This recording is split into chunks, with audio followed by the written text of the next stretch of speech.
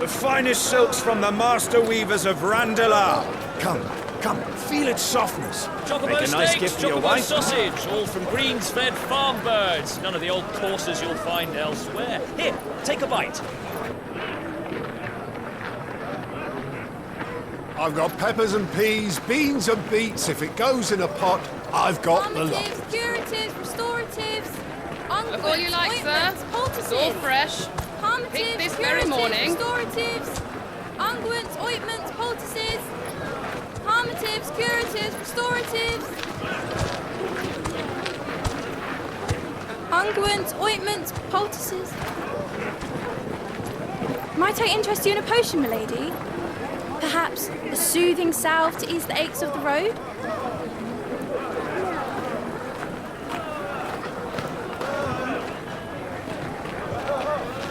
I'm sorry. I wish you well, but may the mothers guide you. Calmatives, curatives, restoratives.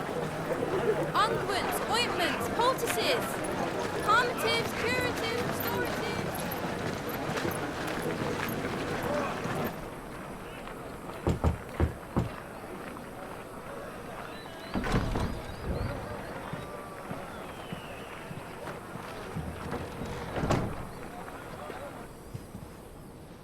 It's good to see you, Sid.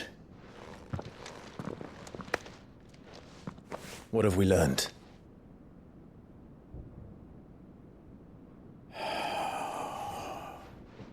The bearers are locked up in an old courthouse on the edge of town.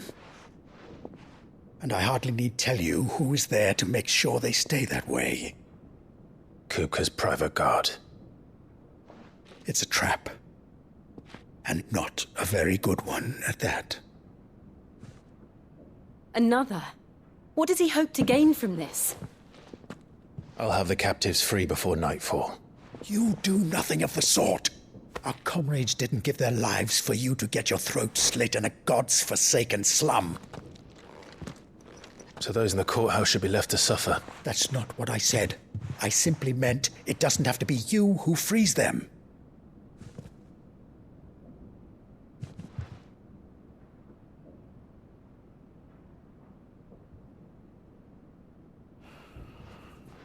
Damn it all. You're as stubborn as the old Sid was.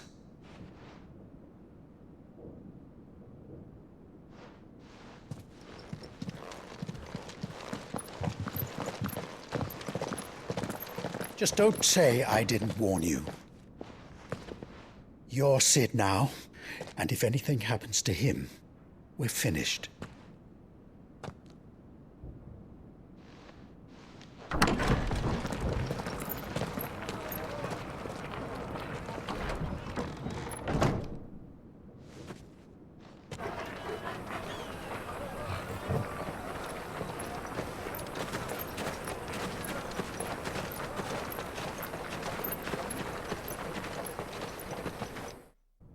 Please, we don't know anything. You have to believe us. We'd help you if we could. But you're helping us already. Forgive him, my lord. He did not mean to offend. Quiet, you! No sign of Hugo. I'll wager he thinks as highly of his minions' traps as we do. Then this should be easy. Don't hurt us. I beg of you. Quiet means quiet, branded scum.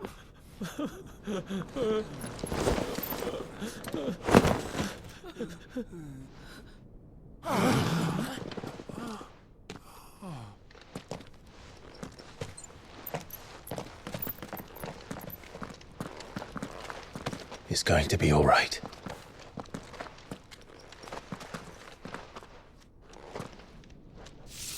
I'm here to even the odds. Any objections? It's him! The outlaw! Sid's here!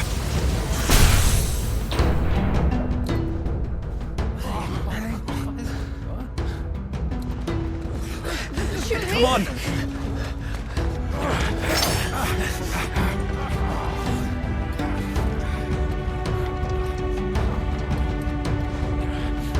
Go!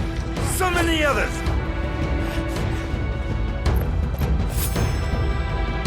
Bearers? Safe.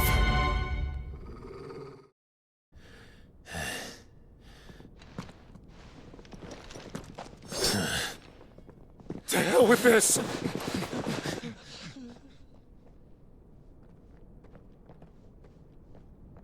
They'll tell Hugo. Let them. There's been more than enough bloodshed for one day.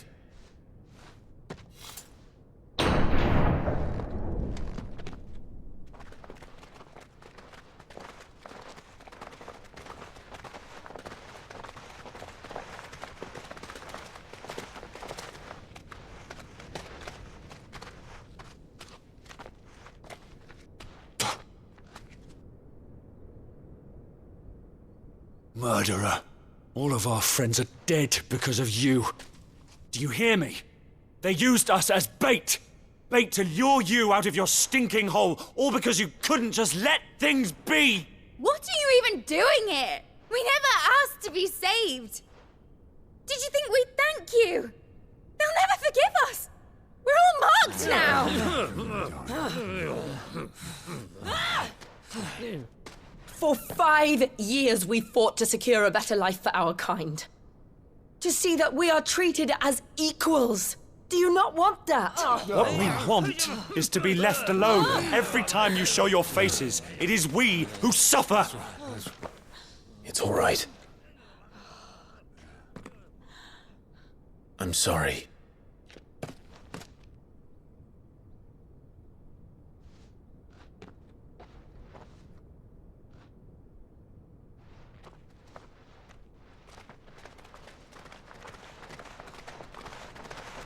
Just leave us be. This is our home, and this is where we'll stay.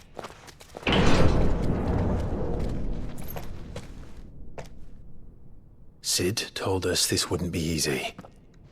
They'll come round. If you say so. We should go.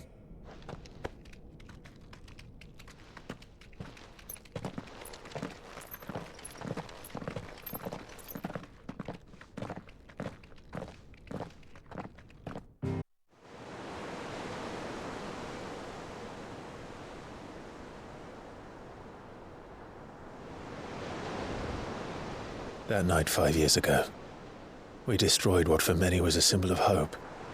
For a reason they'll never know. We cannot blame them for thinking us the cause of their misery. Though it's to give them a better tomorrow, they see only that we've made their lives harder today.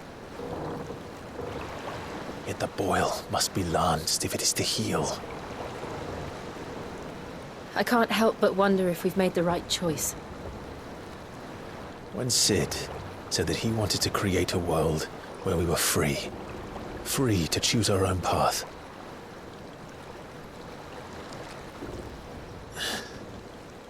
I honestly don't think it mattered to him if that choice was right or wrong. Only that it was our own. I miss him. A world where we can live and die as equals. That's what he wanted. What we want. And that's why I bear his name. It's why we've all chosen to bear his legacy. And I'm not going to let anything stand in our way. Rides over, lovebirds. Home, sweet home.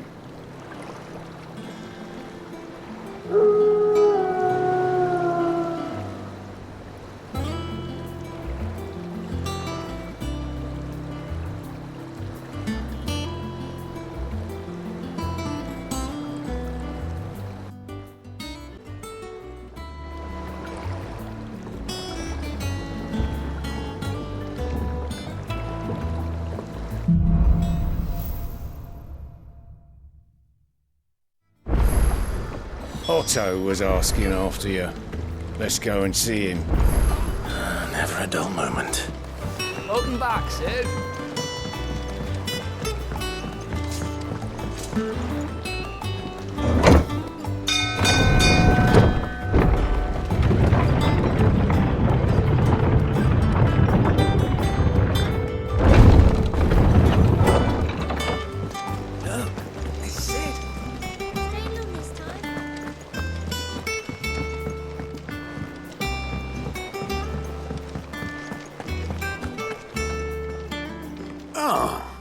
There you are, Clive. Word of your adventures arrived this morning. Victor sends his thanks. I doubt Kupka will miss the fools he sent to catch me. Not a single one of the bearers we saved showed any interest in coming with us. No one seems keen to join hands with an outlaw. Any news while we were away? None worth mentioning. Gav's still off keeping an eye on the Republican army. Should be back any day now. Understood. If anyone needs me, I'll be in the map room.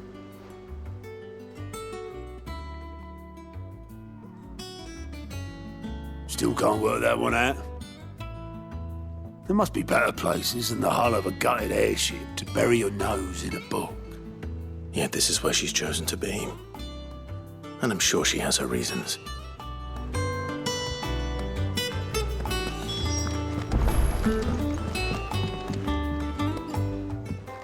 I'd trust I'm not intruding. Back from your mission? I'm beginning to think your habit of surviving cannot be attributed to luck alone. One might say the same of you, Vivian Ninetails.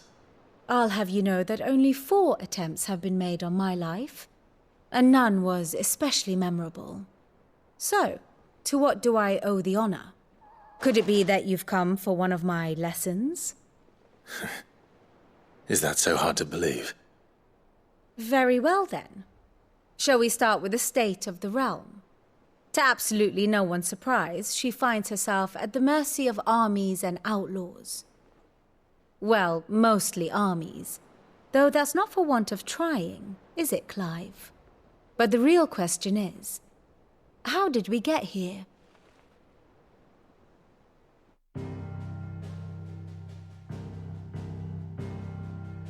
Long though Sambrek's dominion over northeastern Storm has endured, recent days have seen the Blight wrest ever more land from her grasp.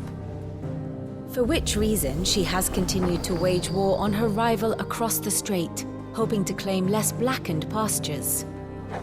But Odin would sooner pawn his sword than Waloed relinquish Ash. And the Empire pays dearly for every blade of grass bent beneath Sambrequois boots. Little wonder then that Sylvester set his sights on the crystalline dominion, an altogether easier target, possessed of no less ether.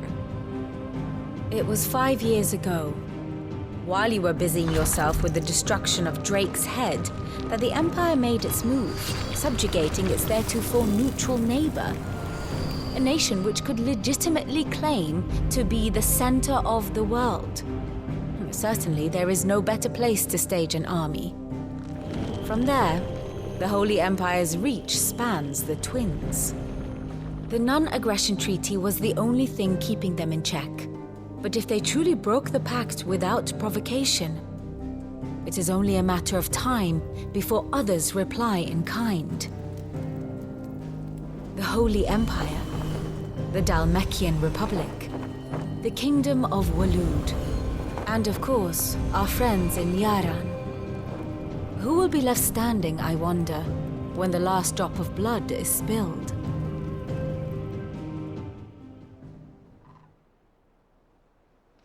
You were born in Twinside. Do you not fear for your home? Oh, dark clouds are wont to gather over the Dominion. Yet in spite of it all, she has ever endured.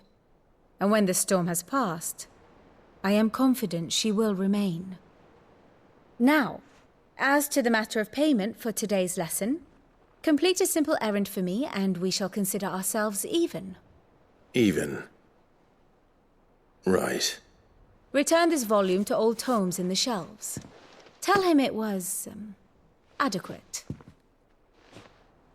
I suppose it wouldn't hurt to visit our resident historian.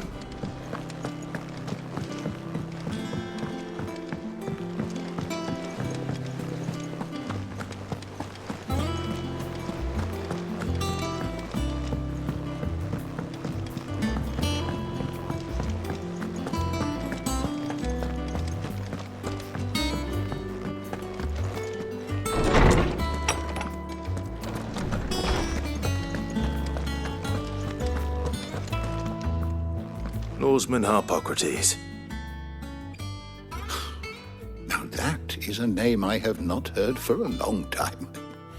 So long, in fact, I had half forgotten it was mine. Welcome home, Clive. You were missed, as always. I believe this belongs to you. Vivian asked me to return it.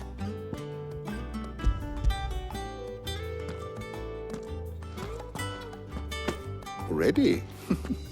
Our resident scholar devours books faster than young Tet does lemon tarts. Would that I could do the same. But alas, I no longer possess the necessary constitution for such indulgence, either in words or tarts. That said, I have continued my search for mention of the creature you encountered at Drake's Head. But without access to the great libraries of Oriflamme or the Dominion, I regret that I have been able to find little and less. I am sorry. Please, don't apologize. I'll send word to our associates. See if they can't furnish you with more books. I fear it is not more books that I require, but the right ones. Mayhap we look in the wrong places. There are still libraries to the north. I'll see what I can do. You are too kind. There are not many in this world who would indulge the whims of a tired old historian. Not too tired to go filching Kupo nuts, though. Always got a pocket for him. Nicks him off the Moogle. Hush now. We all know there's no such thing as Moogles.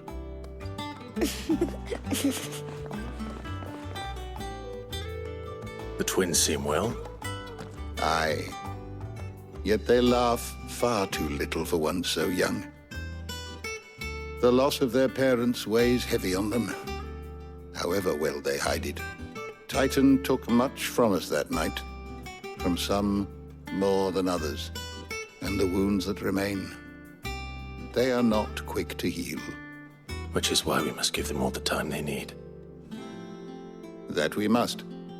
Just as I must give you the time you need to recuperate. Good day, Clive. Good day.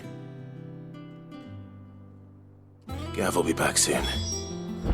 I should get some rest while I can.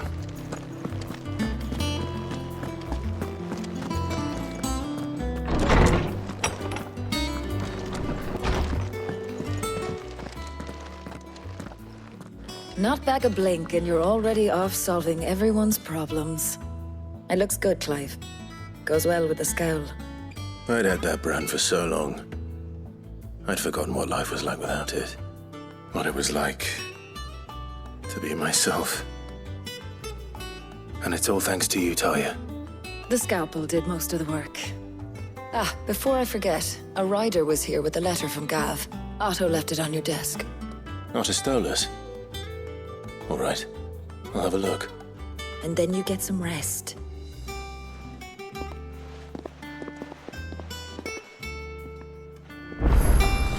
What could Gav have thought worthy of a letter? Have you been to the toll? I hear a new ship. Oh. I still have to make a hairpin for my wife.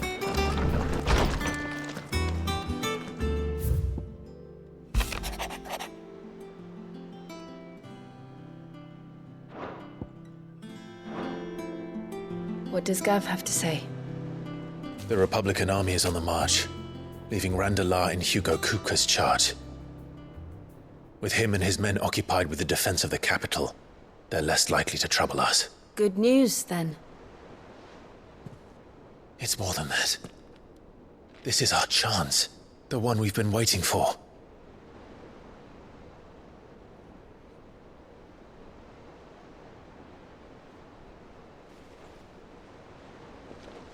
But look how far we've come. All that we have here, our friends, the hideaway, are they not cause for joy? 5 years. 5 long years. If I could only command this power I've been granted, we might have achieved so much more. But each time I reach for it, it's like something is holding me back. Summoning an icon exacts a price not easily paid. Your body knows this only too well. It's merely trying to save you from yourself. And every burden I cannot bear falls to you. This mission of ours has made me question everything I thought I knew. But one thing has become abundantly clear. The crystals take more than they give. In exchange for momentary comfort, we must endure a lifetime of pain, war after war, loss upon loss. And now they rob us of our very homes, leaving naught but dust and ash. But you're trying to change that. We're trying to change that. And to me, that's no burden. I know, but... Try not to forget. We're only here because Joshua gave us a second chance. It would be a pity to waste such a precious gift.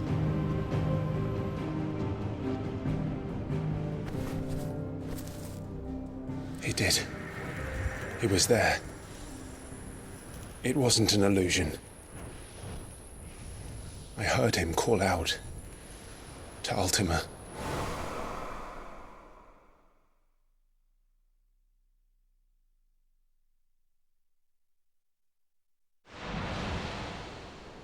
If Joshua is still alive, he'll be looking for that thing.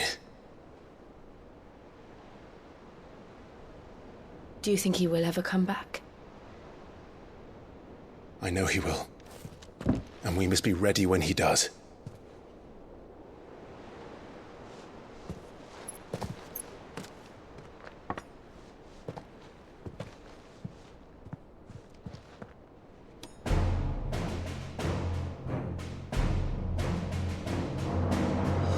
To a world without mother crystals. To Sid.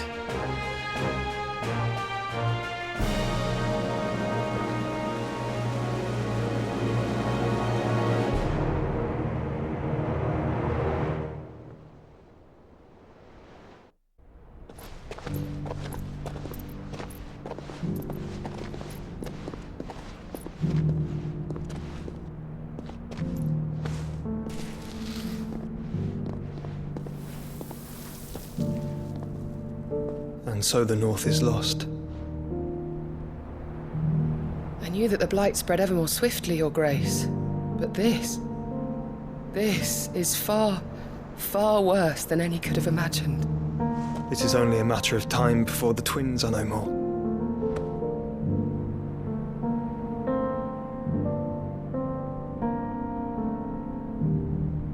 The world marches ever closer to its end, and here we chase shadows. Tell me, brother, are our efforts in vain?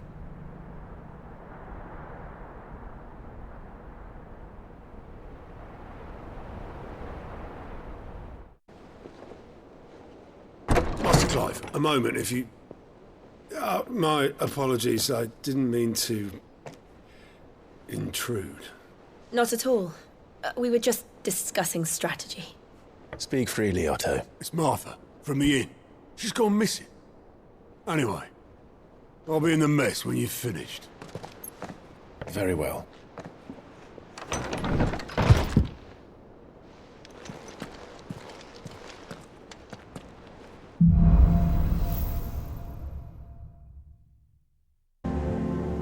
What do we know, Otto?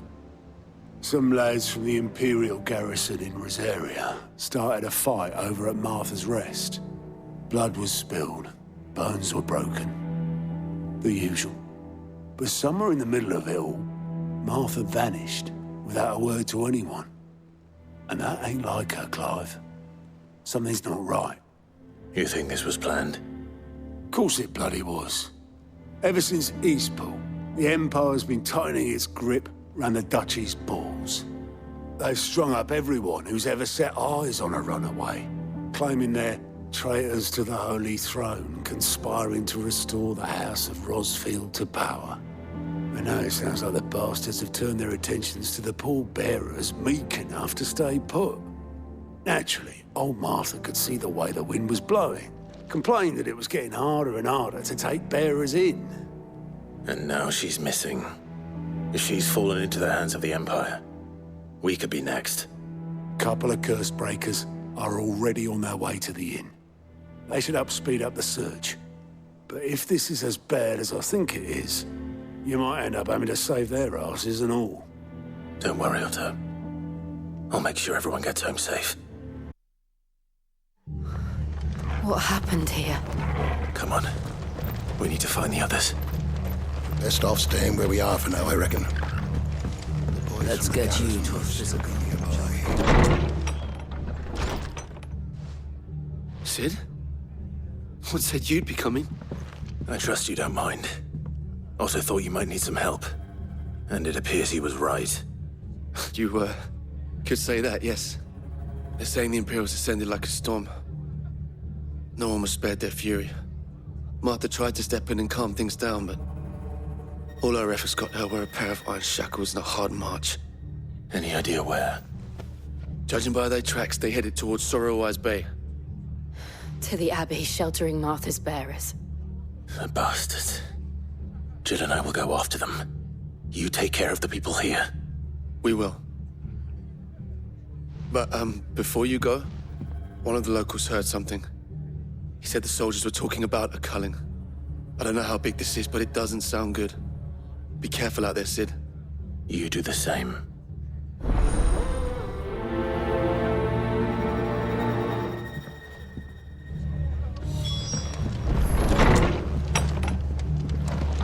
Cole is right.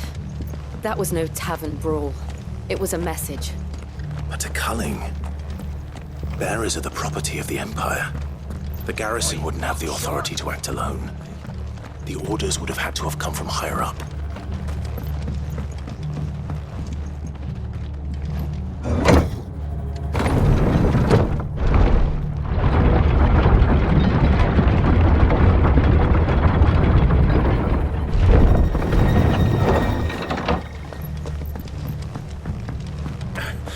Give those horses.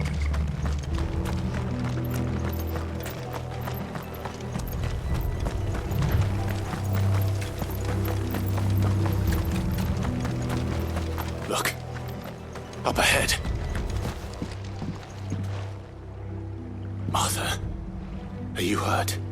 Don't worry about me. It's them at the Abbey who need you. You have to do something. Tell us what happened. What happened? The damn Black Shields, that's what happened. The Black Shields? The bastards caught wind. The Abbot and I were helping bearers. They were gonna hang us both. When the sick rose from their beds, poor souls turned on the Imperials. Distracted them long enough for me to get away. Then, they may still be alive. Martha, do you think you can make it back to the inn? Cole is there with the other curse breakers. I think so. Thank you, Clive.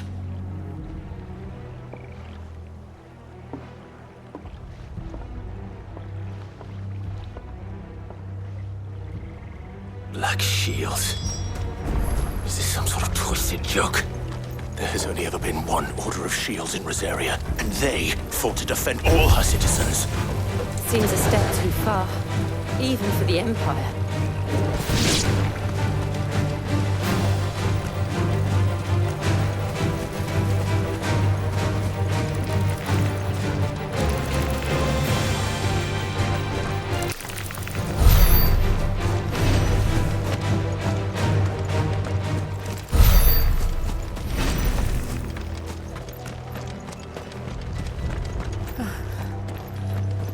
Are we too late? There might still be someone inside.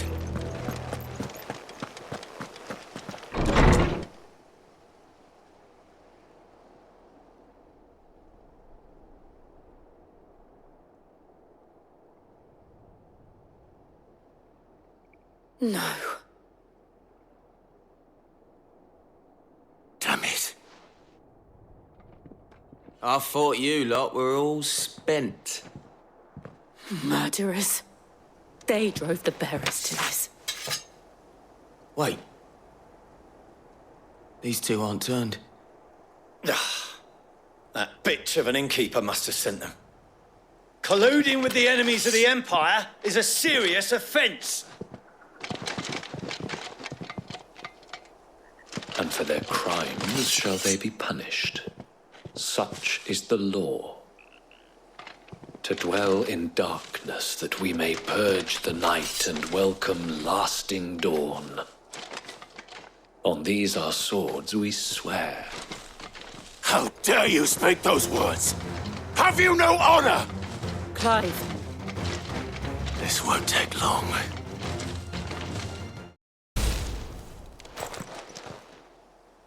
Is that all of them? I think so. I didn't see the abbot. He may still be alive.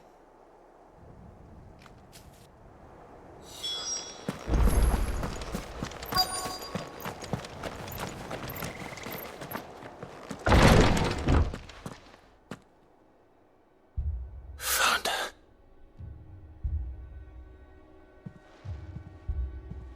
The abbot.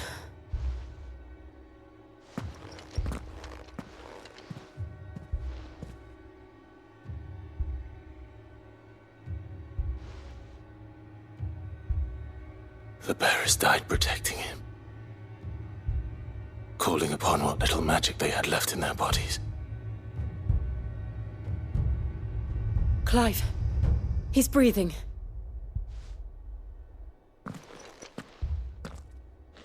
We're friends of Martha. We're here to help. Are the Imperials dead? They are. Every last one. If only that were true.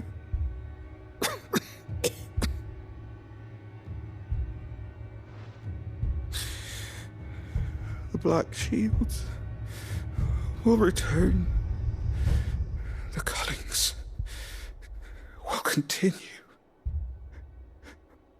Rosaria will never be saved unless we save her. Tell Mother to beg Cid's aid and tell her this wasn't her fault. I shall. Cid! Where are you? Cid! In here! We found a survivor! Clive. He's gone.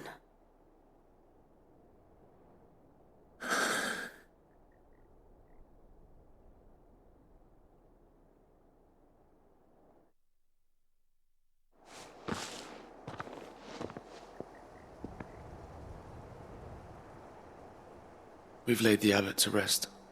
But the bearers... they didn't need to die like this. No, they didn't. But it was their choice. They knew the fate that awaited them and chose to meet it on their terms, fighting for those who fought for them. Martha said they rose from their beds, threw themselves at the Imperials so she and the abbot could escape.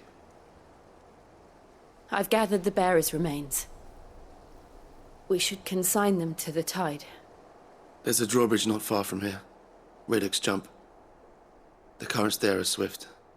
If the abbot was still with us, he'd have taken the dust there himself and performed the casting. I'll get someone to... I'll do it. Of course. Cole and I will remain here and see to the Imperials.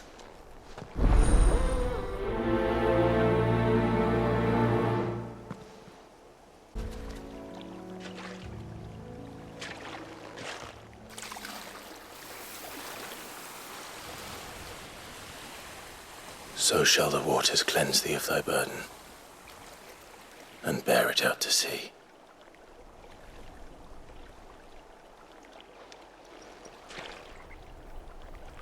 And now they are truly free. I hope so. What of the Imperials? A pyre was made. It's more than they deserve. We should go back. Cole is worried about Martha. All right.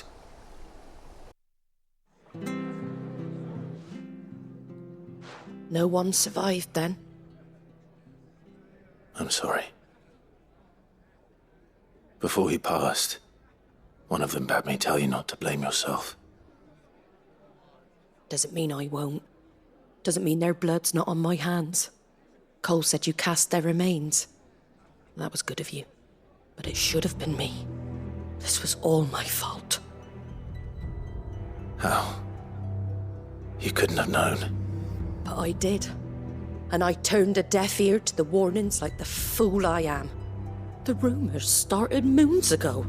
Of black-clad devils descending on villages in the dead of night to slit the throats of sleeping bearers. But I assumed it was all just nonsense concocted by the Empire. Nothing but a ghost story meant to make folk think twice about lending a hand to a fugitive bearer. And in ordinary times you would have been right. What these Black Shields are doing is unthinkable. Which begs the question, why do it at all? My mother obviously has a hand in this. I cannot make sense of her actions. And picking what goes on in that woman's head is a job for someone with more time on their hands. Right now, I need swords and men to wield them, preferably big ones. If those Imperials think they can come in here again and threaten my people, they're in for a rude awakening. Oh, before I forget, a Stolas from Otto landed just before you arrived. He asked me to tell you that Gav has returned. Then we must as well. Will you be all right here, Martha? We can stay longer if you wish. No need. I'll be ready should the Imperials come calling. Though I wouldn't turn my nose up if you were to lend me a pair of them strapping young curse-breakers. Ah, Clive! Oh, I've missed that scowl. Where's my report? What, no kind words for your old pal Gav? If it's kind words you're after, you're fishing in the wrong barrel. Now sit down, you fool.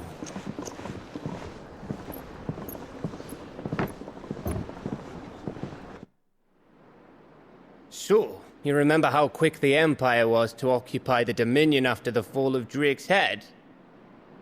And how pissed off all the other nations were that they didn't think to do it first? Half a century of independence gone at the whim of a madman. So much for their bloody treaty. Clearly, the promise of unblighted land and the world's supply of crystals was too much for his radiance to resist. And now the Republic's finally decided to follow suit, using liberation as an excuse to declare war on Sambrek. Lined up right outside the Dominion's gates as we speak, looking to starve the Imperials into submission. And now all eyes are on the Strait of Author. Well, the two nations beat their shields. The rest sharpen their daggers, ready to set upon the war-weary victor.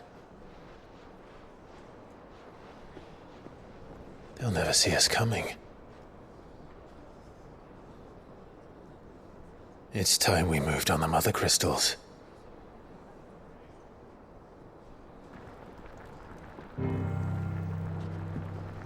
Four Mother Crystals remain in Storm and Ash. Drake's Breath near Ironhome. Drake's Fang in Dhalmekia. Drake's Spine in Waloed. And Drake's Tail here in the Crystalline Dominion. With the bulk of the Republican army marching to Twinside, Drake's Fang will be left exposed. That is exactly the move Kupka would anticipate. And if there is anything these past 5 years have taught us, is that he loves his traps.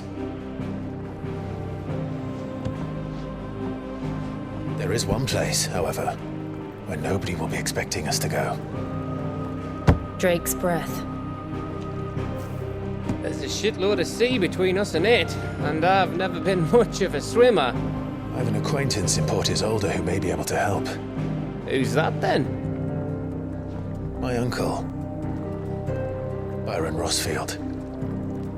Lord Byron Rosfield of the Seven High Houses, the trade magnate with holdings in over 100 cities. Wait. Rosfield. And you're a Rosfield, of course. My uncle's name gave him his start in the world, but it was his acumen which earned him his fortune. Along with a handsome fleet of ships. Well, it's settled then. What are we waiting for, eh? Huh?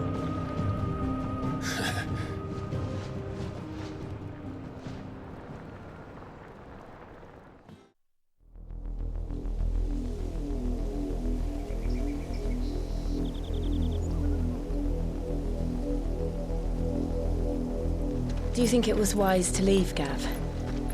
He didn't seem pleased. I needed his eyes and nose in Dhalmekia. I'm not about to let Kupka take us unawares.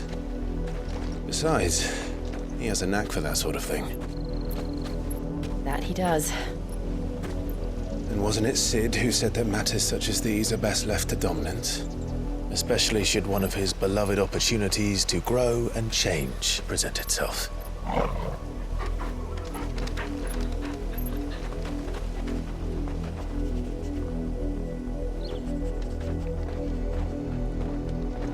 I always knew that I would return one day.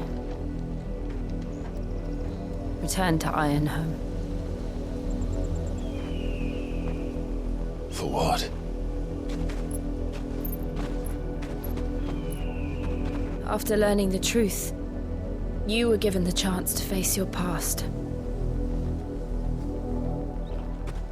If I am to continue at your side, I must do the same.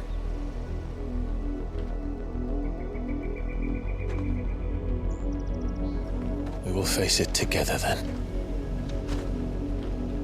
To the end.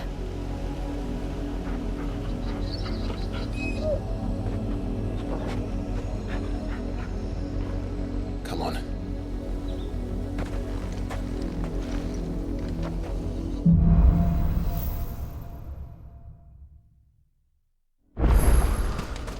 How far do you think your mother's reach extends? Will we find the same tragedy in the south as we did at Martha's Rest? More than likely. Which is why we should hurry. There are still many settlements between here and Port Isolde. We visit as many as we can and hear their stories. Starting with the village of Amber.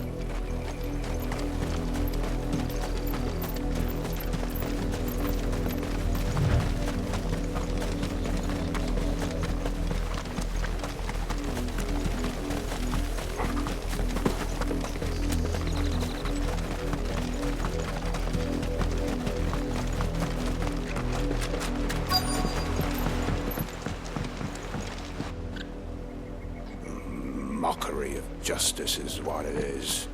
Lord Elwyn would never have stood for this. Quiet, you! Nothing, we're loyalists. Jill, look.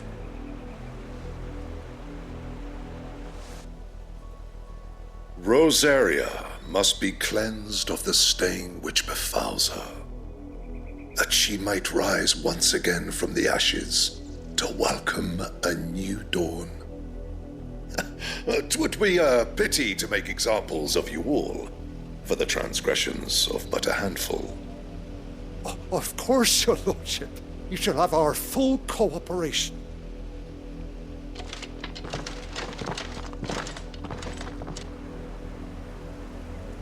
What business could the Black Shields have in a village this small? There's barely room to hide a bearer. Then they must be here for something else. You fancy dancing a gallows jig like the miller's son? All right. Excuse me, but what was all that about earlier? You haven't heard? Someone's been stirring up trouble. There have been attacks on the garrison, supplies stolen. They even say a Black Shield was murdered. The Empire wants answers, and what the Empire wants, Empire gets. Don't they just? Keep your ears open, eh? The Black Shields will pay good coin for information on the culprits. You'd have to be dull as a sack of stones to think you could take on the Empire. What with their 100-full legions?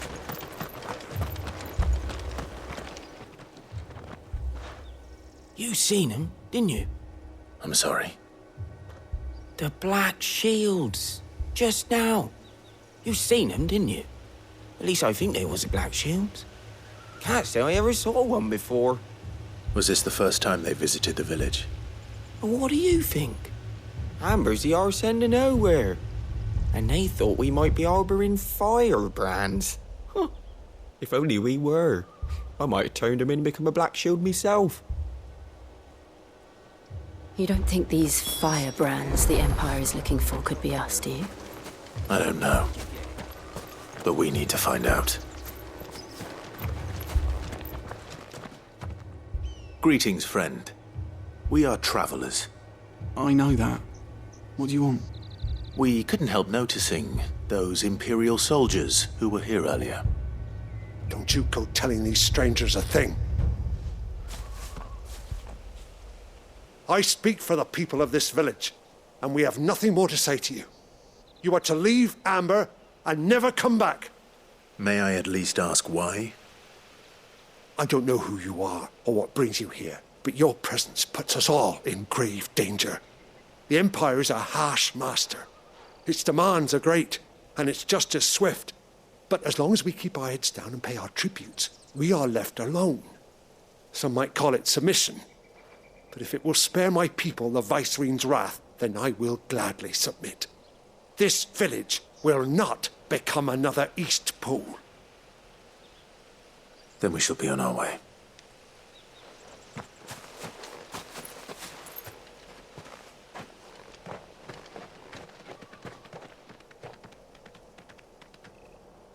These people live with a knife to their throats. In the mistaken belief that if they cooperate, my mother will show them mercy. Obedience bought with fear. Are you all right? Sorry, It's nothing. We still don't know who the Black Shields are looking for. Well, whoever they are, the Imperials deem them worth pursuing to the back of beyond. But other than Martha, who else in Rosari would have the courage to stand against the Empire? A new ally would certainly be welcome. Can we find them before the Imperials do? Perhaps the next village will yield more answers. Perhaps.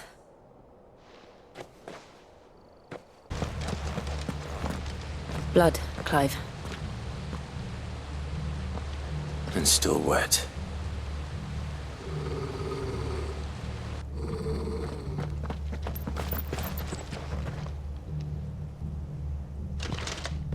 You were told to stay in your homes. The Black Shields. You know who we are. And still, you would bear your steel. Why then? We owe you our thanks. You have saved us the trouble of an interrogation. To dwell in darkness, that we may purge the night and welcome lasting dawn. On these, our swords we swear. Say that again.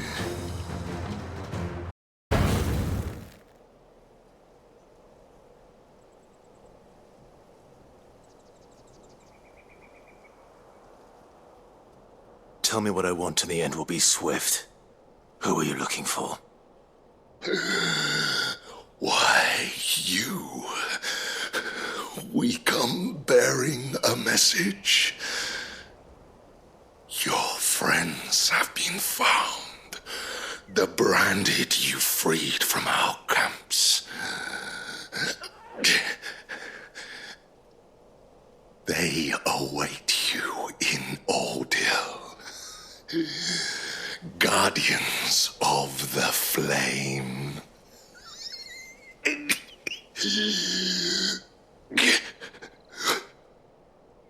Those are Old Hill's gates. Then we hurry.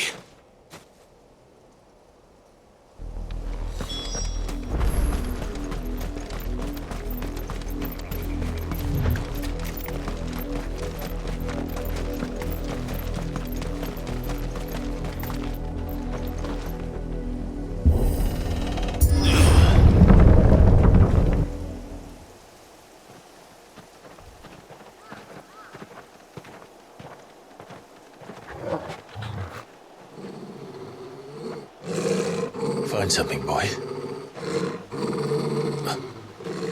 Death.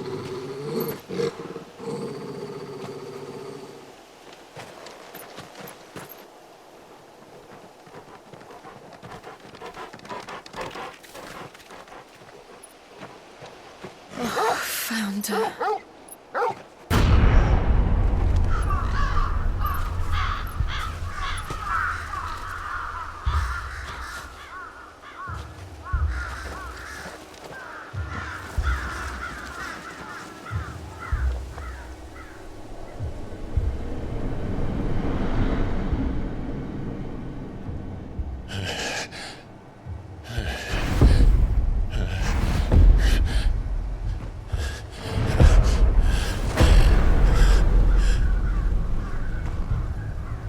This was my mother's doing.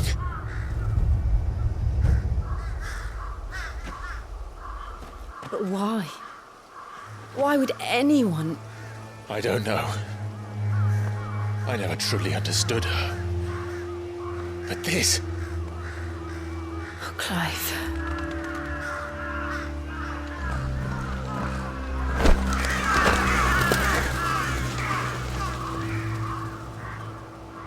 I will learn what madness drives her, and I will end it.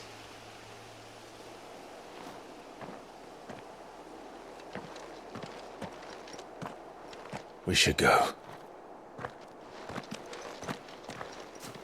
Yes.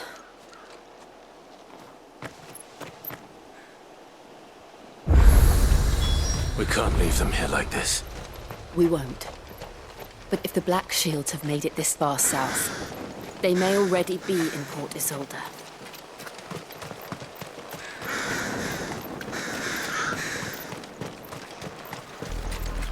We're approaching Buick Bridge.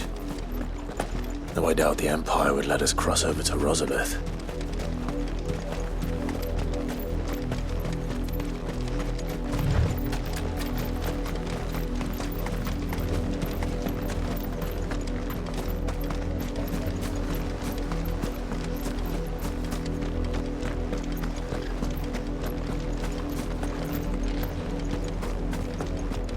They're all Rosarian. But this is their home. I'm hungry.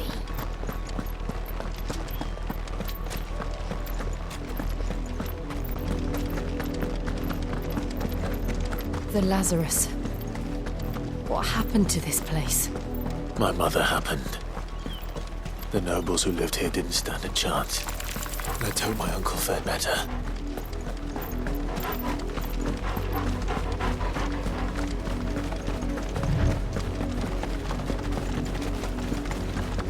That's the main gate. And it looks like we're not the only ones hoping to get in. Let us pass! My children are starving! Have mercy.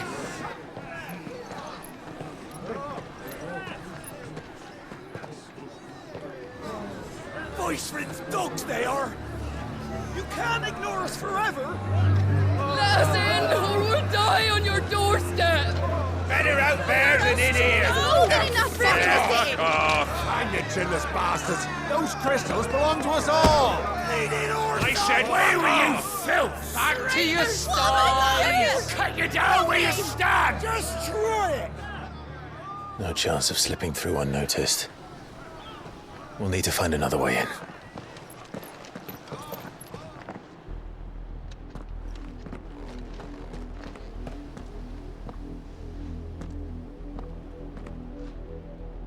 I thought we might be able to reason with the guards. Or at least bribe them. I suspect everyone in that crowd thought the same. Was that the only way in? Officially, yes. Strictly speaking, no. My uncle once told me that the nobles had tunnels built, so that they could visit town without having to walk amongst the rabble. The Lazarus.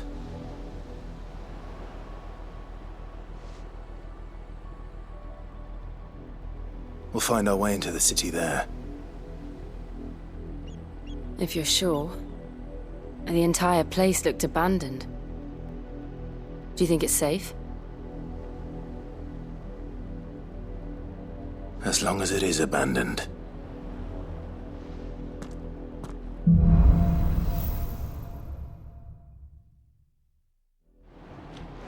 The good news is we haven't seen a single black shield since Old Hill. Maybe they found who they were looking for.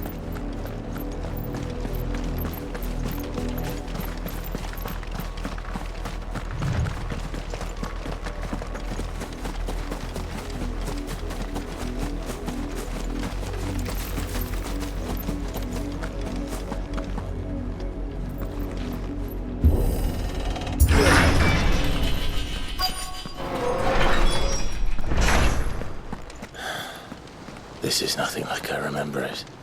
How quickly a crown can lose its luster.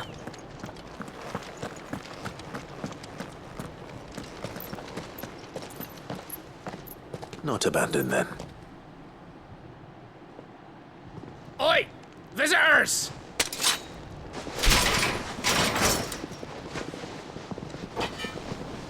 Apologies. We'll show ourselves out.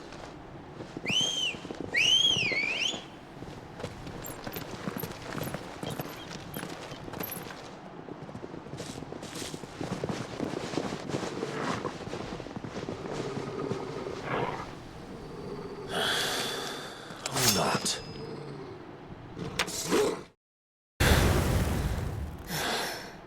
I've only ever seen one man fight like that. And he's long dead. Then perhaps it's time you joined him.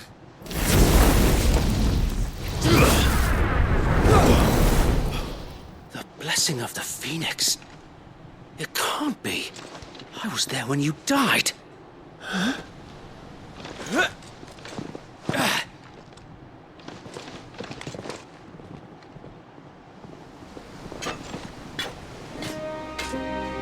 Forgive me, my lord. I knew not whom I addressed. You have naught to fear from us. Founder, it really is you. It is. So wait.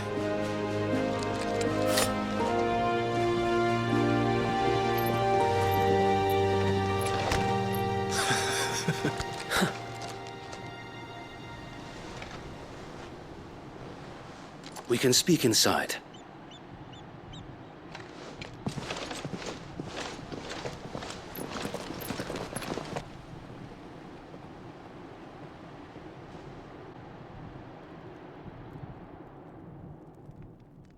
And those who wouldn't bend the knee? We left before the Empire could make examples of us, though we didn't go far. And we banded together to form the Guardians of the Flame soon after. Alas, there is only so much a handful of aging shields can do against the might of an empire. But we've seen to it that their stay has been anything but pleasant.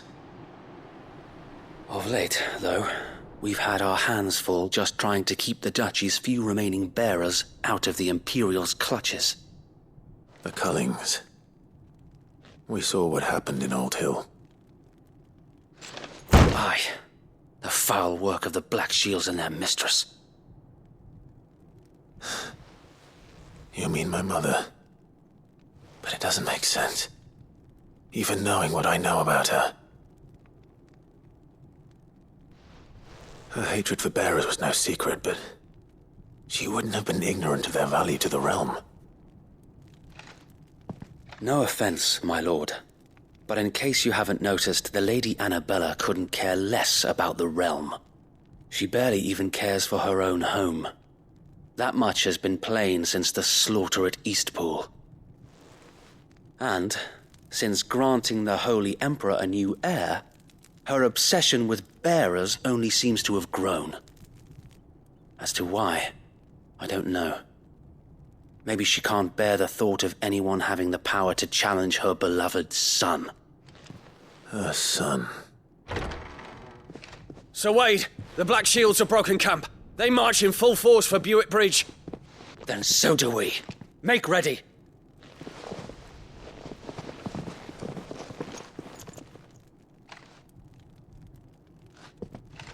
This is their main host. If we remove the head, perhaps we can prevent what happened at the docks from happening somewhere else. If I do nothing, then the blood of their next victims will be on my hands.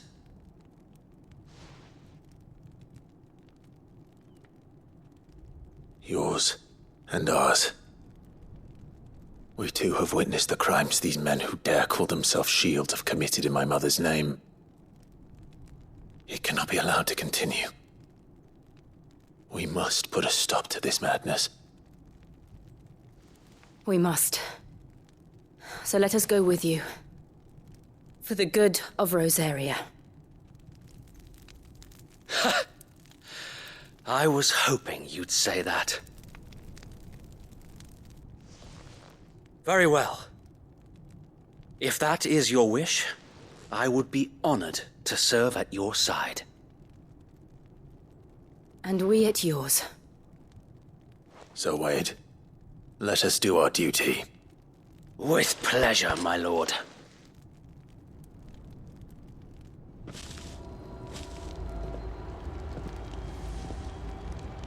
I imagine this endeavor will require more than just our wits.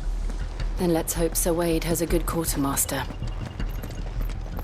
You're telling me that's the Archduke's son? In the flesh. Saw him. Tell us then, Sir Wade. What is your plan? Nothing fancy. You, Lady Jill and I make for Buett Bridge, and provoke the main host at their encampment. Sensing an opportunity to end the Guardians, the Black Shields will call for reinforcements, who will be met from the rear by parties of my brothers hidden throughout the surrounding hills. This will allow us to wage battle on the bridge without fear of being overwhelmed. While the Black Shields have an advantage in numbers, you see, they prefer to fight in small units, which we can use to our advantage. How small exactly? Small enough, now that I have you and Lady Jill for company. I doubt I could have done this on my own. But until we arrived, that was your plan. You haven't changed a bit. So Wade, the bearers from Old Hill have been laid to rest. Very good. Now make ready for battle. As you command.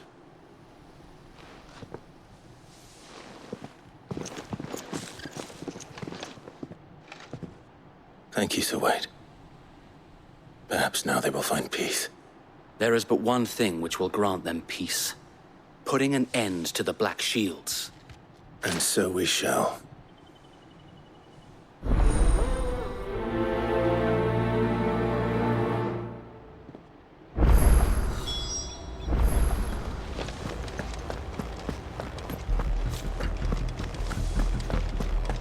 May the blessing of the Phoenix go with you. How long have you been pursuing the Black Shields? Since they burned their first village. We tracked down the bastards responsible and fed their corpses to Stillwind. Suffice to say, that got their attention. It's been a game of cat and mouse ever since. There they are. On your command, my lord.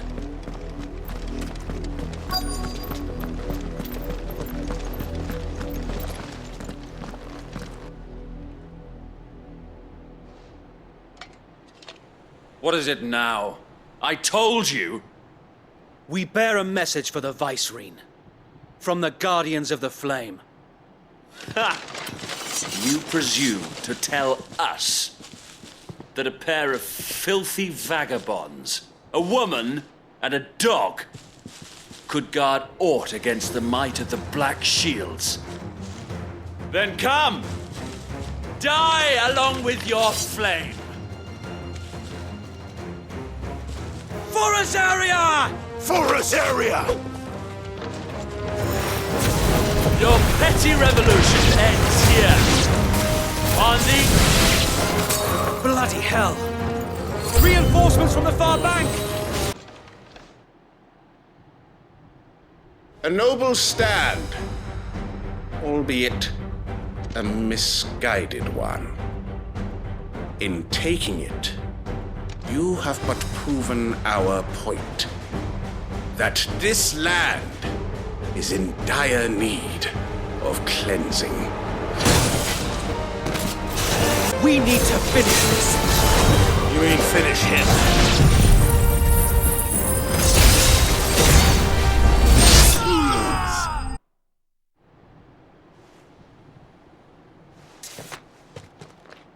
I don't see any more. Nor do I. The plan worked. It did. It bloody worked. We sent every last one of the rotten bastards straight to the mud! Lord, perhaps this will be enough to stop the Cullings. For the time being, at least. Perhaps.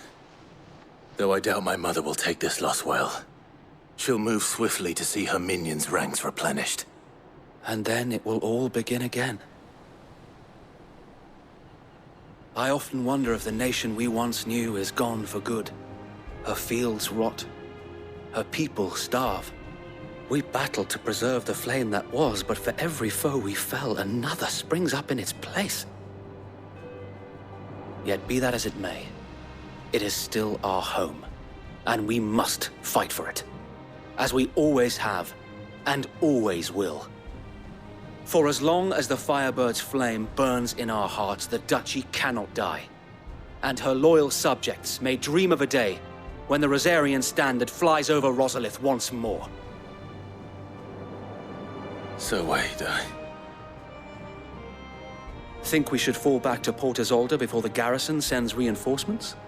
A sound strategy, my lord.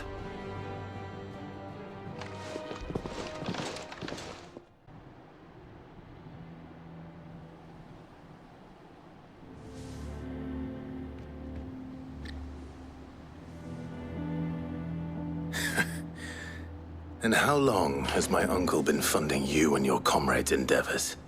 Since the beginning. Lord Byron was the first person I turned to after forming the Guardians. And had I known of this tunnel back then, I wouldn't almost have been hanged by the city guard for trying to sneak over the wall. I suppose a formal request for an audience would have appeared suspicious. And appearances must be maintained. Were the Vice-Regency to catch wind of Lord Byron's involvement in our movement, they'd seize his estate and send him to the gallows, where he would be of no use to anyone. And so, though it sickens him to the soul, he plays the part of the loyal lord, knowing that one wrong move might prove his downfall. It is why he remains ever vigilant. Don't be surprised if he refuses you an audience, especially since you're famously dead. Then I will have to think of a way to prove that I am neither wraith nor wrongdoer. I might have something which could help with the latter. It's the mark of the Guardians. Display it, and those who love Rosaria will know where your loyalties lie.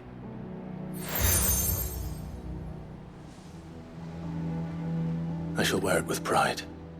Be sure that you do. I don't want my men attacking you again.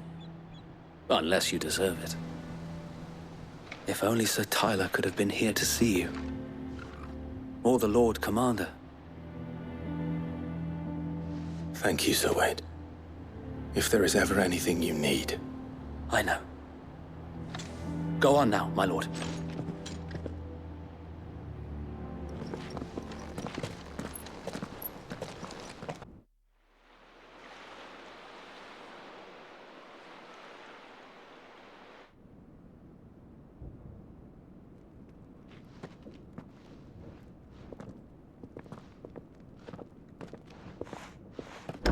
How accommodating. Do you really think they believe we are who we say we are? Not a chance.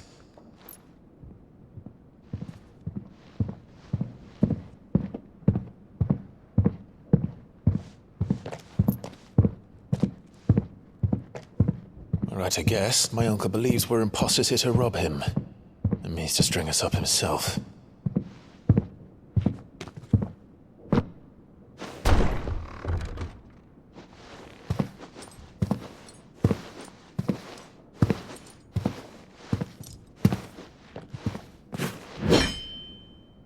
Imagine my surprise when I was told my nephew had come to visit.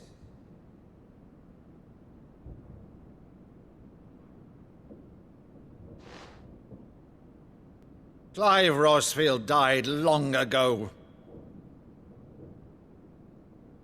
And for uttering his name here, you shall pay with your tongue!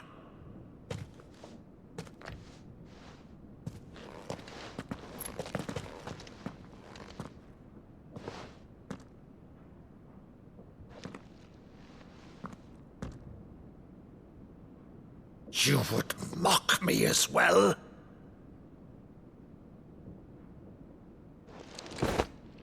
It is I, Sir Crandall of Camelot, loyal servant to Her Serene Holiness, Saint Sybil the Unshod. Meadow, thou vile sorcerer, for thy crimes against church and crown, I shall have thy head.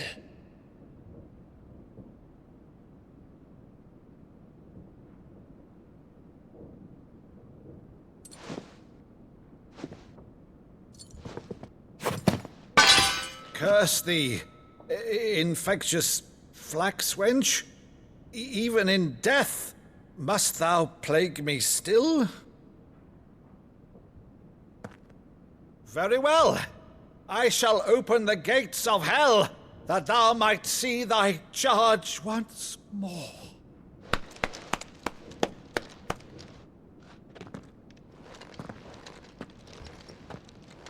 Bravo, Uncle. You're still the finest Meadow in the twins. Oh, Clive, my dear boy, it's really you.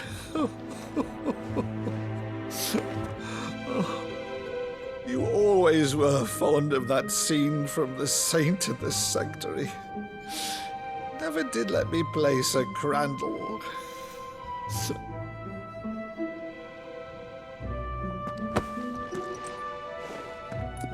I have a favor to ask, Uncle Byron. Rutherford, inform the kitchens. There'll be guests. We dine immediately. But, Uncle... You can't very well regale me with the tale of your miraculous preservation on an empty stomach. Go on, sit.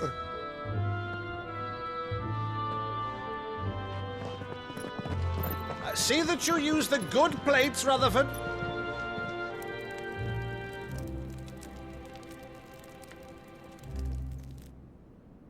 So you arrived late to one of her cullings, did you? Since becoming Vicereine, Annabella has been a constant thorn in Rosaria's side, but these atrocities are a new low. Something has changed. Quite what, I don't know, but the woman we knew is gone, and a monster sits in her place. A monster? For better or worse, I've been charged with governing this town, and thus must maintain the illusion of obedience. That's all I can do to aid Wade and his merry band of revolutionaries. So he's told us. You have risked much for Rosaria. Our nation will be forever in your debt.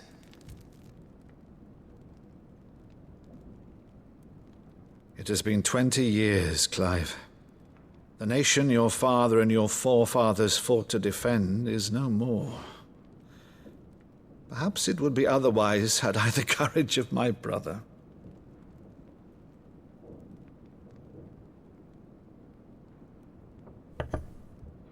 All right, if it's a ship you require, a ship you shall have. I've a galley in port, but recently relieved of her cargo. She can be outfitted for the voyage in a matter of weeks. So you believe us, then? About everything? Believe you? Ha! Only a fool would believe even half of the things you claim. But until tonight, only a fool would have believed my nephew still lived. And besides, I have it on good authority that Clive is telling the truth.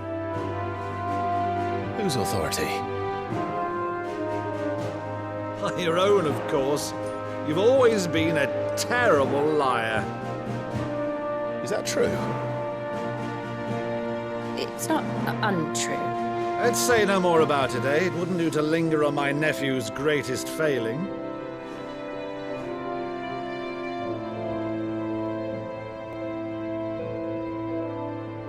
The one thing I cannot believe, though, is all this about you being Sid. You were always such a good boy, but now you're quite the outlaw. Which, if I'm not mistaken, would make me an outlaw's uncle.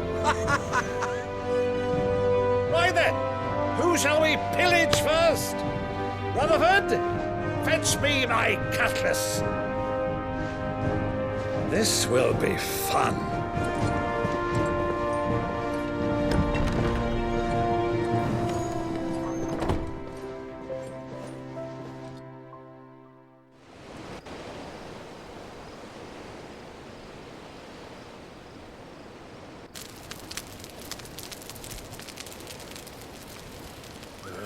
Over there. Go on. She's a fine ship, isn't she? Once outfitted, she'll bear us across the boiling sea to Drustinus in the space of 3 days.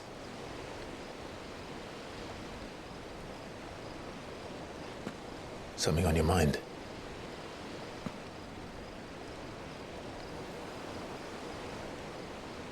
Monsters. When I served the Iron Kingdom, I did so because I saw no other choice. Because once they learned that the lash would not move me, they turned it on those who could.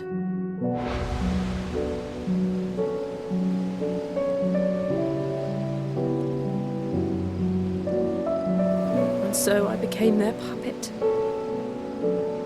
I let them pull my strings, telling myself it was not my hand that swung the sword, but another's.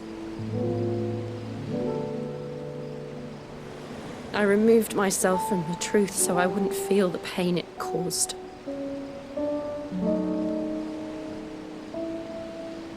And before I knew it, I no longer felt anything. Anything at all.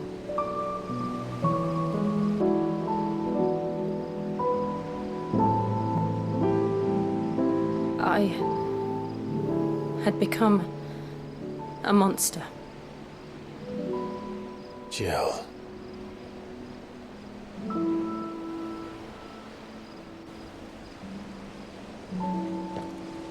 I don't want to be a monster, Clive. Do you understand? I want to choose a different path, a better path. To live on my own terms. But before I can do that, I need to come to terms with my past.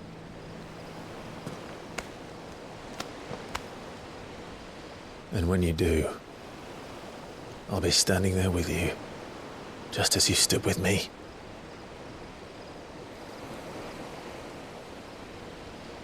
Thank you, Clive. I must atone for my sins. Only then, when it's done, will the monster cease to be. Just promise me that you won't die with it.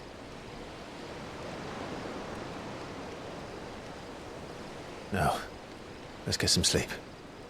The journey back to Benamir is long, and there is much to tell the others.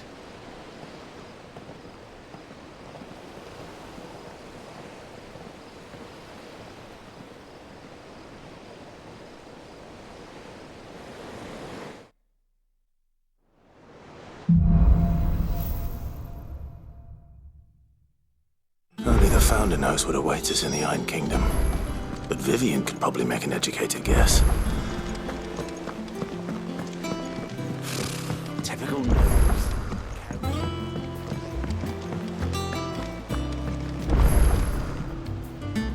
Back again, Lord Rosfield. I'm touched that you should find me such good company. It is not your company, but your counsel that I seek on this occasion. Ever the charmer. What will it be today, then? The Iron Kingdom. I need to know what to expect. You'll soon be setting sail for Drake's Breath then, I take it. The mother crystal that rises from the boiling sea. There was a time when a true-blooded Rosarian had only to brave the waves to visit it. But then the Ironblood made their move.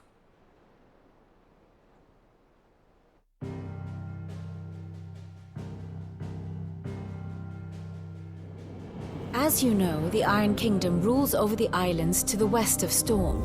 Or rather, its church does. But this is not the pragmatic approach to state religion employed by the Holy Empire to manipulate the masses. No, the Iron Kingdom is the literal embodiment of the crystalline orthodoxy. And so, if one is to understand it, one must start there. As the name implies, the orthodoxy holds the mother crystals sacred, and they do not take kindly to heathens plundering the objects of their worship for the means to fill washtubs and light lamps with frivolous feats of magic. Indeed, the faithful consider ether a sinful thing, a poison no less. And to them, a dominant is an instrument of evil, albeit one they have proven only too happy to turn against their enemies. Some 80 years ago, in Northern Storm, Drake's eye collapsed. Soon after, in pursuit of ether and with the Blight at their backs, the Northern Territories descended upon the Grand Duchy of Rosaria. And when the Shields of the Flame marched north to meet them, the Iron Kingdom spied an opportunity. A few short days later, the Crusaders landed on the island of Mount Drastanus, home of Drake's Breath, and plucked it from the Duchy's grasp. Rosaria tried to reclaim it, of course, but to no avail. I doubt more than a handful of Duchy men have set foot on its shores in your lifetime. Nor are they like to again, under the Empire's stewardship, meaning the Iron Blood will keep their island, and with it, the foothold they need to march on mainland soil when next they spy an opportunity.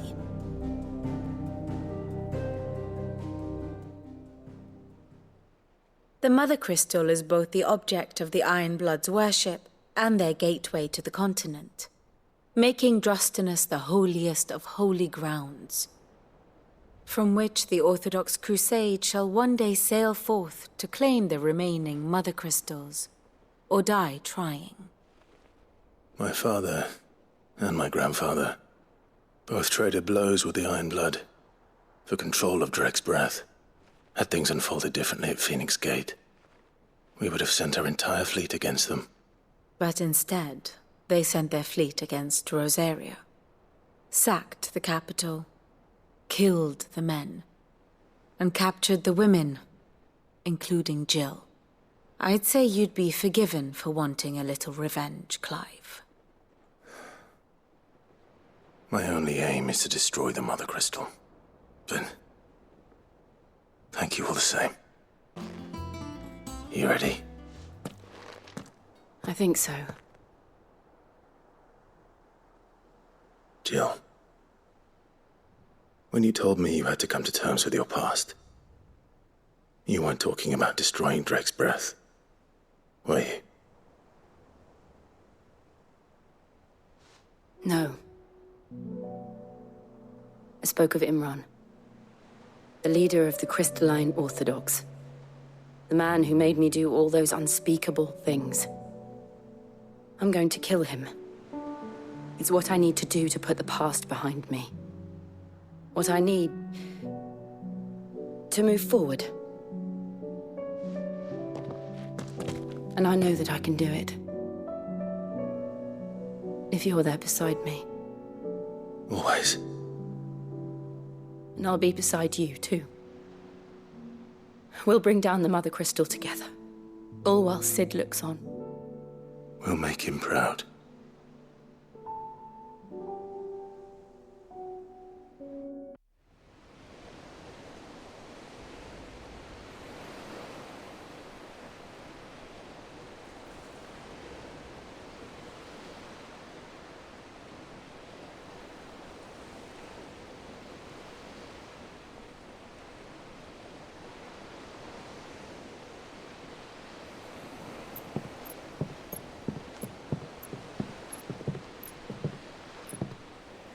Useful trick. Freezing and thawing the spray to make mist. How did you learn to use your powers like this? The Masters made me do it. When the Crusaders took to the seas, to keep the fleet's movements from prying eyes. I'm fine. No, you're not.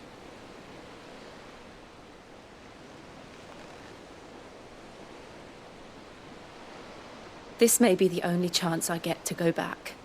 My only chance to put things right. I have to do this. Whatever the cost. All right.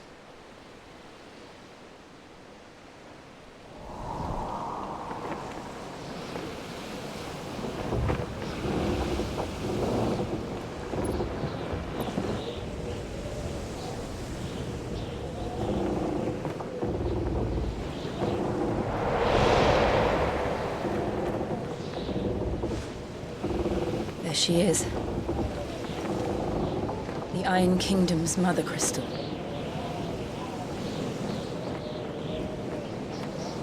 Drake's breath.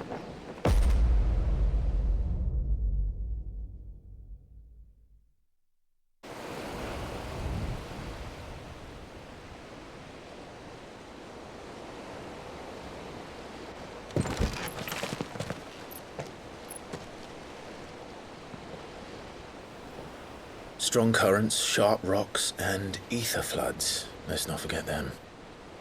This island is a natural fortress. But safety breeds complacency, allowing a single rowing boat to slip in unseen.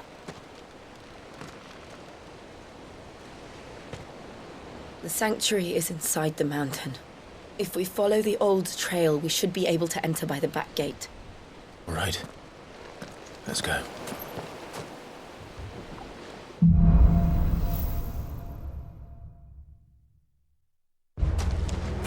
I always imagined when I came here it would be to reclaim it. It used to belong to Rosaria, didn't it? Once, though it's been in the Ironblood's clutches for far too long. As was I. For 13 years, this rock was my home. I know its secret only too well. This path was abandoned after an ether flood. They don't guard it anymore. The perfect little shortcut.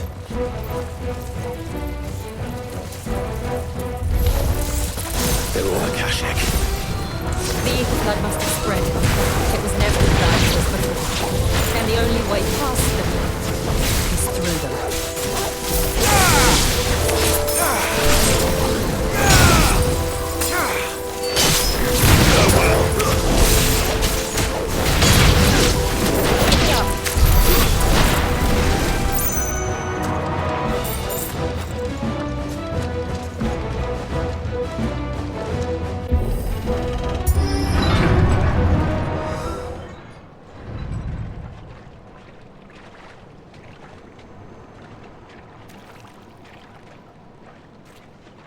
Look at this place. What a mess.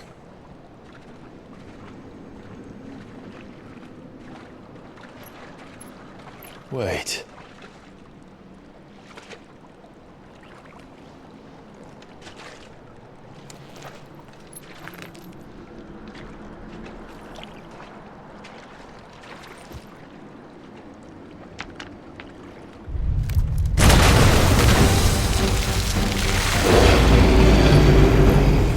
Turned. Nothing a shield of Rosaria can't handle. Just like old times. Be sure to keep clear of his corner.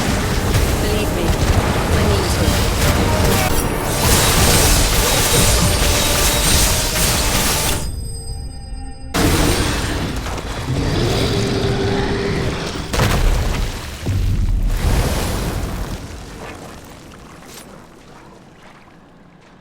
Press on? Yes.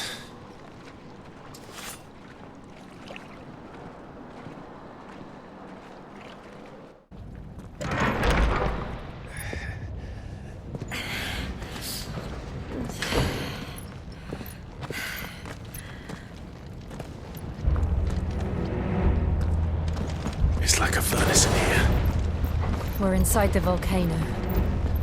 You get used to the heat, though I don't remember it being quite this hot. Fuck. Is there no other way across?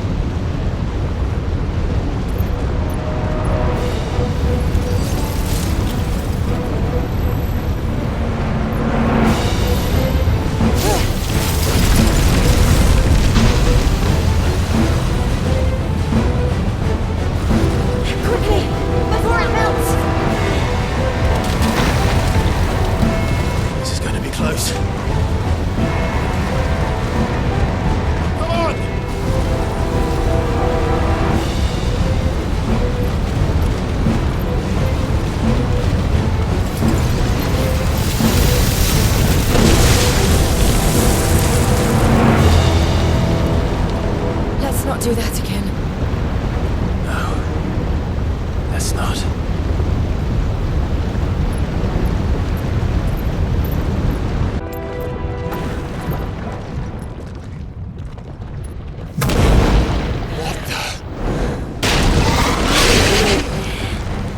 One of the demons. But they never leave the lava. If I didn't know better, I think this volcano was about to erupt.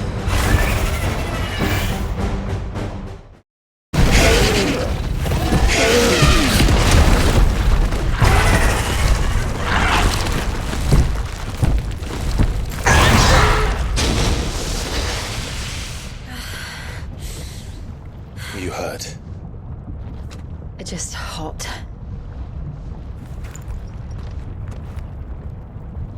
Thank you. Quite a commotion our friend made. Let's hope the guards didn't hear it.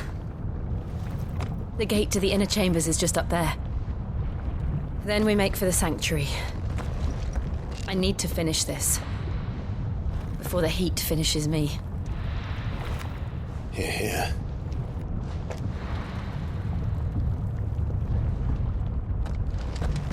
We'll enter the Comric by the Handmaiden's living quarters. It was always a hive of activity. Sounds like we'll have a hard time staying out of sight. We won't have to. There's someone there I should very much like to see.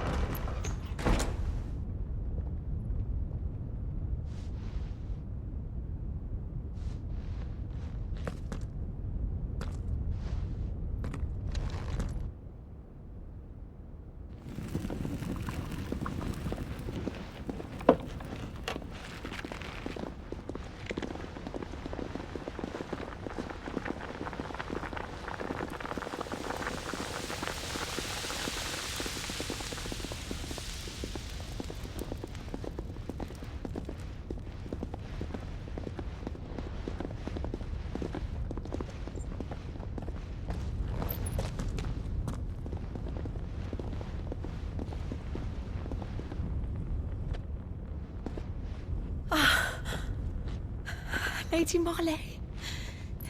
It's me. By the mother. Jill, it can't be. It is, my lady. We cannot talk here. Come with me.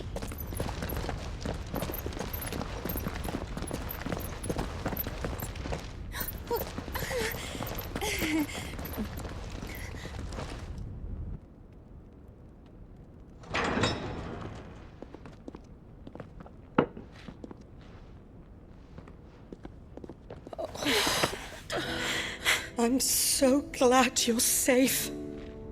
And I you.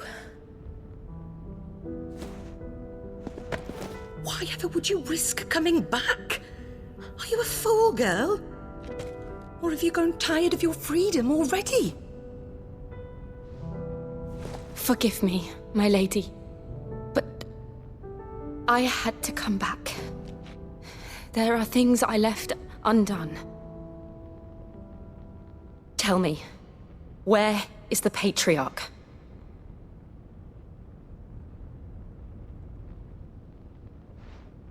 At this hour, he'll be in the Comric, giving thanks. You mean... Oh, that fiend! Clive, we have to get to the sanctuary. Now.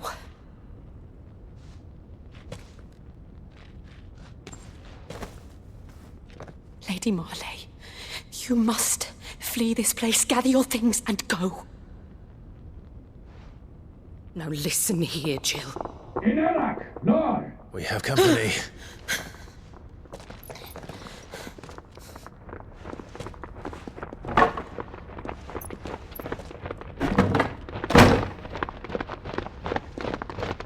This way.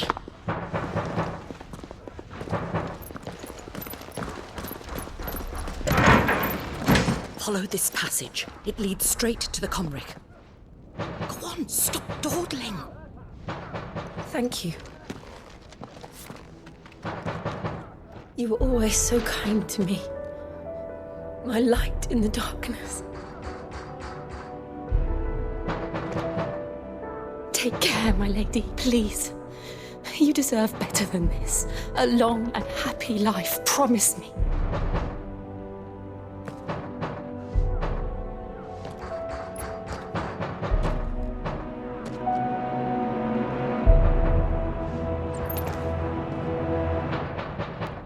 I'll live if you promise to do the same.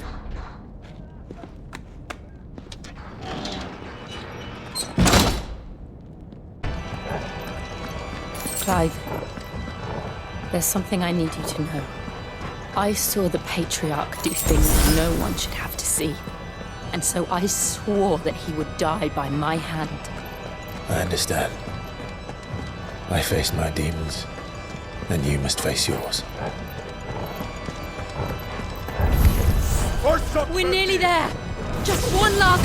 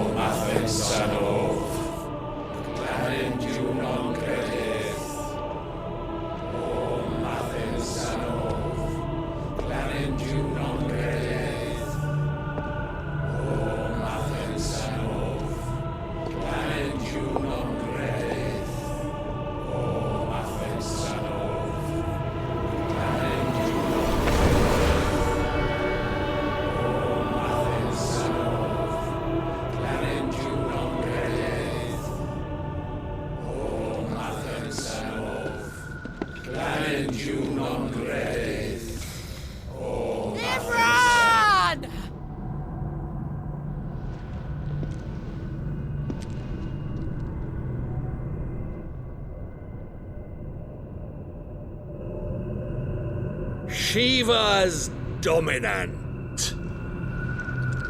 Come to beg forgiveness for your failure.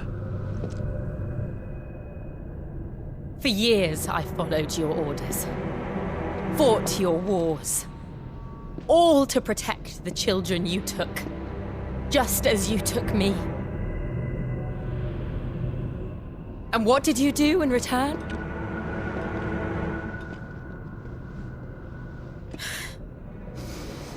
You put them in chains and you slit their throats!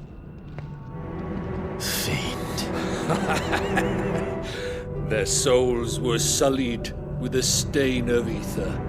I merely cleansed them of their corruption.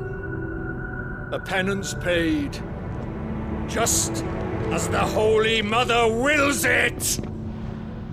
Repent, abomination! For a monster like you to set foot in the Holy Cymric is in itself a crime deserving of death. You're right. I am a monster. And my soul is stained black. Though not by ether. But by the evil of men like you, who made me close my heart and drown in darkness when I should have raged against it. This is my penance. I will be your monster no more. Nor will I suffer you to create another.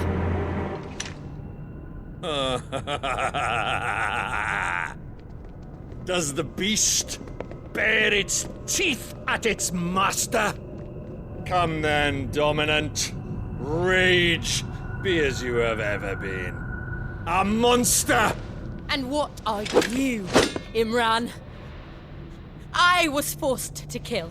You do it by choice. But never again. I bowed to you once. Now it is you who shall bow to me! Kill them.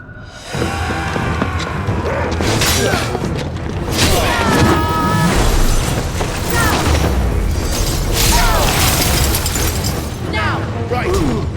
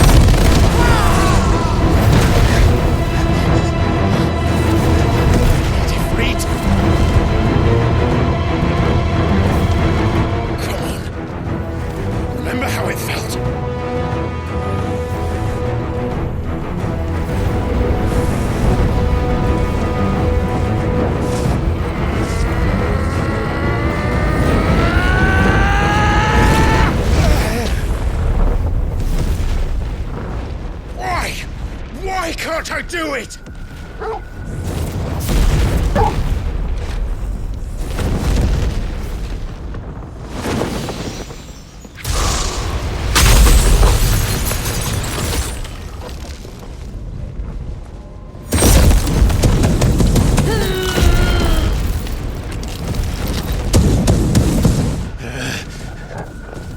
Please, just once.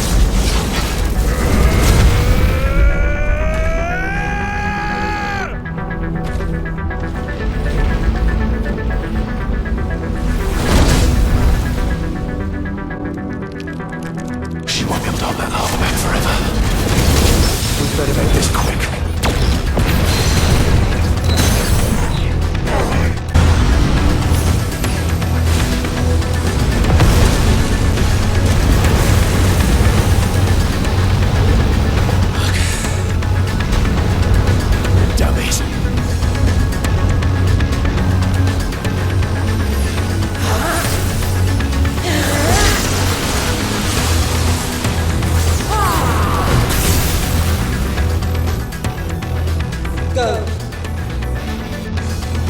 right.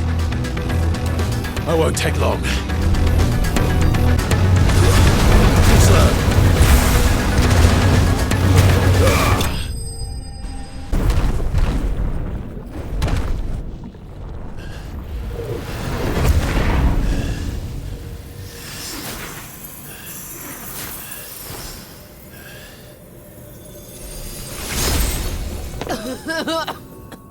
Jill!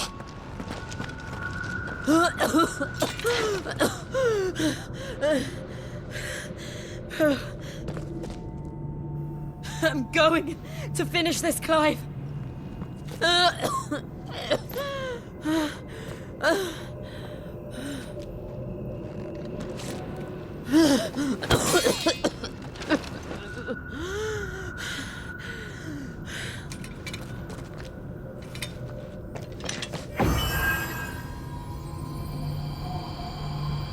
Here.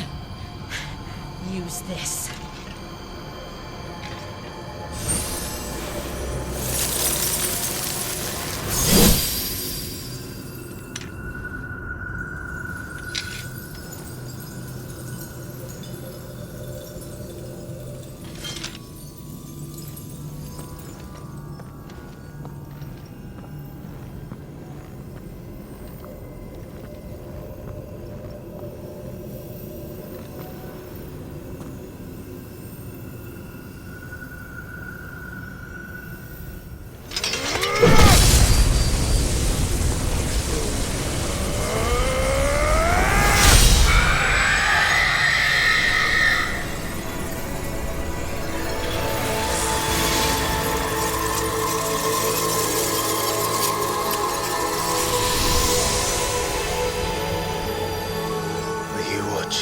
Sid.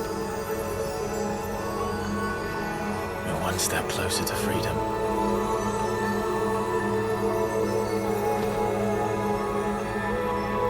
The crystal. What did you do to it? Oh. We destroyed it. What? But... Monster! Monster! Do you have any idea what you have done? I do, Father. I have killed the monster and become an outlaw. May the blessing of the crystals go with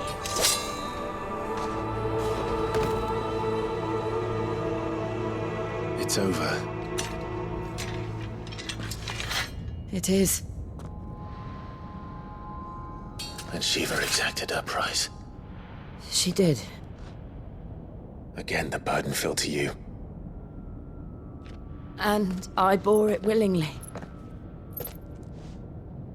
This was a sin for which I had to atone. Now I can continue at your side with my head held high.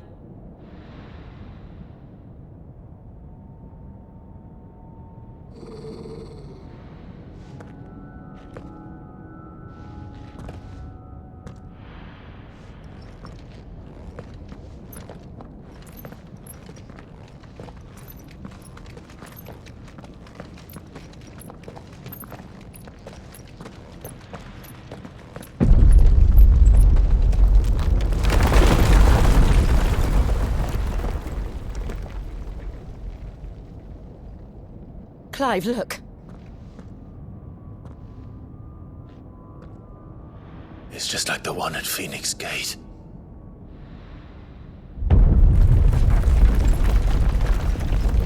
Damn it. We need to leave. Agreed.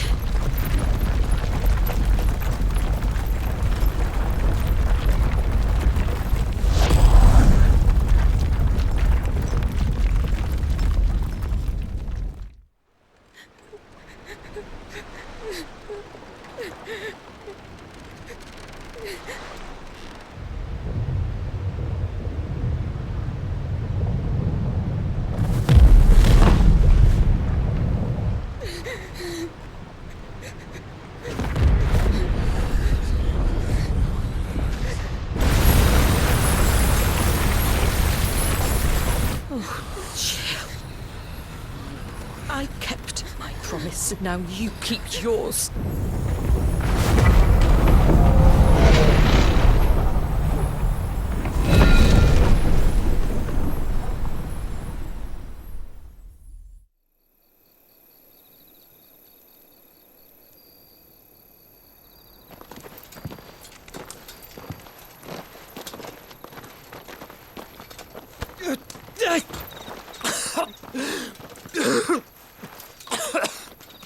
This way, Your Grace.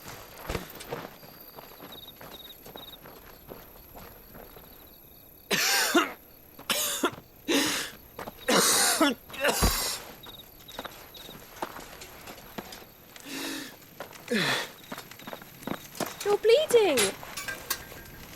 I have a tonic which will... I thank you for your kindness, truly. But I assure you, I will survive. Please, save your medicines for those who need them most. Oh, well, if you're sure.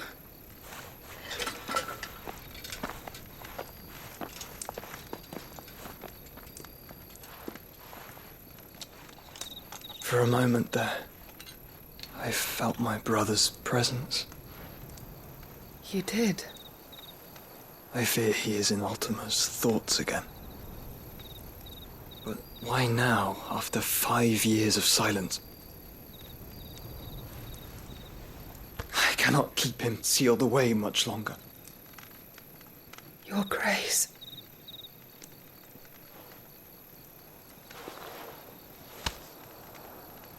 No, do not dirty your hands.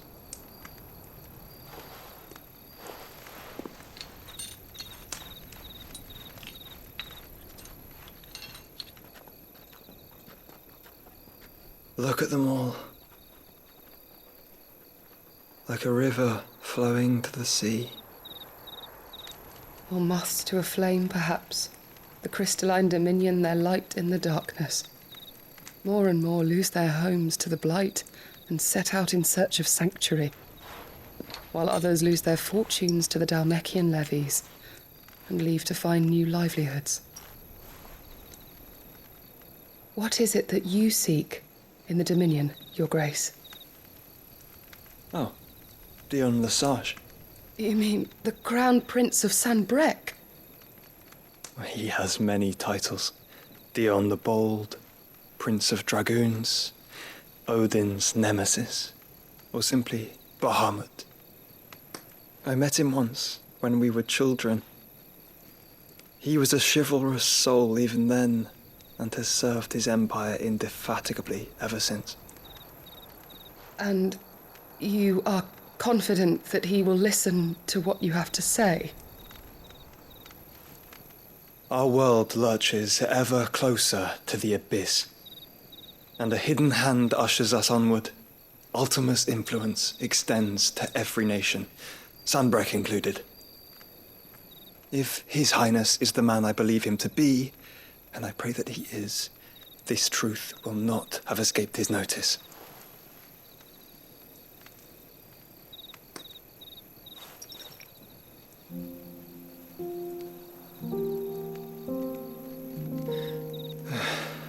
As the mother crystals fall, the eternal flame wavers, and the azure sky begins to bruise. How lucky we were to be blessed by the crystals, and yet how spoiled. Like canaries in a gilded cage, growing fat on seed. But now, the bars are closing in, and we must take flight. Painful though it be to leave our home behind, it is what we must do to be free. Which is it that men cannot live without? A blessing that leads to damnation, or a freedom that leads to deprivation? I do not yet know the answer to that question. Do you, Clive?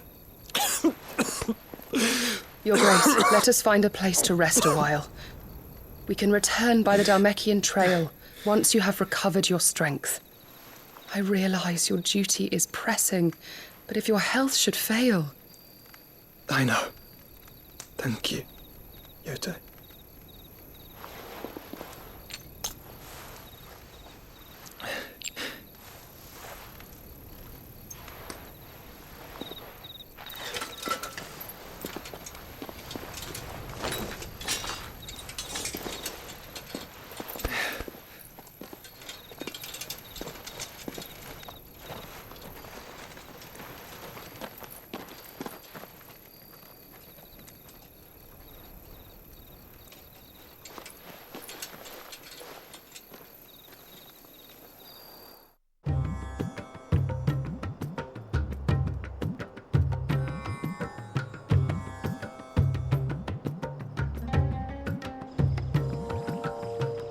Army's attempt to breach the Empire's defenses and gain the Isles of Ark has failed yet again. Only because your fleet has proved as impotent as a eunuch on laying night.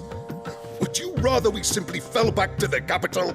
Enough, both of you. All here agree that the Empire cannot be allowed to maintain its illegitimate claim on the Dominion. However, our casualties mount with each passing day.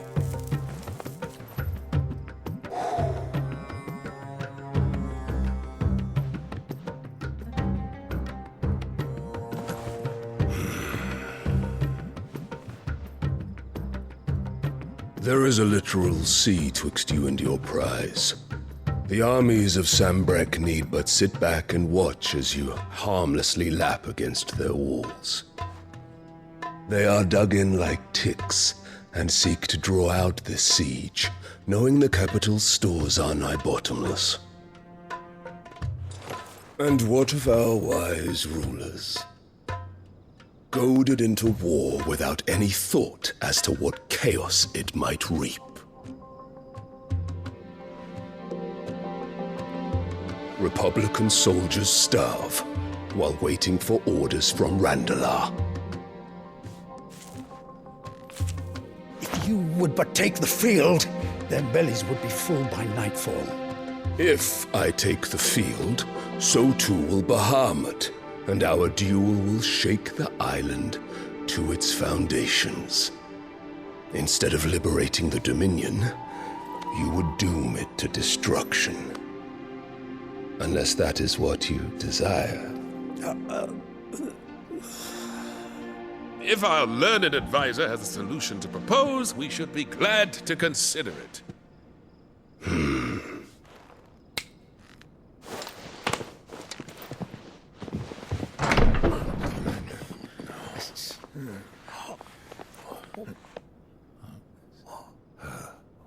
Is that the Emperor's?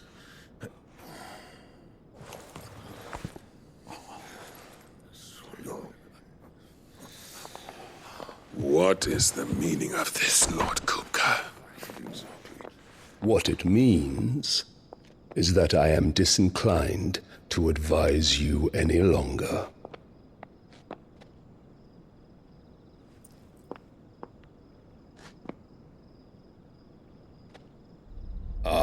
The looks on their faces when you walked through those doors. A perfect picture of stupefaction. They could not believe their eyes. Though I confess, I had my own doubts whether or not you would accept my invitation.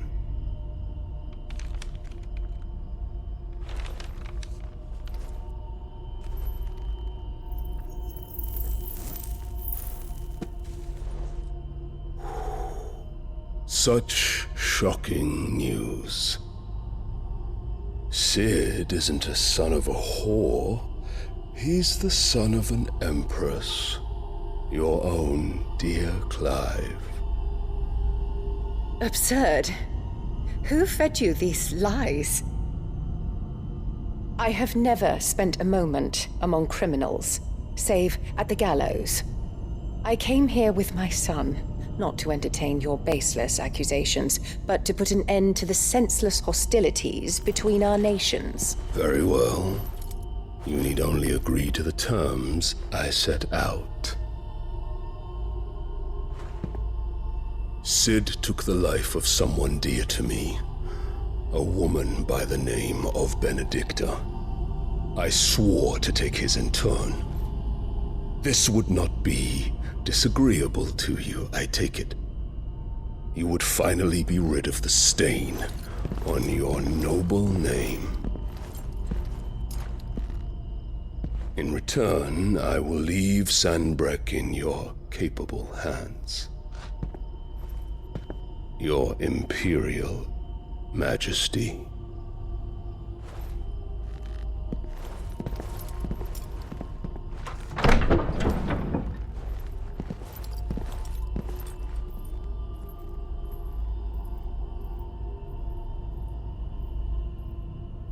And all for the love of a common whore. Dominant or no, one cannot hide one's breeding. And beasts will ever belong with beasts.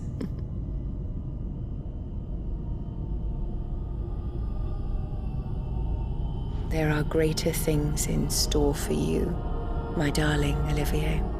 Soon enough, you shall be the crown prince of Sanbreque. And when your father goes to meet Great Griga, you shall be emperor of all you survey. The old order shall come tumbling down, and you will rebuild the world in your glorious image. Soon.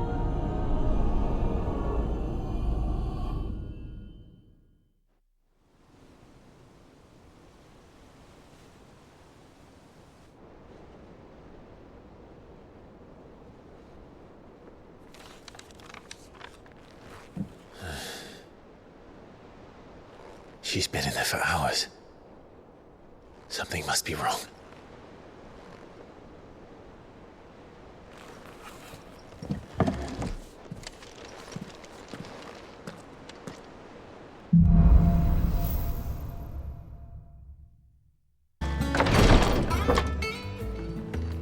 I've done what I can, but the rest is up to you. You need to start taking better care of yourself.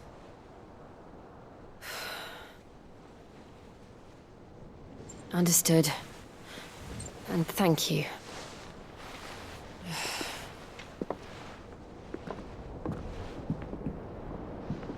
The curse has spread. Make sure she rests.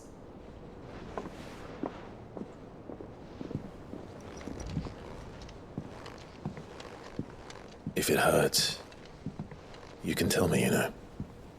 I'll understand. I can bear it.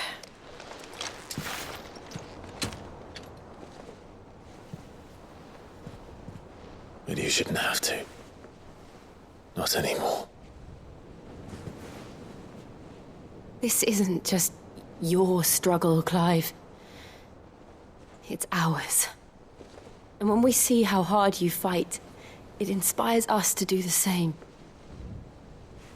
Or would you rather we left you to save the world all on your own? No. That's not... Ignore me.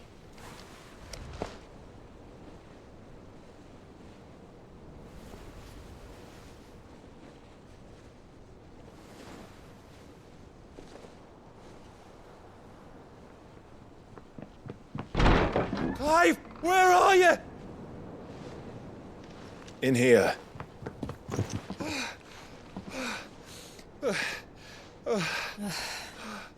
What's wrong? Rosaria's under attack. What? This isn't the Dalmekian army we're talking about. It's the men of the Rock from Drake's Fang. Hugo Kupka's private guard.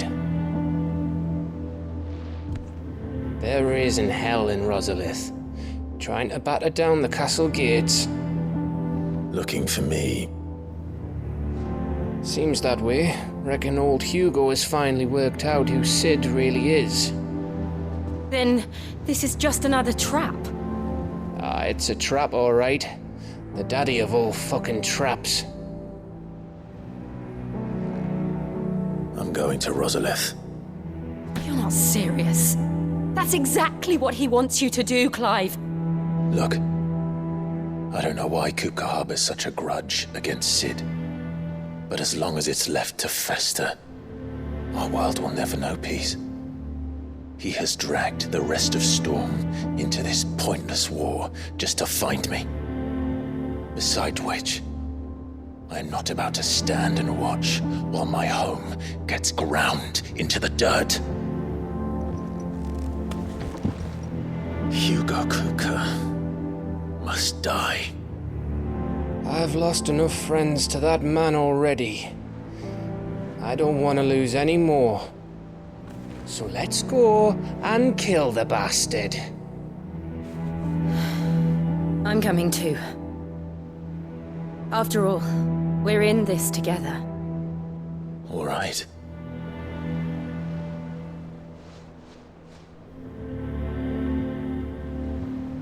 Gov gave you the news then? We're leaving for Rosalith, but not before I know exactly what's going on. What have we heard? All sorts. Nobody was expecting the Delmex to open up a new front against the Empire, least of all our friends in the provinces. Reports have been rolling in from all over the place, with no two saying the same thing. I've been passing them on to Vivian, in the hope she can make sense of them. If you're set on going, you'll want to talk to her. Understood.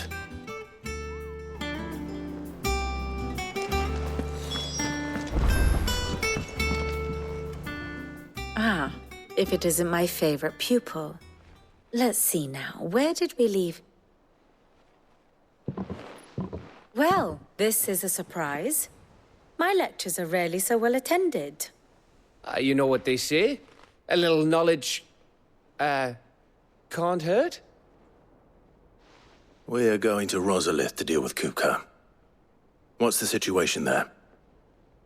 Whoa there, Lord Rossfield. I'm sure you're champing at the bit to return to your roost. But to fully understand the present situation, one must first understand how it came to be.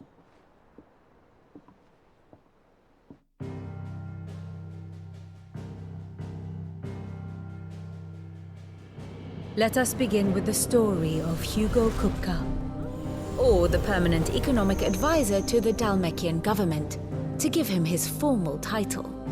In a republic founded on commerce, there could hardly be a more influential position. It has granted him both extraordinary wealth and extraordinary power. Not that he ever wanted for the latter. Being Titan's dominant, he is also Dalmekia's last line of defense, a fact he has used to his considerable advantage. Why, he was even able to pry Drake's Fang, one of the pillars of the Republic, from Parliament's grip.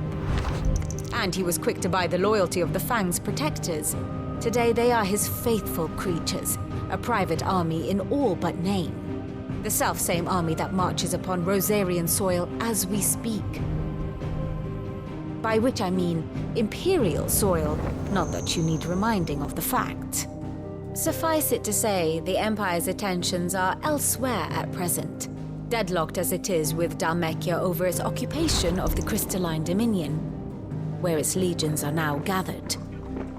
Scarcely a handful of garrisons remain to secure its western provinces, and half of them left after the fall of Drake's Breath. With the threat of the Ironblood thus diminished, they had little cause to fear a maritime invasion. And so today, only a token force guards the former duchy's shores, as Kupka was quick to descry. He landed his troops on the Rosarian coast without encountering so much as a single ship. All for you, Clive. He wants your head. And so he and his men advance upon Rosalith, not to capture the province, but to draw you out.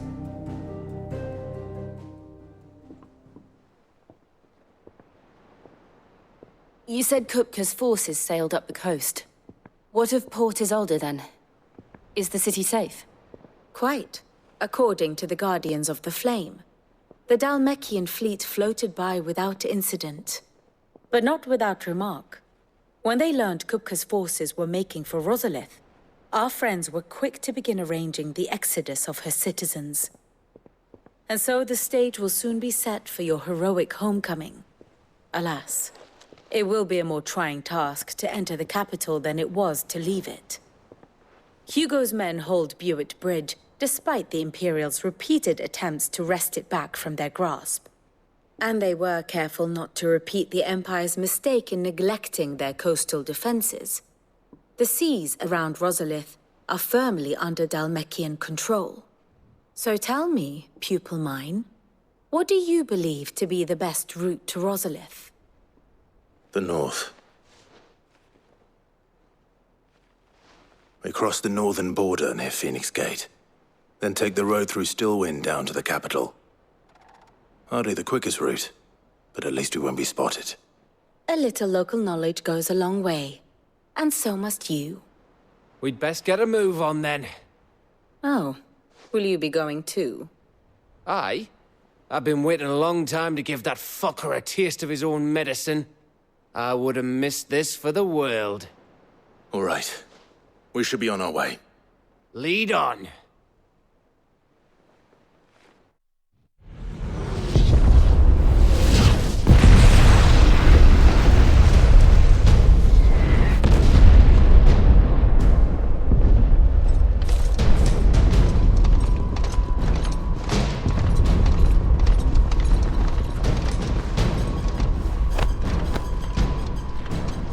Fortify the castle gates at once.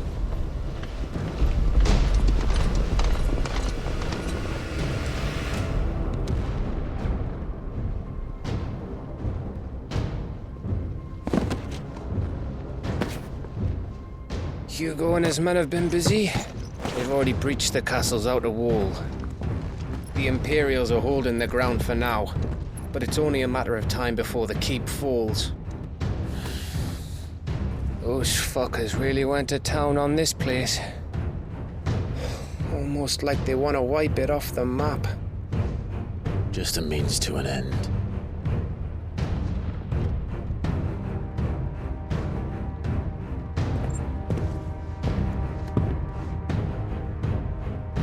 All this for one man? They didn't have to go so far. If you keep your wits about you, I reckon you can make it up to the castle without raising the alarm. I'll sniff out any townsfolk who haven't escaped yet and send them on their way. Be careful. Likewise. Don't do anything I wouldn't do.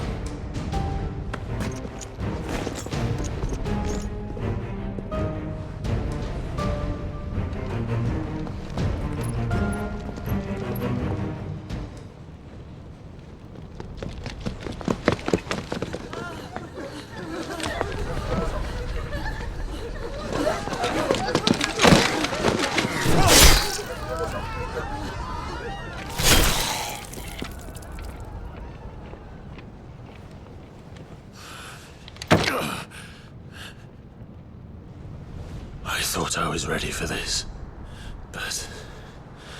I know. It's like a nightmare. This was our home. Come on, Clive. We have to keep going.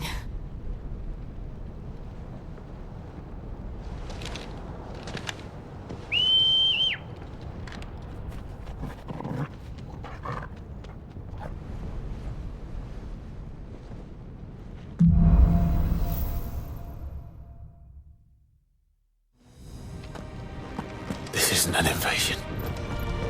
It's a massacre. He'll stop at nothing, Clive. Nothing.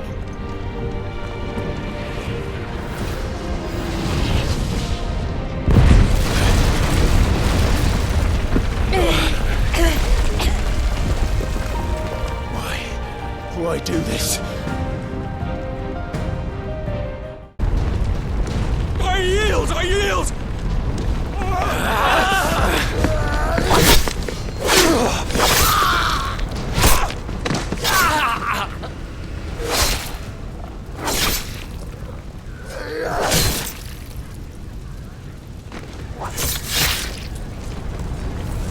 Look what we have here. Gentlemen!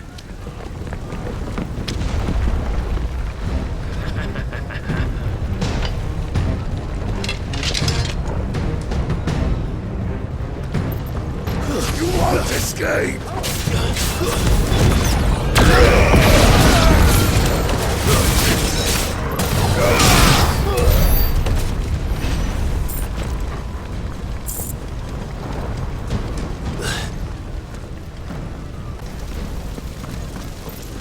We're nearly at the castle. It ends there.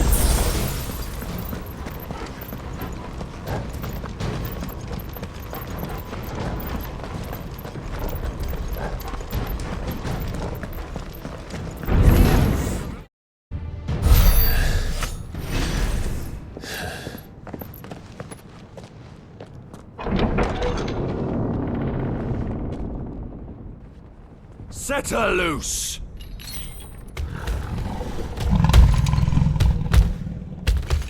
They have a curl.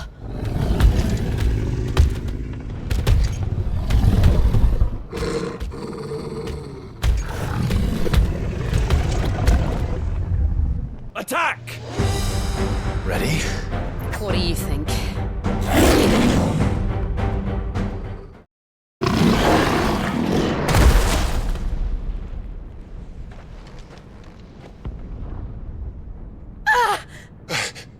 Jill!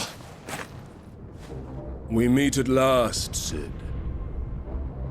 Or should I say, Lord Rosfield? I've been looking for you for a very long time. Let her go, Kuka. I'm so glad you accepted my invitation. I went to some trouble with the decorations. Do you like what I've done with the place? Bastard! Such a pity your predecessor couldn't join us. But I am sure you will prove compelling company.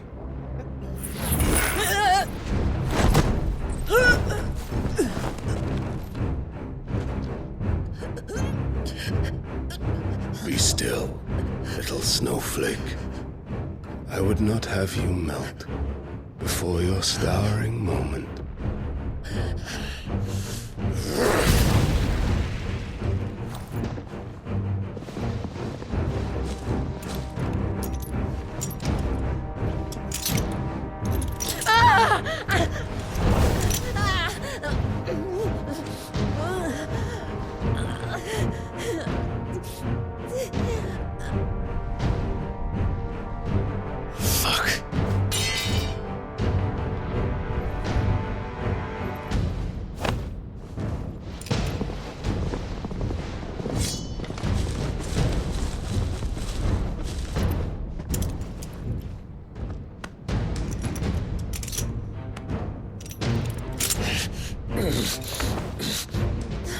Now, on to the festivities.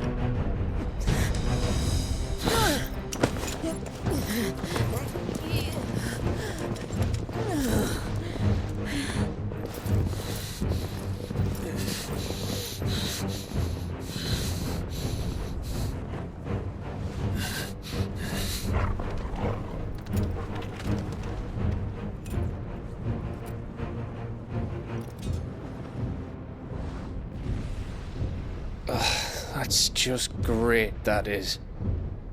I suppose it's up to me then.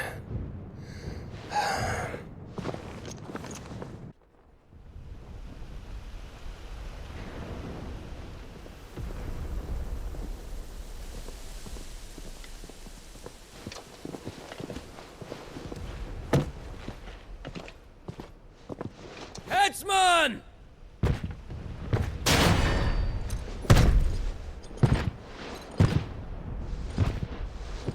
Where do you want me? You! Bring the prisoner!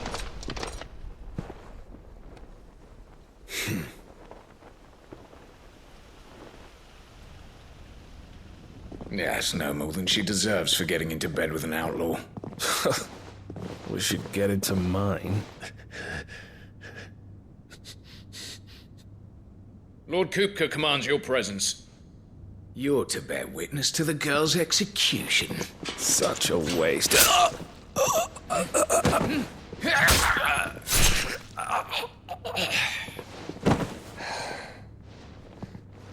Gav! Shh!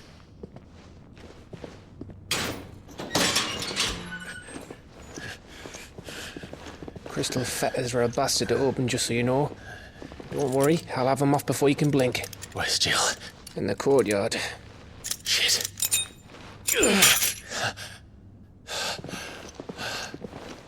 We have to hurry. The Imperials have sounded the retreat and cleared out of the castle, but the place is still swarming with Kupka's men. Leave them to me. I'll make my way up top and circle round the back. Quick as you like, eh?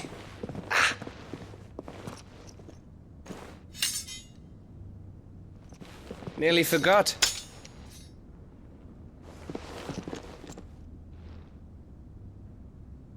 Hold on, Jill. I'm coming.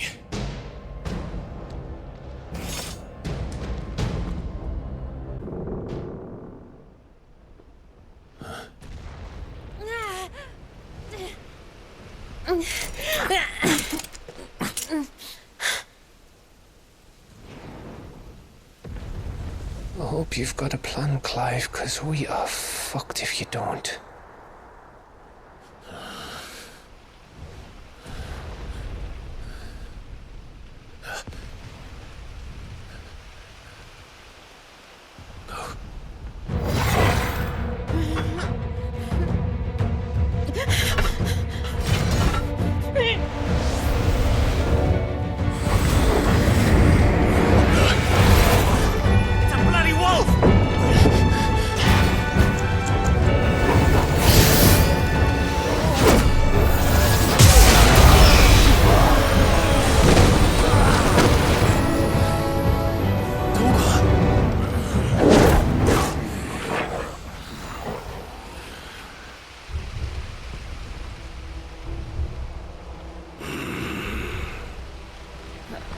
Jill, can you stand?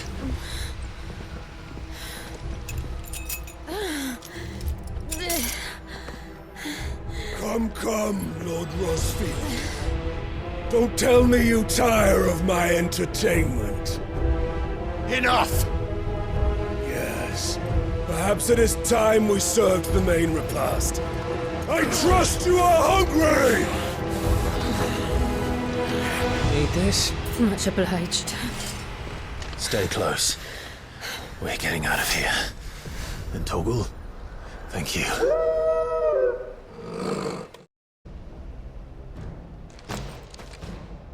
It's over.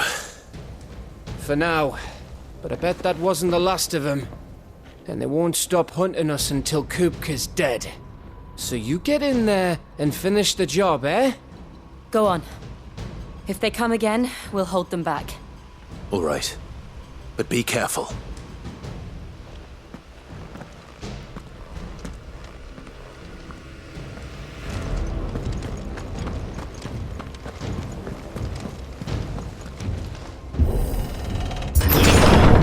I promise you, Sid. He'll die by my hand.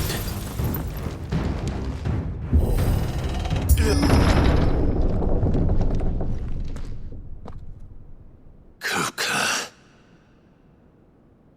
You're late. Trouble on the way? Just enjoying your entertainment. How gratifying.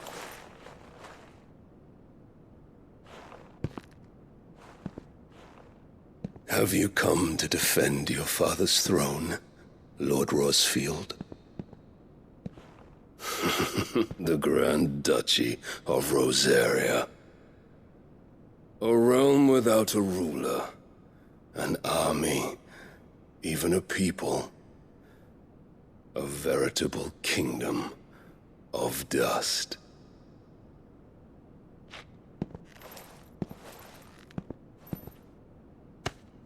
Truly, I see no throne to defend.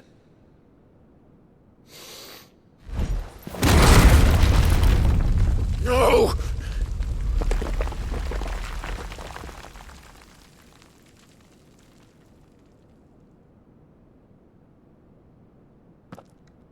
Enough of your games, Kupka. Just tell me what you want. Sid's head in a box. Imagine my disappointment when I learned that he met his end at the hand of another. And my relief to learn that you had taken up his thrice damned name.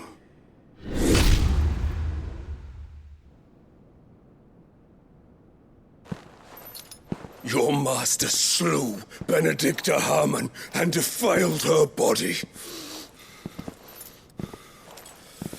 If you choose to bear that murderer's name, then you shall answer for his crimes.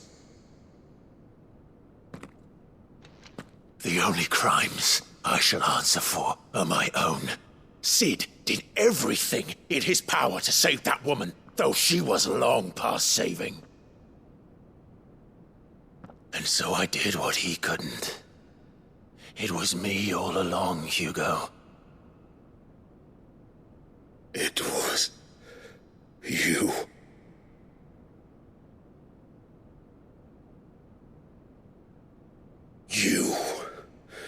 You killed her.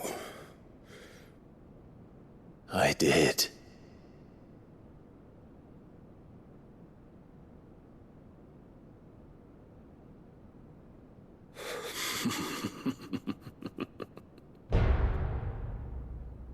Then I am fortunate indeed. I had thought the most I could wish for was to take the life of one he loved, just as he did to me. But it seems I was wrong. And I shall have my revenge. We shared a dream! I would be the king of the world! She would be my queen! And together, we would rule like the gods we are! But you crushed that dream, ground it into dust! Hear me, Rosefield! You will pay for what you've done. I'll tear you apart with my bare hands! And what of you? How many people have you killed? How many dreams have you crushed? You're not the only one who's seen their world fall apart around them. You'll get no pity from me, Kuka. No pity. And no mercy. Now die!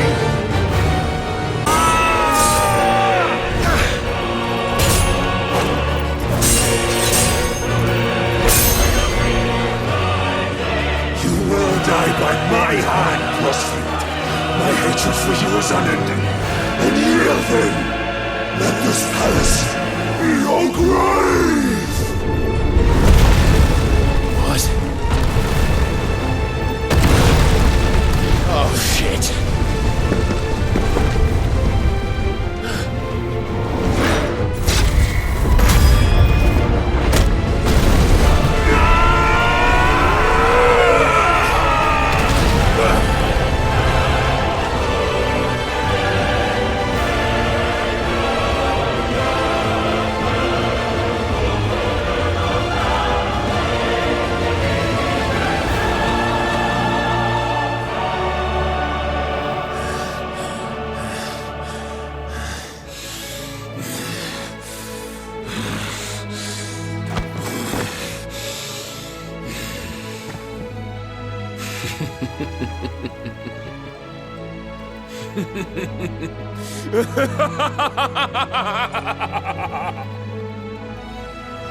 The world has chosen. I am in my element.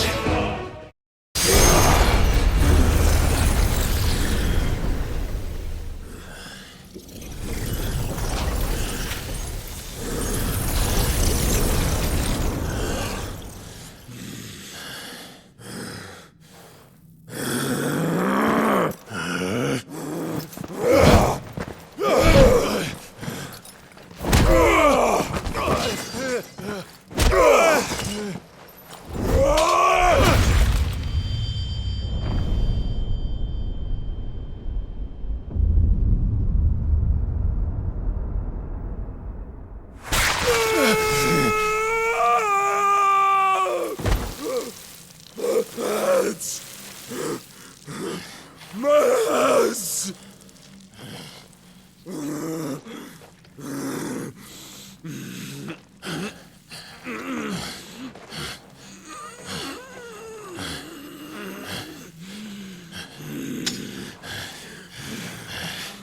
Son of a whore!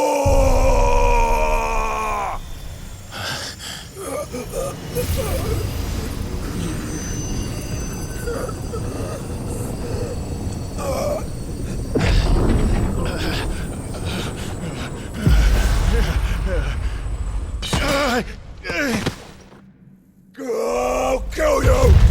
I'll kill you! I'll kill you!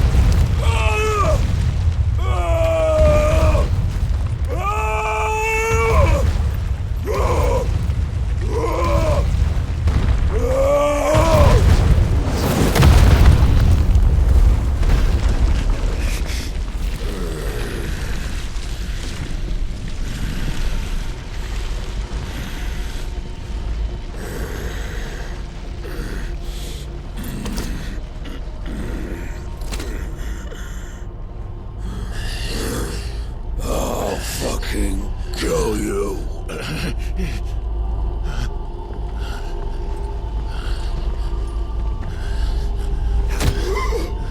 There. You mustn't get yourself worked up. Wait! Another time, Mythos.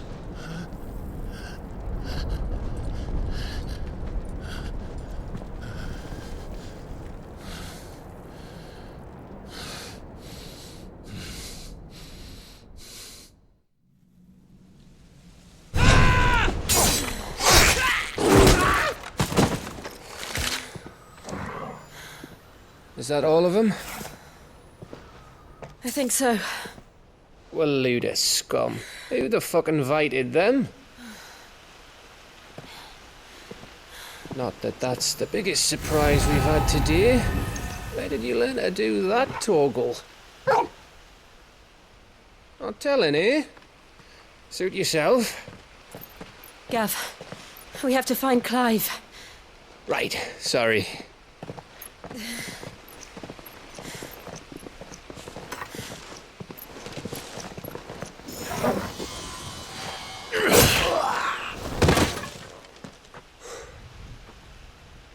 You missed one. We were worried. So was I.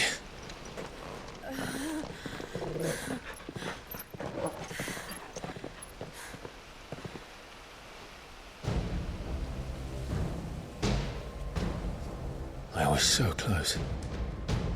If it hadn't been for my gift, I would have finished him.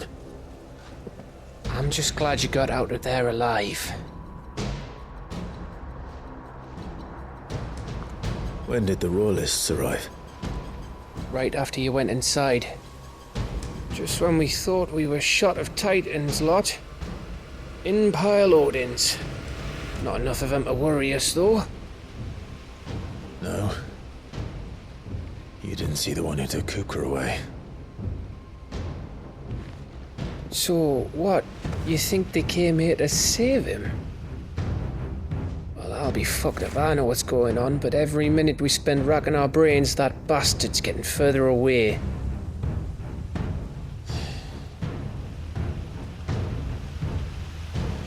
So what do we do?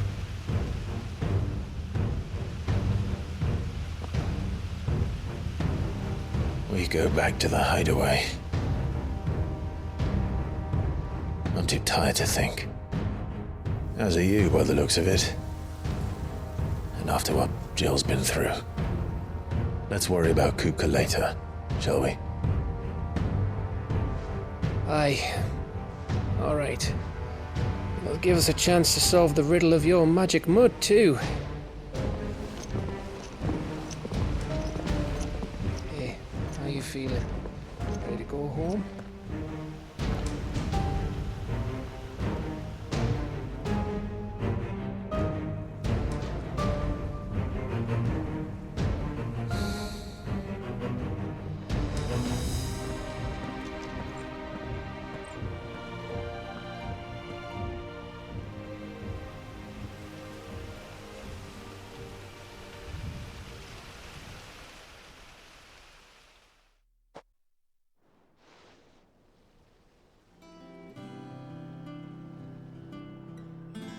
Just look at the state of you. You're more of a wreck than this place. Is this what you call taking better care of yourself? No more excuses, your ladyship. I order you to rest. Fine. I'll rest.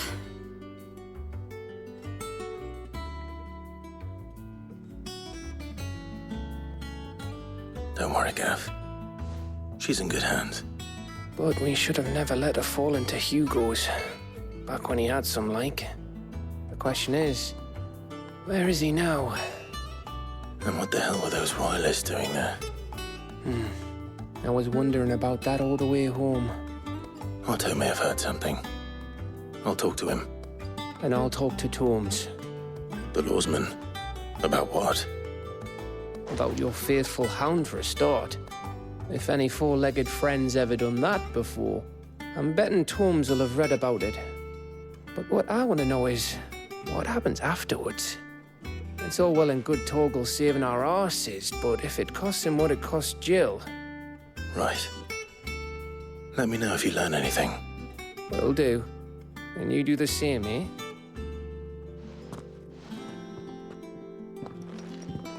Jill. Listen to Taya. I will. Thank you.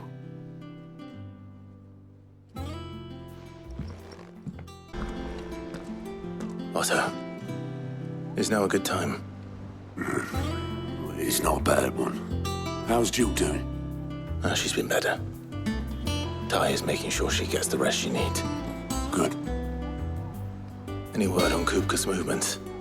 Vivian's doing what she can to try and track him, but she's feeding on scraps. We've sent ours out to the curse breakers and their other friends in the west, asking them to keep their eyes peeled for anything unusual. No leads yet, but it's only a matter of time. All right. Let me know when you find something. There he is.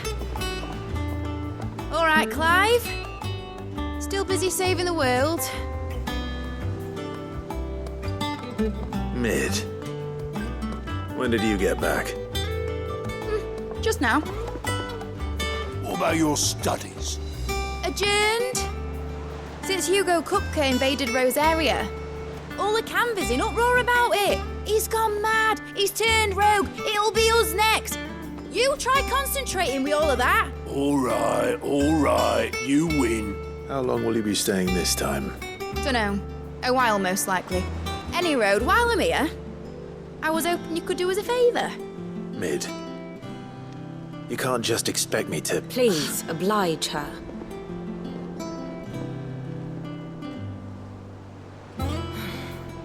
While we are busy tracking down Kupka, you should have a little time to spare. Professor! Now there's a face I haven't seen in a while. Shouldn't you have it buried in a dusty old tome? I did, till a familiar trill pricked my ears. As ever, your exuberance is a breath of fresh air, which successfully scattered the painstakingly assembled fragments of my thoughts. I'll take that as a compliment. Well, Clive, you heard the professor. So, I'll meet you in the storeroom when you're done. Wait, hold on. Breath of fresh air. Bloody tempest, more like.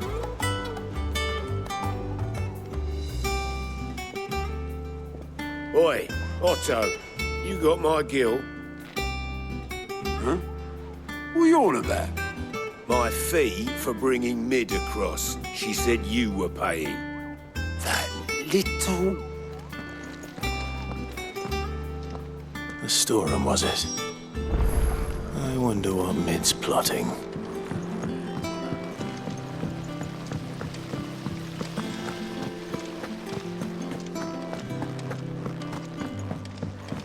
Shouldn't you be getting some rest?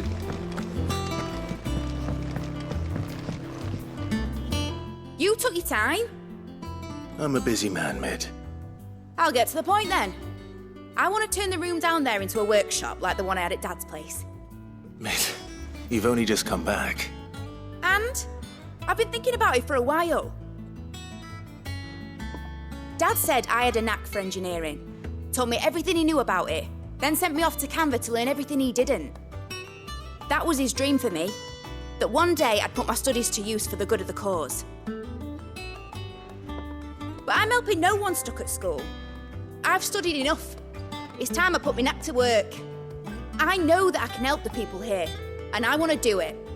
Well, well, well. If Sid could see you now. All right. I'll tell Otto you'll be staying. I knew you'd say yes. Which is why I wrote up a list of jobs for you. For me? Who else? What do you want me to do? First things first, I need equipment and materials to start making my own. There's the designs for the stuff I need, and the stuff it needs smithing from. The other materials I can work myself. Just need a generous benefactor to lay them on for me. Apart from the wood, I'll need a carpenter for that, but I can just borrow yours. Is that everything? For now. I'll let you know if I need out else.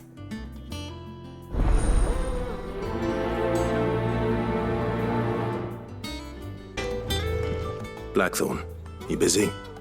What's it look like? I have a commission for you. From Mid. She requires certain tools.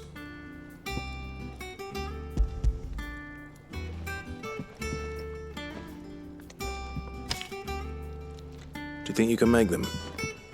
Bloody hell. What's she planning to build with this stuff? An airship? I'll see what I can do. Tell her I'll bring them over when I'm done. If I ever am. My thanks. And Mid's, no doubt.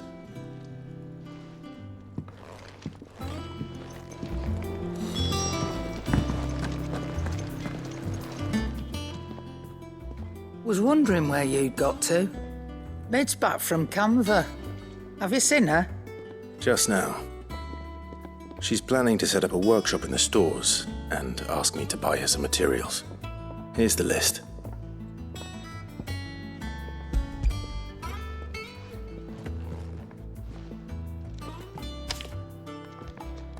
Think you can find everything on there? This lot. Wouldn't be much of a trader if I couldn't. Excellent. As for payment? It's paid 100 times over by what that girl's done for us. If it weren't for her filters, we'd have naught to drink but blight water, and that would have drained the life out of us long ago. Indeed it would. I'll send the stuff on to Mid when it comes in. Thank you, Karen. Enough to keep. How do, Master Sid? Bardolph. Mid's looking to build a workshop in the storeroom, and she needs the aid of a skilled carpenter. So naturally I thought of you. Well, I'd love to help the young miss however I can. But I'm afraid I got my hands full just keeping this place afloat. There's holes need patching, and if I don't patch them, we'll all of us sink into the mere. I'd gladly spare Mid all the time I have, but the sad truth is, I ain't got none. I see. It don't have to be me, though, does it? What about that other fella? You know, the one over at Martha's Rest. Bernard, was it? That's right. And he is a friend of the cause. I'll ask Martha if she can spare him. Thank you, Bardolph. Least I could do. Ah, Clive, what brings you to the Rest? Our home finds itself in need of an extra carpenter. I wondered if I might be able to borrow Bernard for a short while. I don't mind if he don't. We're all friends here, aren't we? Thank you, Martha. Do you know where I might find him? He went up to Cressida on business. No idea what, mind. Place is a ruin. Far as I know, he's still there. I'll look for him there then.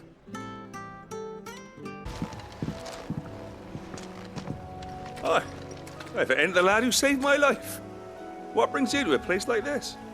You do, Bernard. Martha said I might find you here. I have a proposition for you. Oh, do you now?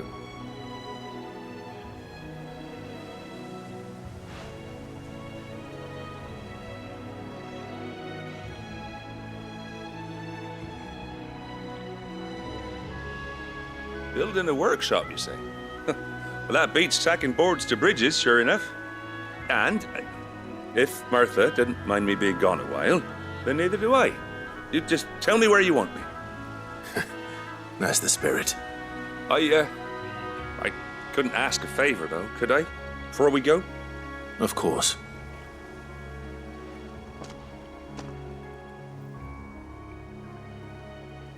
Well, that there is Cressida, where I grew up.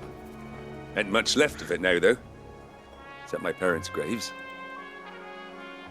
But I came up here hoping to visit. I even patched up the bridge to get across. Only to find the place crawling with fiends. But you're a dab hand when it comes to dealing with beasts and bogles, ain't you? Any chance you could, It's the least I can do. Well, thank you kindly. And take care.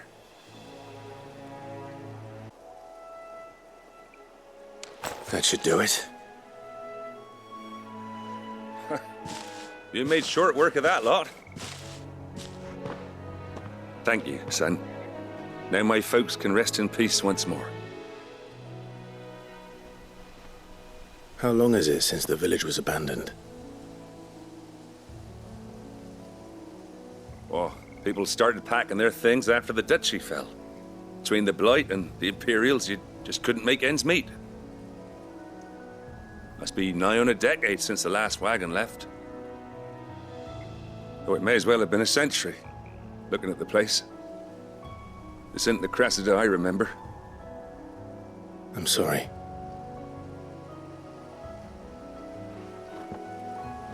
Don't be. Can't live in the past, no matter how nice it might have been. Soon as I'm done saying a prayer for those that raised me, it's onto your hideaway. I'll meet you there.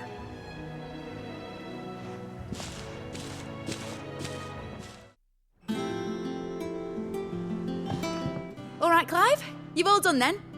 I am. I've placed your various orders, and a carpenter by the name of Bernard is on his way from Martha's Rest. That's brilliant. Thanks, Clive. Is there anything else you need? Nope. Blackthorn and Lady Karen have already sent over everything I asked for, and I've got all my plans drawn up. So as soon as Bernard gets here, we can get to work. I can't wait.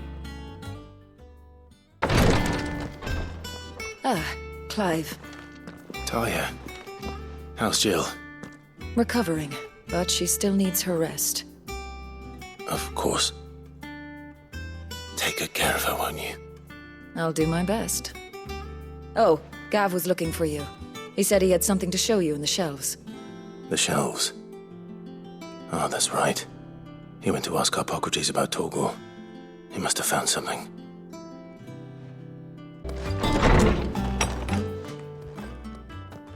Clive, where have you been? I've been wanting to ask you something about Torgal. Where did you get him, like, in the first place? My father brought him back from one of his expeditions into the Northern Territories. They were crossing a snowfield when they heard his cries, and, seeing no sign of his pack, they took him in. What do you reckon, Torms? It certainly adds weight to the theory. Clive, I believe that Torgal may be no mere hound, but a rare frostwolf, an animal native to the far northern reaches of Valisthea. In one of our oldest bestiaries, I found reference to a frostwolf who served as guardian to an ancient queen of the north. Such was his mastery over ether, he could cast magics on command.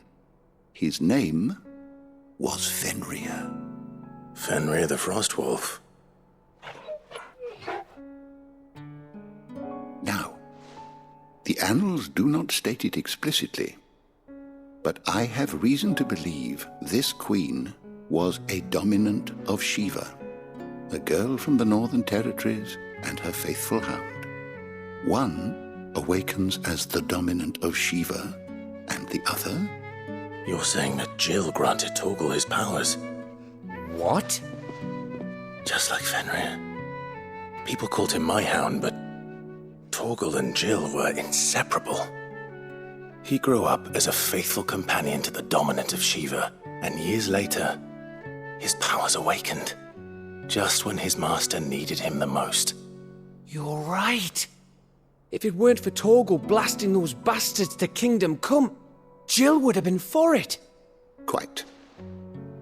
Though Torgal's power is his own, his latent birthright as a Frostwolf, it had only to be unlocked. Oh, get you, Torgal! You're an even finer hound than we thought. And regarding your original concern, you need not fear for Torgal's health. Why, the beast has the appetite of a behemoth. Just this very morn, I found him with his nose buried in my nuts. There you are! I've been looking everywhere for you. Bernard's here. I need you to introduce us so we can get to work. I shan't be a moment.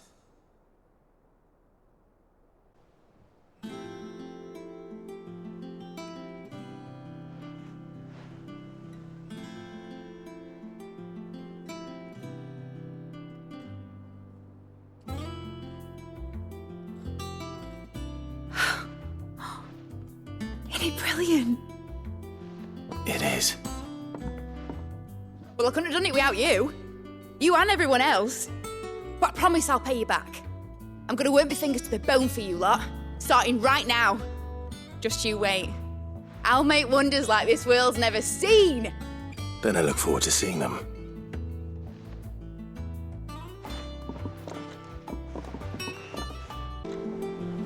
How goes the hunt for Kupka? Largely in circles. We have myriad sightings of strange soldiers in unexpected places, but nothing definitive as yet. If only we knew for certain by what route he left Rosalith. Well, keep at it. If anyone can piece this puzzle together, it's you. And I'm willing to wait as long as it takes.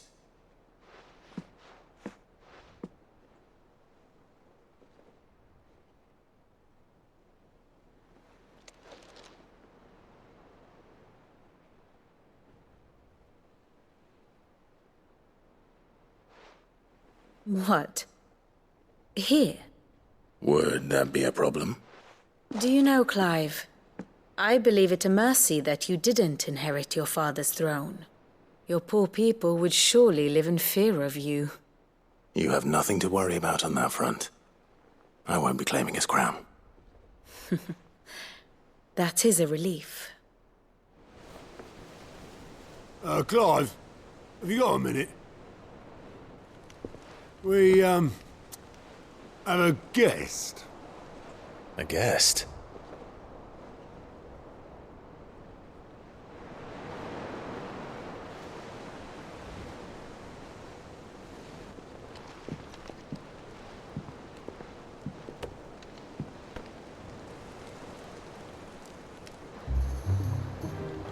For your trouble. It was a pleasure, in hindsight. Uncle Byron? Clive, my boy! Tap a cask and stoke the ovens for your favourite uncle is here!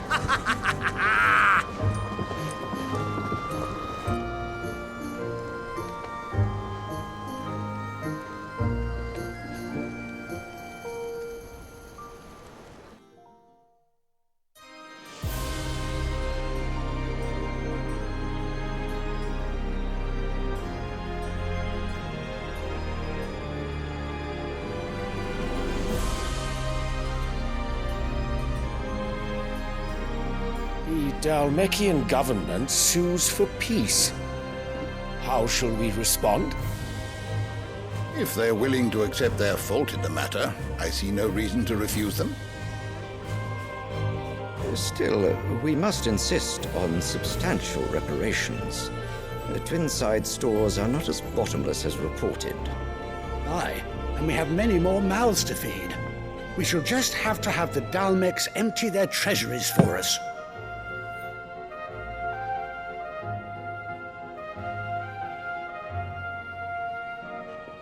Of course, none of this would have been possible without your timely intervention, Prince Olivier. Indeed, I doubt any of us would have had the courage to trade words with the mighty Titan, nor less the wit to win him over. The Empire owes you a great debt. May the blessing of the crystals go with you, Your Highness. May the blessing of the crystals go with you. Very good.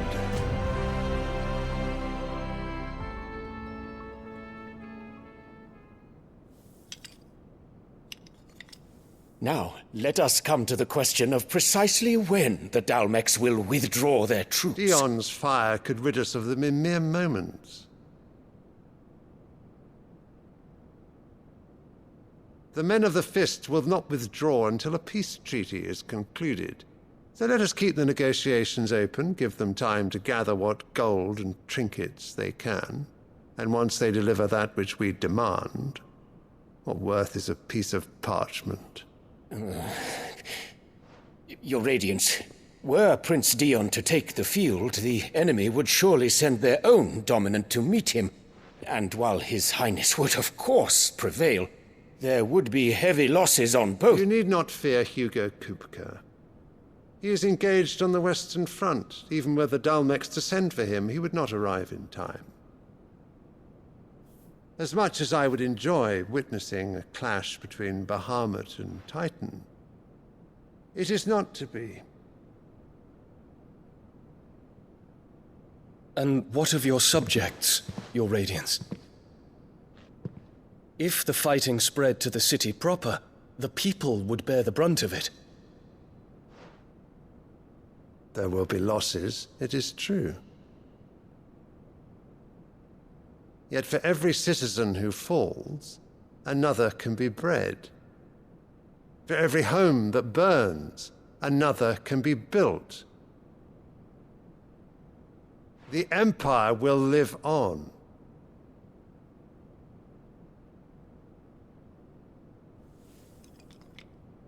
Dion? Yes, sire.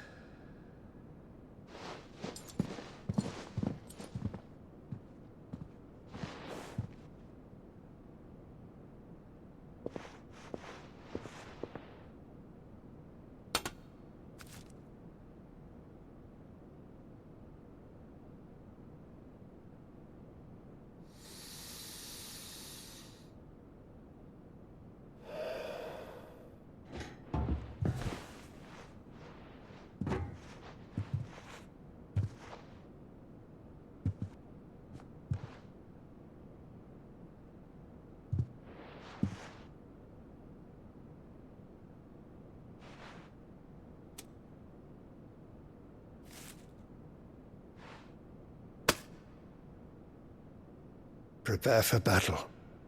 But sire... Do not make me repeat myself. Return to your camp and await my orders.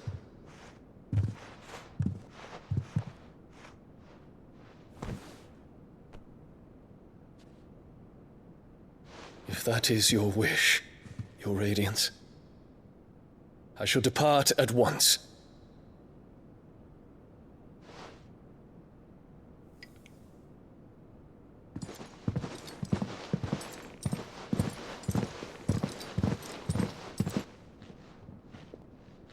May Gregor forgive you.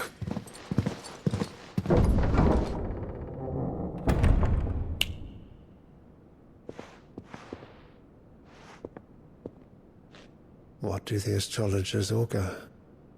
The stars are in agreement, Your Radiance. The shadow of treachery hangs over Prince Dion.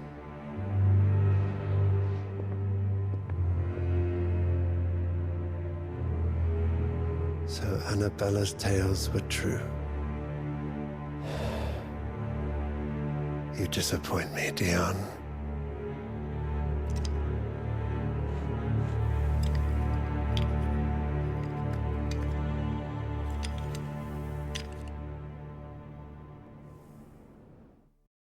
Ah, my dear nephew, how I've missed you. How did you find this place, Uncle? Through the good offices of young Sir Wade. He really is the most helpful fellow. As are you, I hear. The Guardians and those they freed tell the most outlandish tales of your heroics in Rosalith. Which is why I came, to learn the full truth of the matter. Sort the fact from the fiction. so to speak. You were working with the Guardians of the Flame to evacuate the people of Rosalith to Port Isolde. I was, aye. Then I have questions for you. Please, come inside, Uncle. Gladly. You there? There are 2,000 gold talents in those chests. See that they're added to my nephew's coffers, would you? 2,000?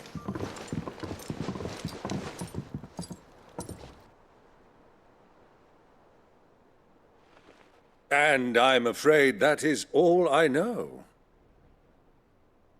A fleet sailing south past Port Isolde.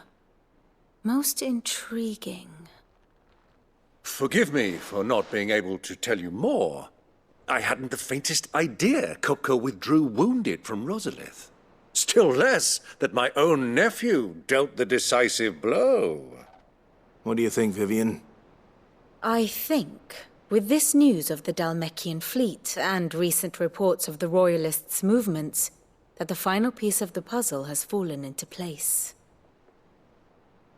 Come here and I'll show you.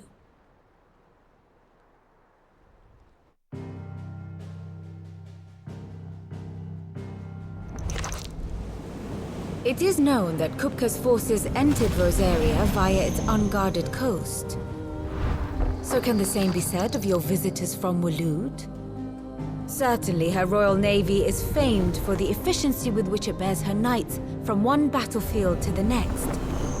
And in the Einherjar, or Black Galleon, she boasts a vessel nigh as swift and every bit as feared as the kingdom's legendary cavalry. A fitting flagship for a land apart, her naval presence being crucial to her ambitions beyond Ash. Yes, it seems safe to assume that the Royalists did indeed enter Rosaria from the sea. So then, had you a vested interest in Titan's survival, whither would you take him? Why, home to Drake's Fang, a place rich enough in ether to conjure the magics needed to mend his hurts.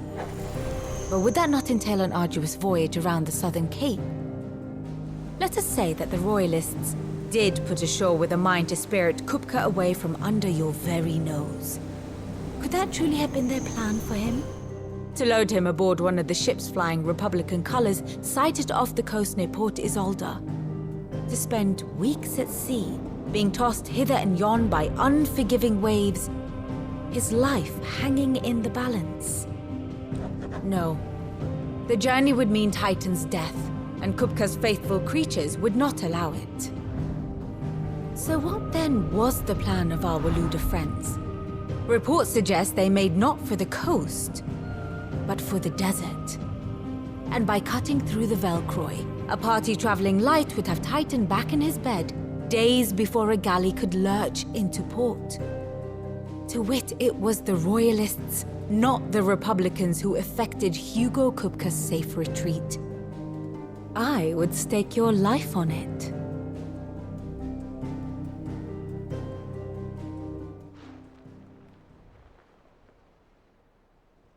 So it was the Waludas who spirited the wretch away. Now I think about it, there was something a little strange about the ships I saw. The men seemed almost crestfallen, as if in mourning, as if they believed, or were made to believe, that their master was dead. You have a keen mind, Lord Rosfield. And you have your answer. To find Kupka, you have merely to follow the Royalist trail across the Velcroy. It may well have gone cold by now, but as they say in the Republic, all roads lead to Drake's Fang. Allow me to accompany you part of the way. As luck would have it, I had intended to journey Canberward on business after visiting you here. The Fang would be but a short detour. I'd be glad of the company. Give me a moment to make ready.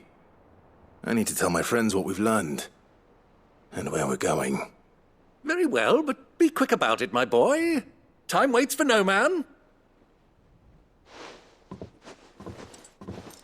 Workshop by here? Otto, Kupka's at Drake's Fang. I'll be leaving before sunset. You're not going in there alone, are you? Don't worry. I'm not going there to destroy the Mother Crystal. All I'm after is Kupka's head. I won't risk any more than I have to. I promise. The Lanza and the Fang are all Kupka's personal fiefdom. You have any trouble on the way, you ask for Rosina Dalamil. Some call her the Desert Hare.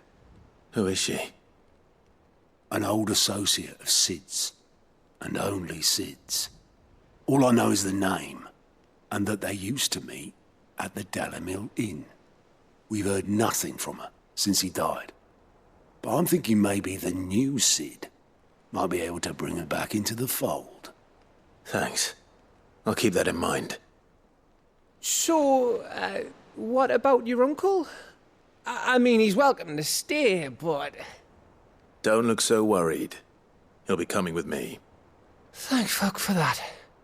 Gav, Otto, I'm leaving you two in charge. You can count on us.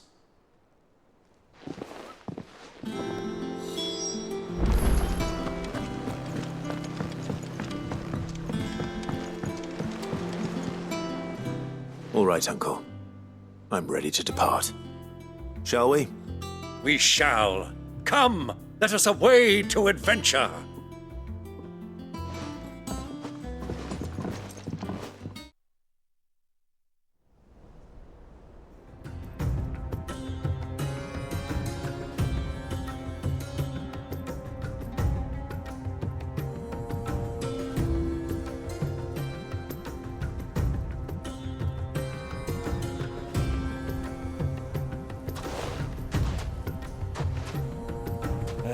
I was a young man when last I walked this path.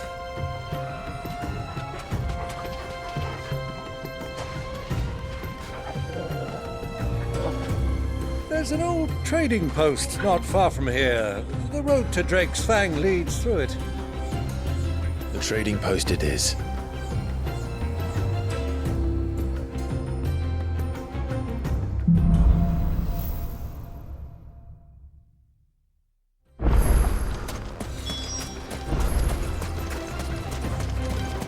Our destination lies over that dune, beyond the ruins. Mark 'em well, Clive. It's all too easy to lose one's bearings in the sands.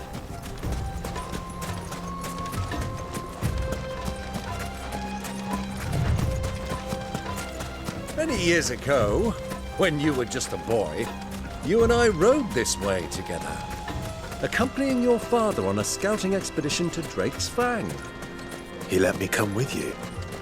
I'm not surprised you don't remember. It was just before Joshua was born. You were so eager to be there when your brother arrived that you whipped your chocobo too hard on the journey home and fell from the saddle. I shall never forget how Elwyn fussed over you as you sat in the sand, bawling like a babe.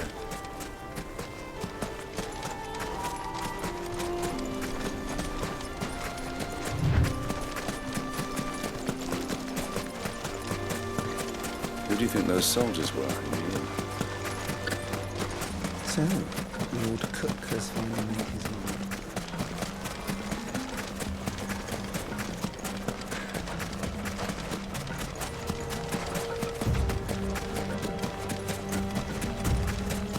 Ah, there she is. The good old Dalamil Inn. Do you know, this heat has given me quite a thirst. Quick drink before we press on?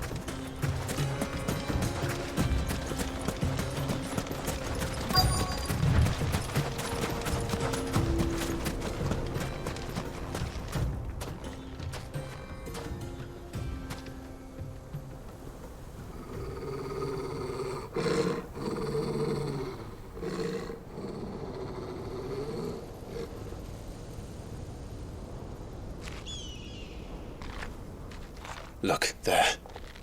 Those are Ashen steeds. No doubt about it. And such a long ride from Stonehere. Our Waluda friends must be soothing their saddle sores in the inn. Shall we join them?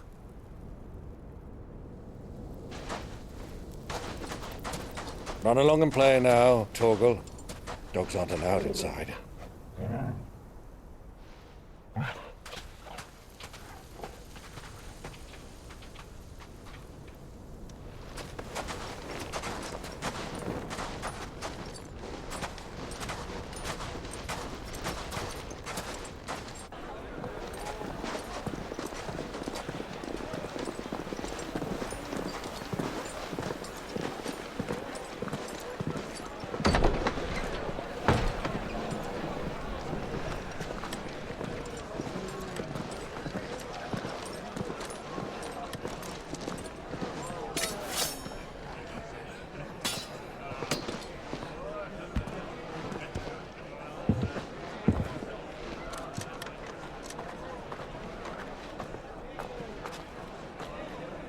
Good day to you. Eating?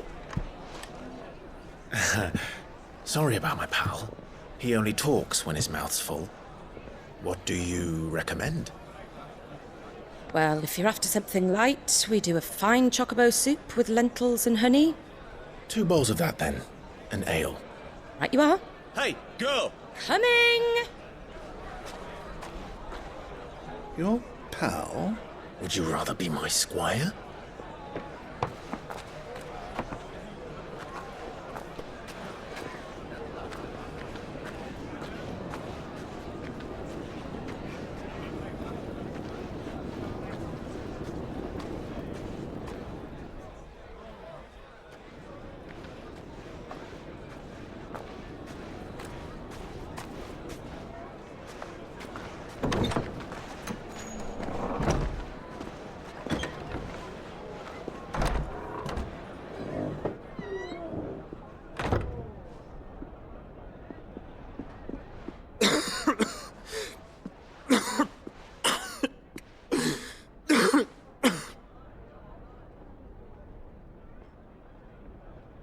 Your Grace, it is plain you are not yet well enough to travel.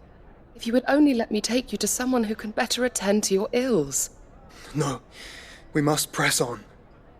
Prince Dion has returned to his camp and will soon depart for the front. I must speak with him at all costs. Miss this chance and I may never get another. You do understand that?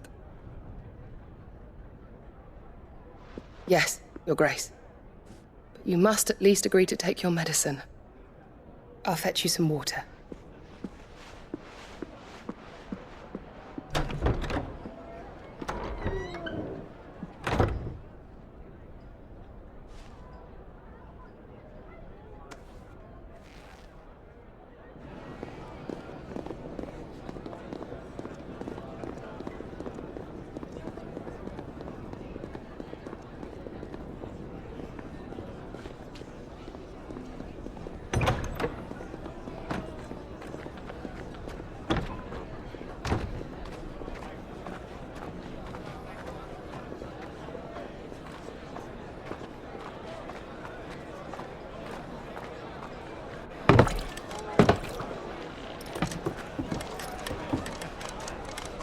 Keep watch, they tell us. But all I see is sand. I hear they got our guest back to the Fang without any trouble. We'll be leaving soon enough. Why the Lord Commander dragged us all this way just to save that blockhead skin, we'll never know. Dominant or not, he's a bloody idiot. That'll be Cooker, then. Well, let's get this down us. We've a long way to go. Hey, you!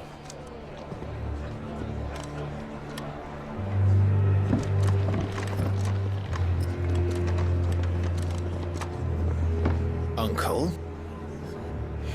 Sorry.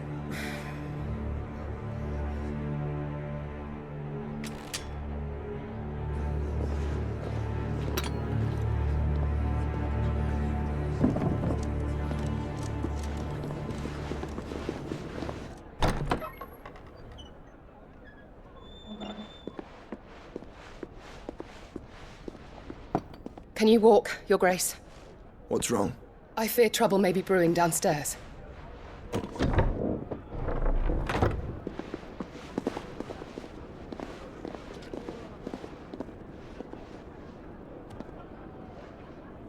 You two are travelers, are you not? Me and my companions are strangers here. Perhaps you'd be good enough to accompany us a while. Help us find our way. Sorry, lads, but we've got business in camera that can't wait. Ah, I'm sure you could spare us an hour or two. Come on. Friend.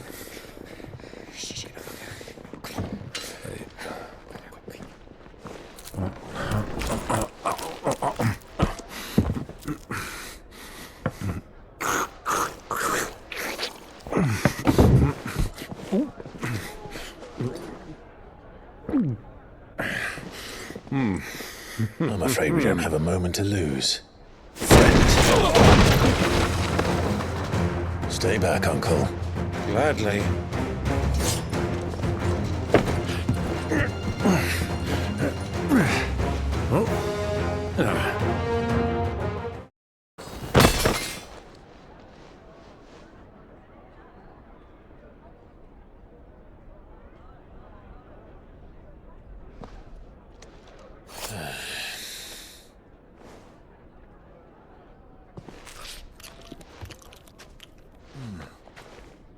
For your trouble.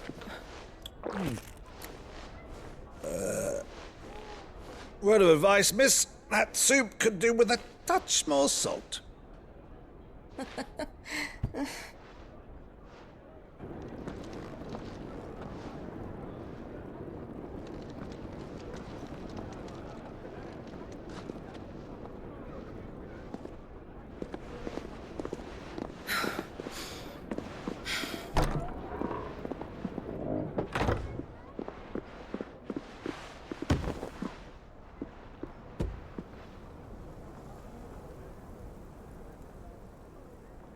Now's our chance.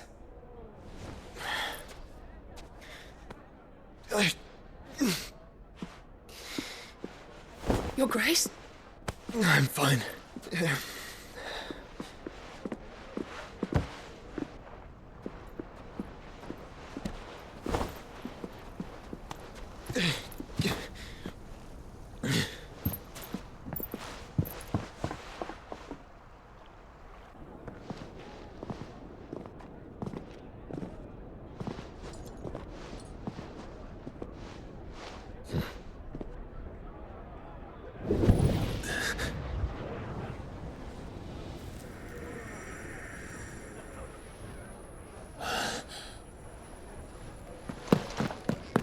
Clive?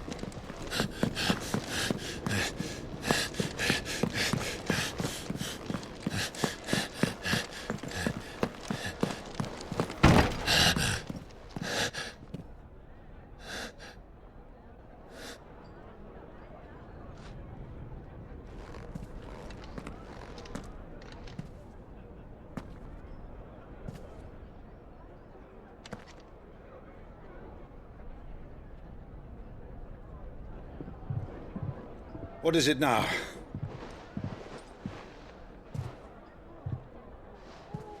It's nothing.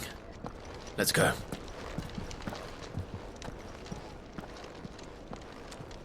Do worse than start your search at one of those. Thank you. You've been most helpful. Oh, you wouldn't happen to know a lady by the name of Rosina Dalamil, would you? No. I can't say I do. Well, thank you all the same.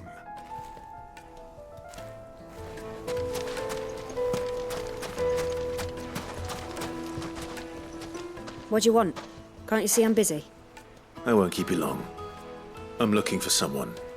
A woman by the name of Rosina Dalamil. Do you know her? Never heard of her. Is that all? One more question. If I wanted to find the richest trader in town, where would you recommend that I look? Well, that's easy. The Briar's Kiss. Won't find a finer smithy this side of the strait. The owner's only a young sprig, but he's got all the right ideas. The Briar's Kiss, you say? Thank you. I doubt this young sprig is the person we're looking for. You said Sid's contact was likely to be an influential sort. Influence comes with age and experience, believe you me.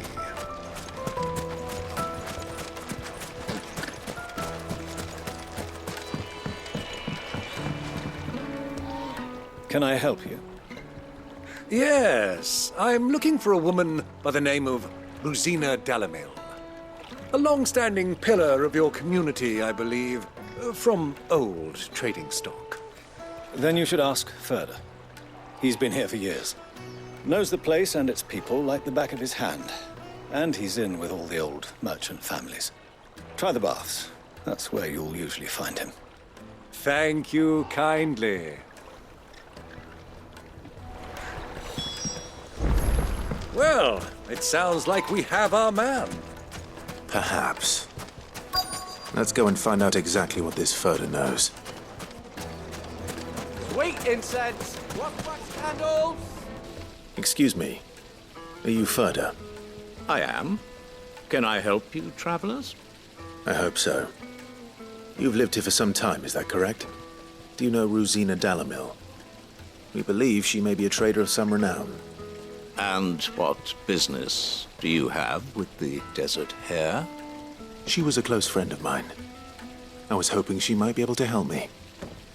Very well. Go to the bordello. I'll arrange an introduction. Sylv, do you think we can trust him? Only as far as I think he... So you're the ones who've been sniffing around? I beg your pardon? Don't play the fool. Stick your nose in our business and you're likely to lose it.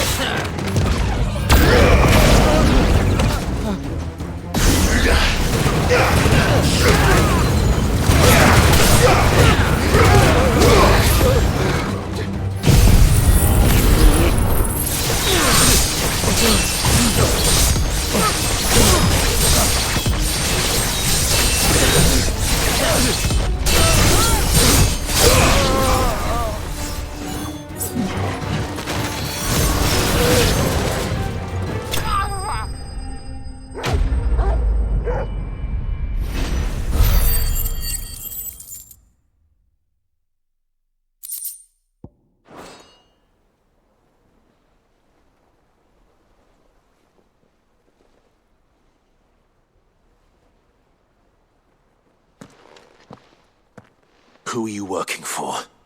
Him or her? Him. The boss. He wanted us to test you. Though one could hardly call that a test. Lord Ferda? Look what the cat dragged in. Your skill with the blade is rare indeed, my lord. A fitting talent for an outlaw. You know who I am. So what now? Call in the men of the Rock and collect the bounty? That isn't my decision to make. Our work is done. Take him to meet his precious Rosina. She will be interested to make his acquaintance. Yes, my lord. To the Lock of Leisure, then. To the Lock of Leisure.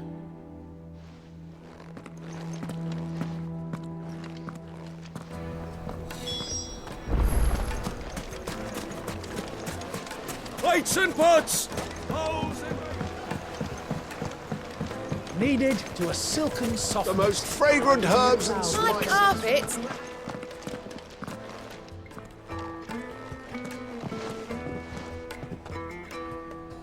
Is this the place? Lubo's Forge. The Briar's Kiss. Ah, so it was the young sprig after all.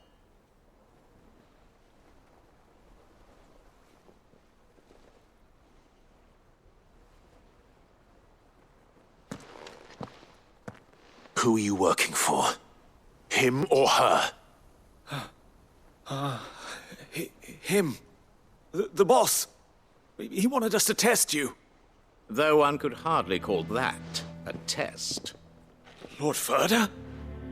Look what the cat dragged in. Your skill with the blade is rare indeed, my lord. A fitting talent for for an outlaw. You know who I am. So what now? Call in the Men of the Rock and collect the bounty? That isn't my decision to make. Our work is done. Take him to meet his precious Rosina. She will be interested to make his acquaintance. Yes, my lord. To the Lock of Leisure, then. To the Lock of Leisure.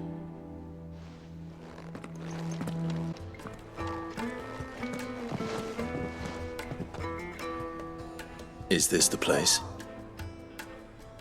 Lubor's Forge. The Briar's Kiss.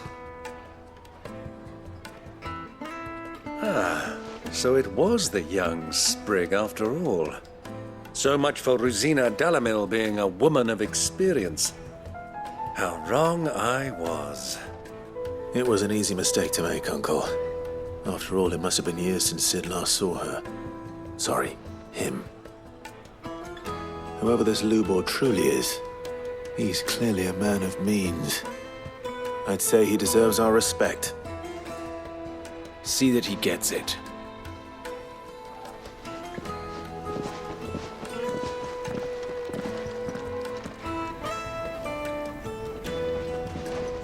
Lubor, Lord Furder told me to bring them to you.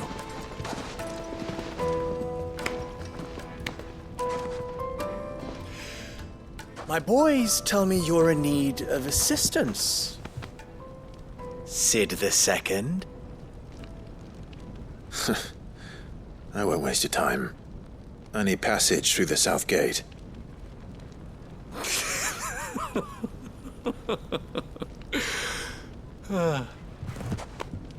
Tell me, what do you think is a merchant's most important commodity?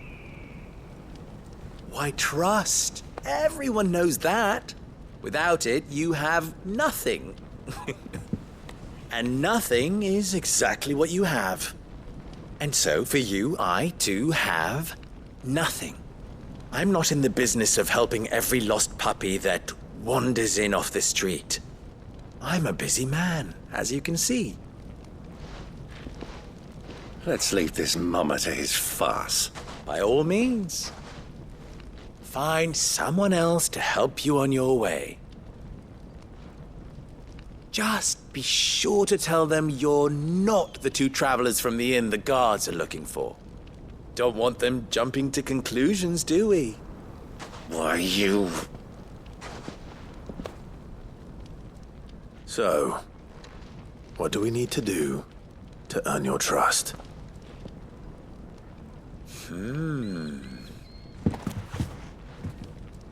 I like this one. Willing to do whatever it takes to get what he wants. Ha! Men like you have a special place in my heart. Why, you ask? Because they get me what I want. Always. Fine. So what do you want? Don't tell me you're going to listen to this swaggering scruff! We might as well hear him out. It's only natural that an ally of Sid's would seek assurances of strangers.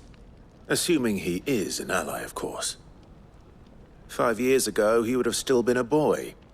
And yet even then I had more good sense than a man, 5 times my age? But enough of the pleasantries. We were speaking of what I want. I want you to put an end to the trouble in Dalamil. Return to me when you have done so, and you shall have my aid. Until then, I bid you good day. What trouble? If you're going to give us orders, be clear about them, damn you! Manners, Greybeard. One catches more damselflies with honey than with vinegar. What did you call me? My apologies. A word of advice in recompense. Follow the crystals. Oh, but that was 3. Oh, I'm making this too easy for you. Ha! It will be easy. Solving his little riddle should be like dealing with him. Child's play. Let us divide our forces, Clive. I'd rather not drag this parlor game on any longer than we need to. All right. Good luck, Uncle.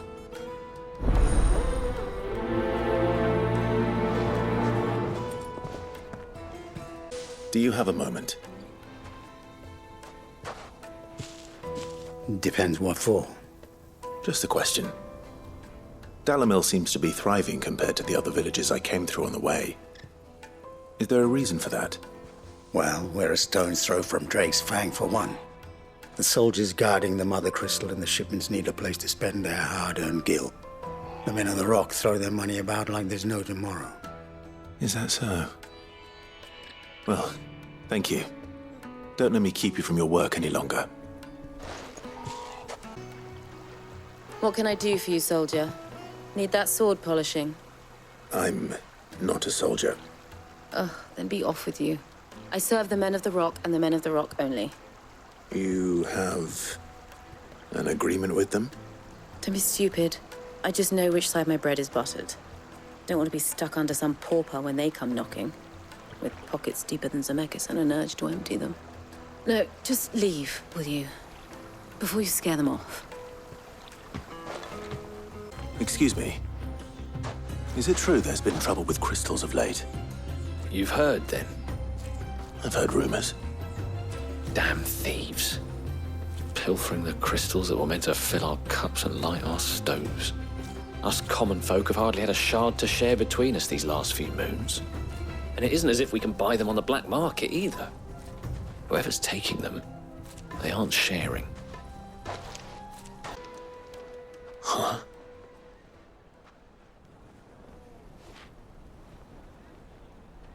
Will this suffice as a deposit?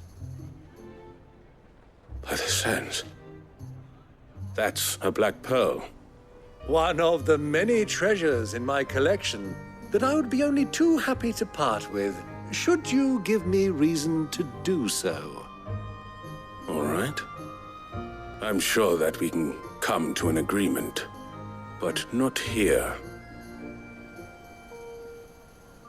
What are you doing, Uncle?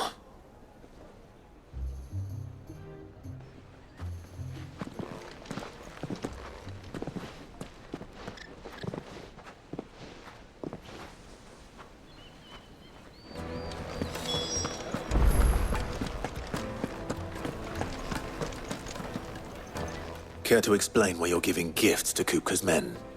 Bait, my boy. One cannot catch one's prey without it.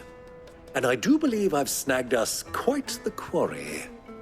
I started by asking around the markets as to where I might purchase crystals. I had no luck, of course. It's forbidden to trade in such things. But my uncharacteristic indiscretion just happened to attract the attention of those uniformed ruffians. They took me aside and said they could procure the crystal I sought if I proved I could pay for it. So the pearl was your proof? I thought they'd ask for more. A second-rate specimen like that would only fetch 500,000 or so. A small price to pay for admittance to the underworld. But enough about my little act of subterfuge.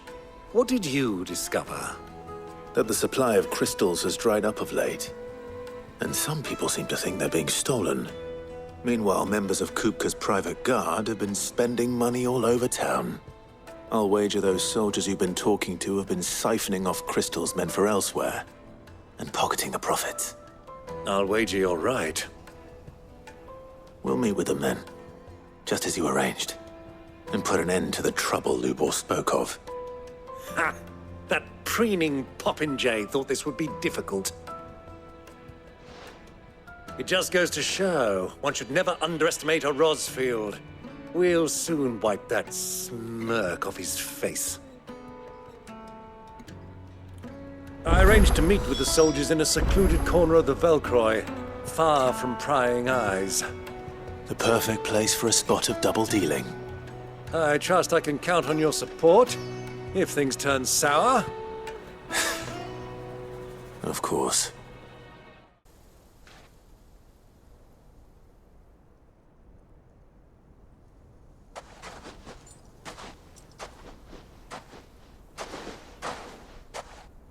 I was beginning to think you weren't coming, my lord. You've brought your contribution? All the silver and stones I could scrape together at such short notice? You brought the whole 500 talents. That was the price we agreed upon, yes? If you've no objections, I'd like to see the crystal. Of course. Right this way, my lord.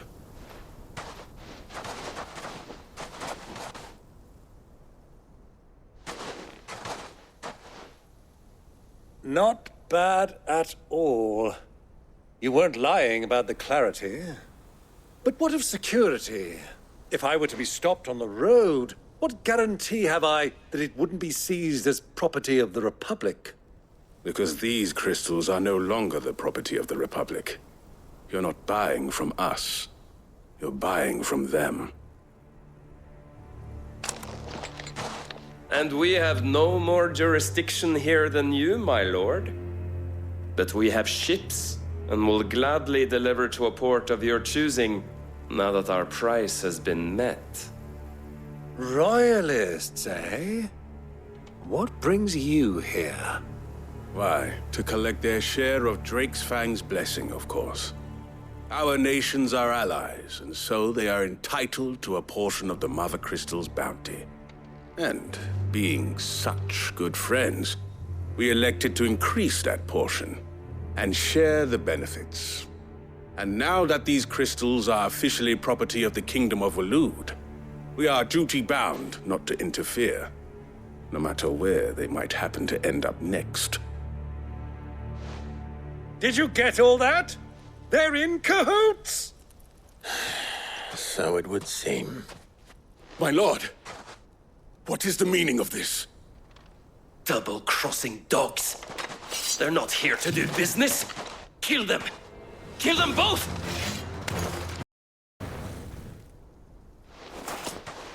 Well, that wasn't too bad. How'd you like my performance, huh? I've often played the villain on the stage. I think I did the role justice. Don't you?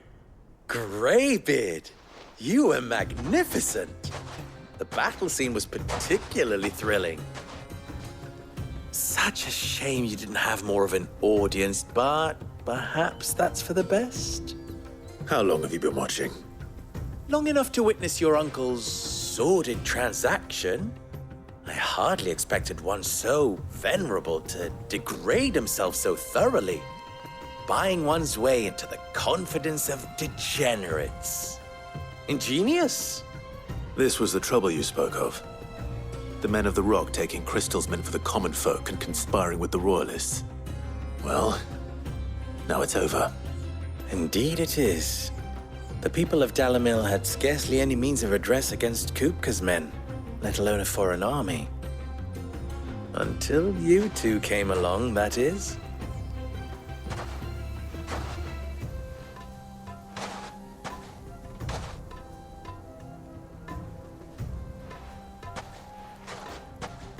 Well, we'd better get these crystals back to town.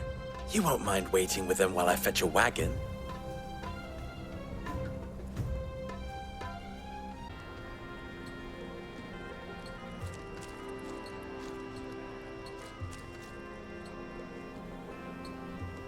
It occurs to me that I still don't know your name.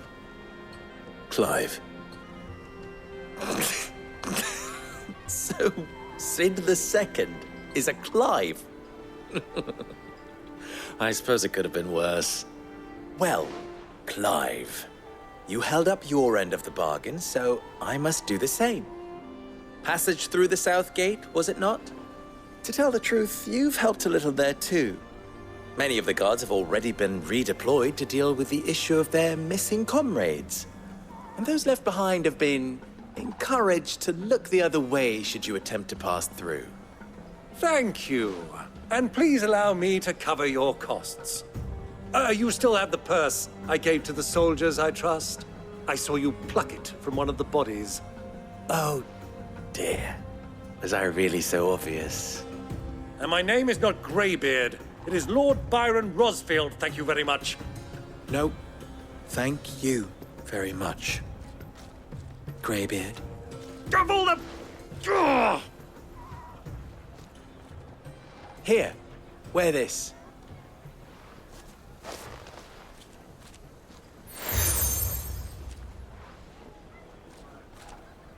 Any friend of mine who sees you with it shall be a friend of yours. Thank you, Lubor. And please, feel free to send one of my Stoluses back to your people. Tell them that Rosina Dalamil is back in bed with Sid.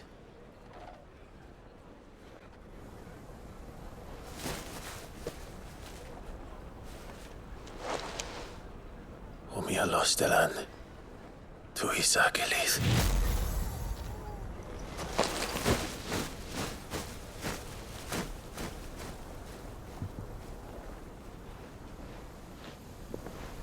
I'm trusting you, Sid. Or should I say, Clive? So be sure not to let me down. I have a reputation to uphold.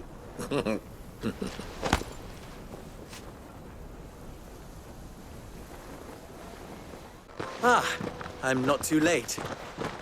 What is it, Lubor? A question that I neglected to ask earlier. Where is it that you're bound? To Drake's Fang. To finish Hugo Kupka. Just as I thought. Then allow me to share a secret. Drake's Fang is currently riddled with royalists. Talmeki and Walud are allies, and as you have seen, their soldiers work hand in glove. But no nation has ever before allowed a foreign army to make a barracks of its holiest of holies. Not by choice, at least. And there's more. A man on the inside of the Fang has failed to report for several days. I fear there may be more trouble lying in wait for you on the road ahead. Isn't there always? If you're determined to beard the lion's den, then promise me one thing. That you will enter via the mines, where the guard is lightest. I've lost one Sid already. If I lose another, people will start to think me careless. I don't plan on dying. Not before Kupka does, anyway. Well, so long as you have a plan.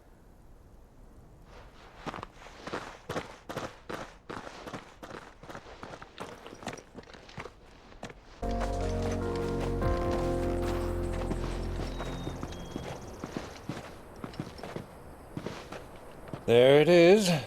Drake's Fang.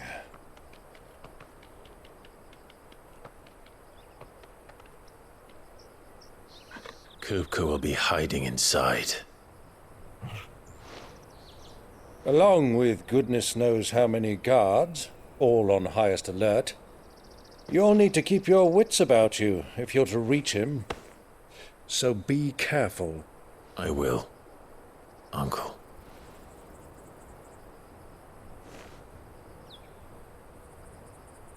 Before you go, Clive, allow me to apologize.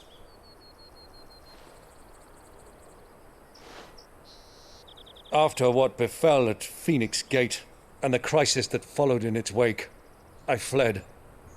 I retreated to my counting house and danced attendance upon the vicereine in the hope it would bring me favor.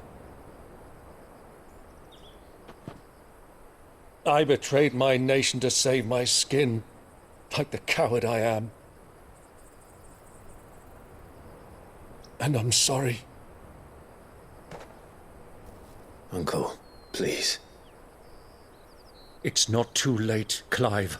Rosaria is yours by right, and there are those that would help you to take it back. Had I the courage of my brother, I might already have done so. But that ship has sailed. You, however... No. Forgive me, but I cannot. I fight to build a new world now. A better world.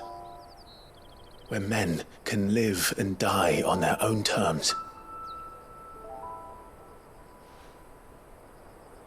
I was raised in a nation that strove to improve the plight of bearers.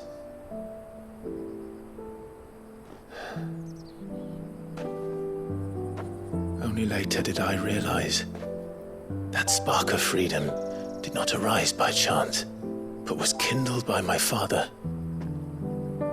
you would see me follow in his footsteps. And that is exactly what I mean to do. Not by ruling Rosaria, but by extending his ideals to the whole of the twins. Though every soul in the realm may judge my actions heresy, I am certain my cause is just. You really are just like him, you know?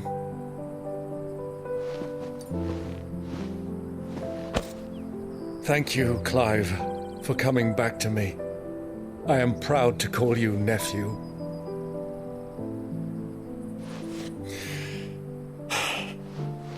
Well then, this is where we must part ways. Wish me luck in convincing my Canvarian friend to share his considerable talents. I mean to plunder his coffers and prove myself worthy of a place in your merry band. Till then, my boy. Till then, go safely, Uncle. And you, nephew. We have much to catch up on, you and I. I shall expect you to regale me with the tales of all your adventures when next we meet. You can regale me too, Torgal.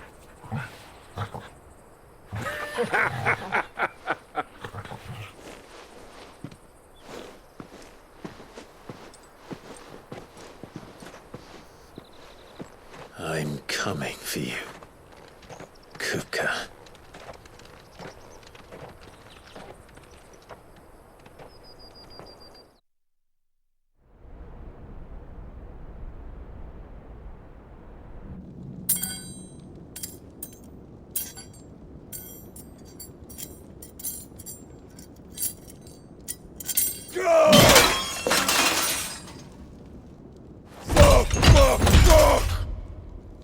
What have they stored? What has that gutter rat done to me?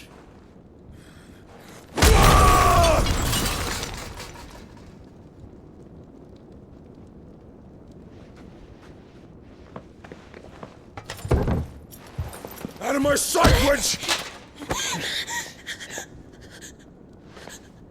I'll kill you, Rosfield! I'll rip out your heart! I'll tear you limb from limb! Peace, Hugo. The table shan't hurt you any longer. He sought to humiliate me. Me! If you hadn't interfered, he would be dead! You truly believe you would have triumphed had the battle continued? Titan would have ground him into dust! And how would he have done that without his head? Shut up! You weren't strong enough, and you call yourself a dominant. Or rather, you did. You mock me, Harbert.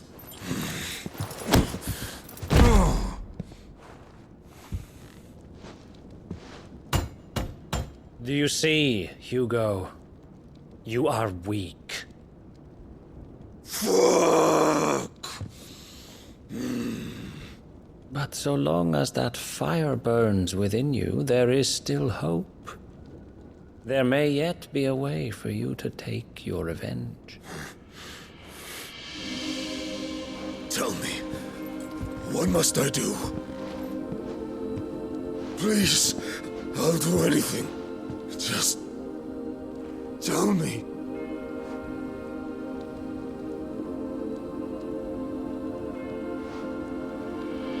The heart. What of it? A mother crystal's heart is the most concentrated source of ether in all creation. Perhaps you could take advantage of that. Of course, the crystal would not yield her blessing to any ordinary man. But then, you are no ordinary man, are you, Hugo? Clive Rosfield stole your power, but others have suffered a similar fate. and still managed to find the strength to conjure their icon. Like Benedicta Harmon. She too drank of the ether and gained a power beyond human understanding. She did.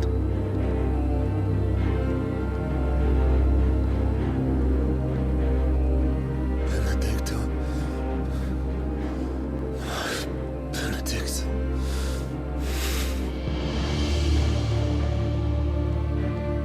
I'll do it. My love. I'll avenge you.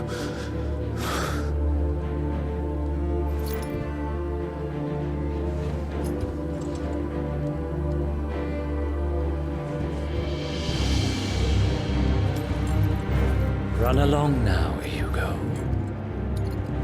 You need only follow the light.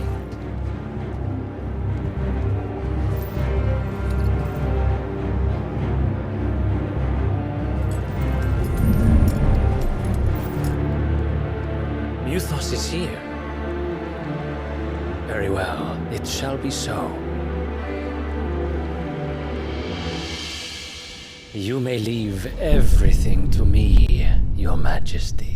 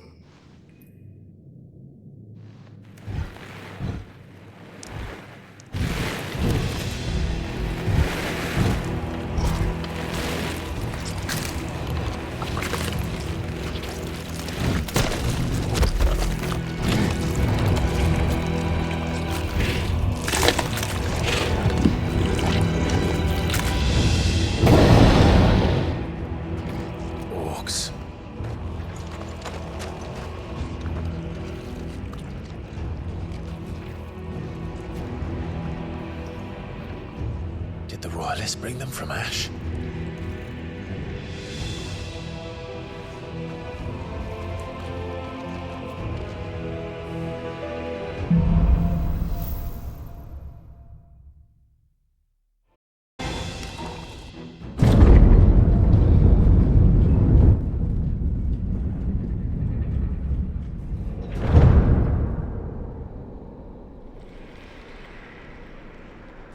By the flames. Come on, Torgal.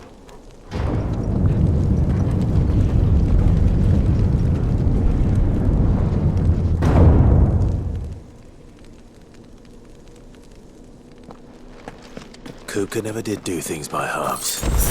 As if taking the Mother Crystal for his own wasn't enough. He had to build his castle in it.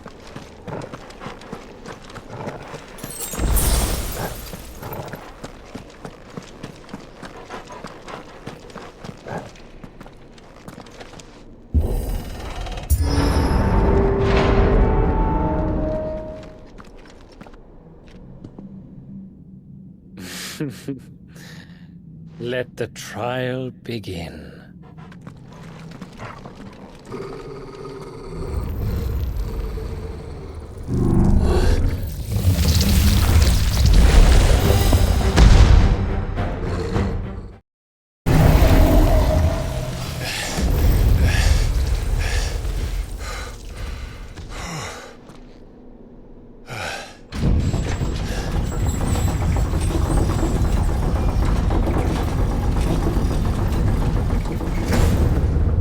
Seems we're expected.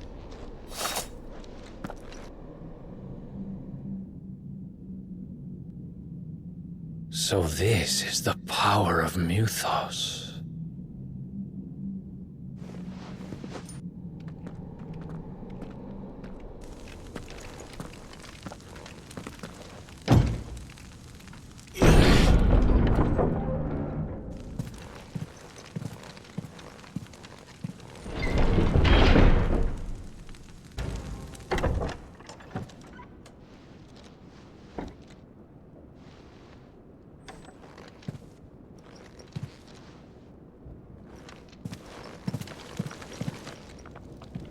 You've been busy, Kupka.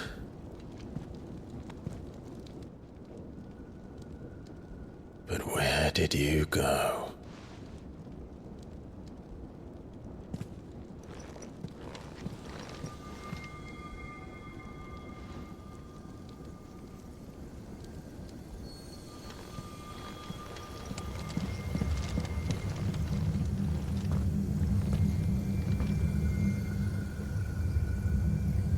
The heart.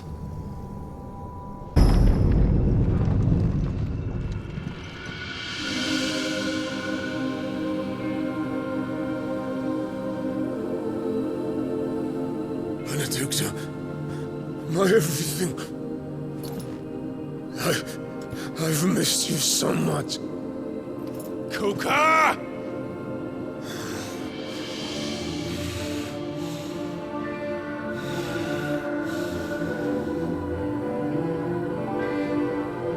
I swear to you, my love, we will never be parted again. What's wrong with him?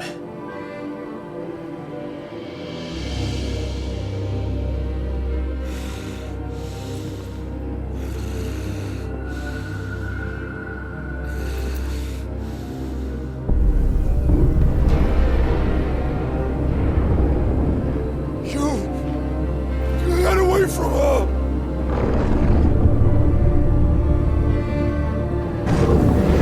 Benedicta!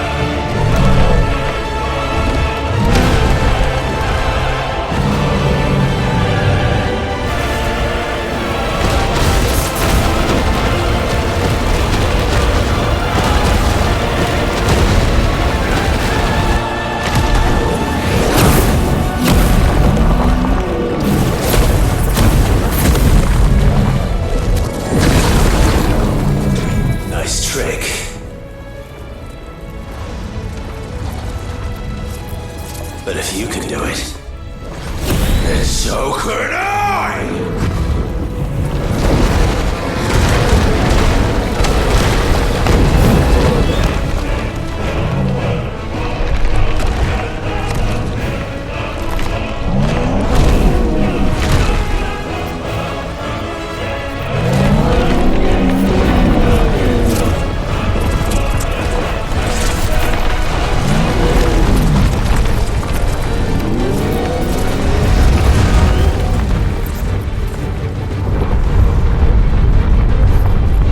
Let's give this a try.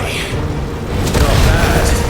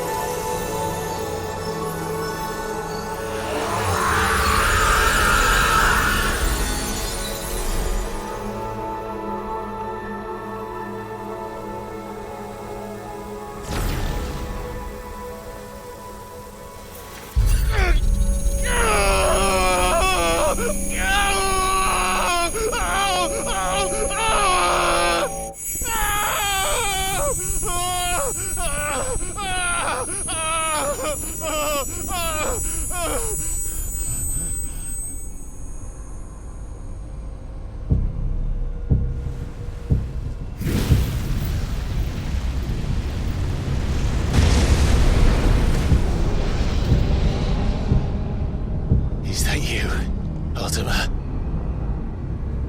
What do you want? Your soul is tainted with worthless human will, yet your thirst for power remains undiminished. With every sip you take, you grow in strength, and soon you shall achieve perfection. I don't know what you're talking about. You will accept us, Mythos. It is inevitable. You were created for this purpose, and you shall serve it. Never!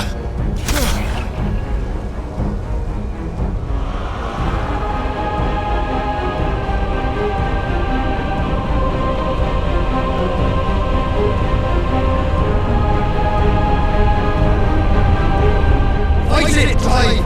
Don't let him in! Consciousness. We see now. Human will is so insubstantial it cannot exist in isolation. You mitigate its weakness by interweaving it with your consciousness. We believed we had merely to purge you of your will to claim our vessel. It appears we first have to sever every thread of the consciousness that supports it. No matter. The time to build a new world is not yet upon us. We will contemplate.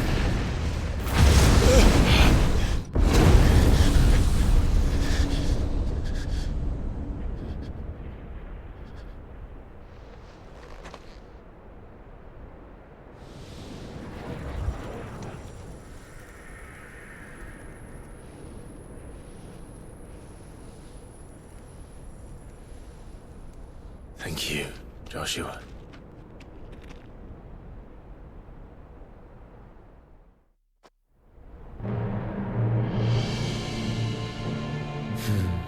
One can no more command the power of ether by drowning in its flood than one can constrain the tides by standing in the sea. I had thought Hugo wiser than this, but it seems his head was full of rocks after all. Titan was strong. Your Majesty. But Mythos is stronger. For 5 years, that man lived only for revenge. Clinging fast to a fiction, even as it swept him into the abyss.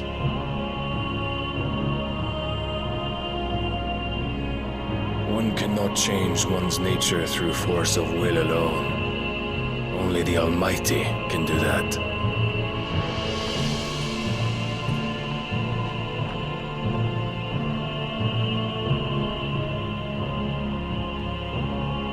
Hugo Kupka, the man who gave his life for a woman's head.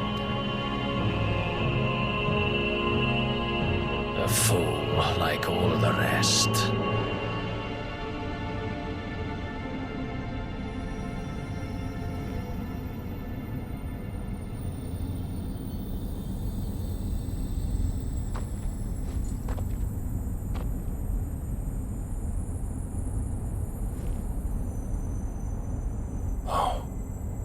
That the death of a mother crystal should be so beautiful.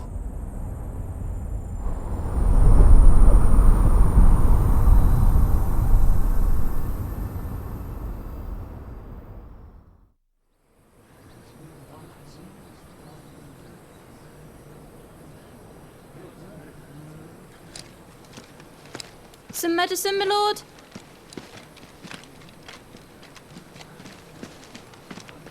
I have salves, potions, anything you need. Stop bothering me, urchin, or you'll feel the back of my hand.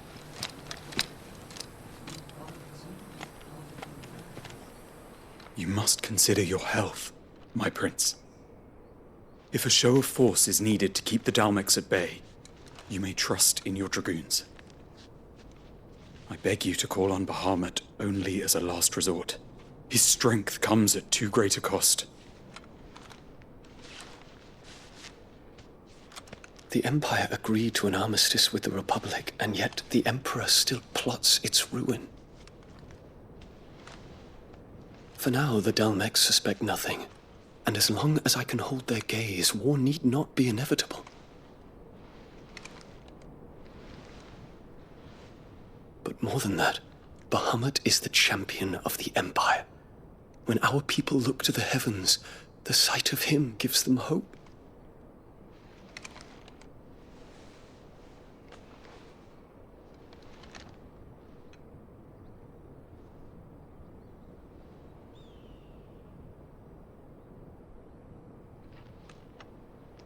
Forgive me, Terence. Would that you were my master. But alas. I will always be your loyal servant.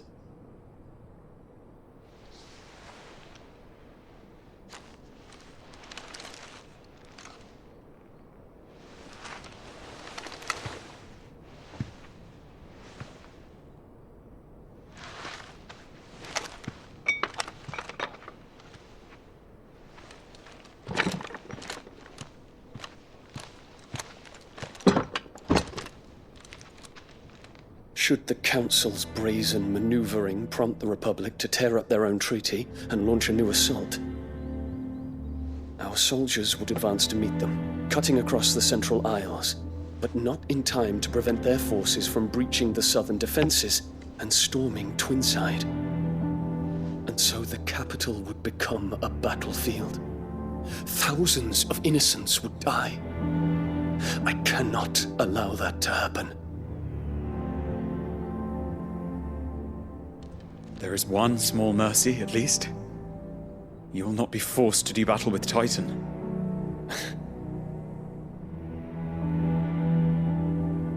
Would that I could avoid doing battle at all.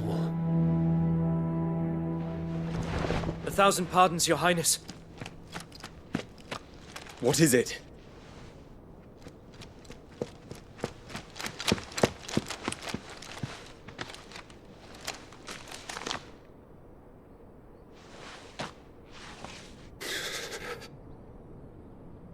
Olivier has been made Emperor. What is the meaning of this? My father's orders. What were they? Quickly! Yes, Your Highness. His Radiance requests that Your Highness maintain position here and... Gah!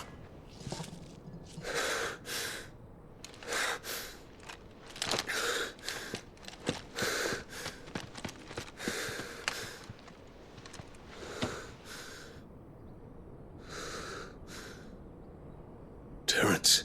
Yes, my prince. I must go to the palace. I'll ready your steed.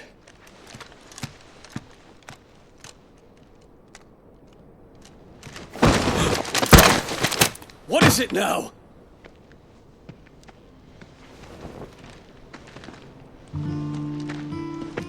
Forgive the intrusion, Your Highness. I know you. At ease. We stand in the presence of the Phoenix. You wouldn't want to get your fingers burned. I hope I'm not interrupting. Not at all.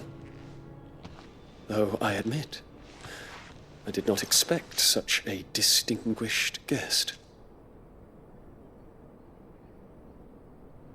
How many years has it been since the Remembrance ceremony? 20? I thought you long dead. Do I address a ghost? Many have told me that I look like one. But no. I'm alive. Just. Prince Dion of the House Lesage, I have a tale to tell you.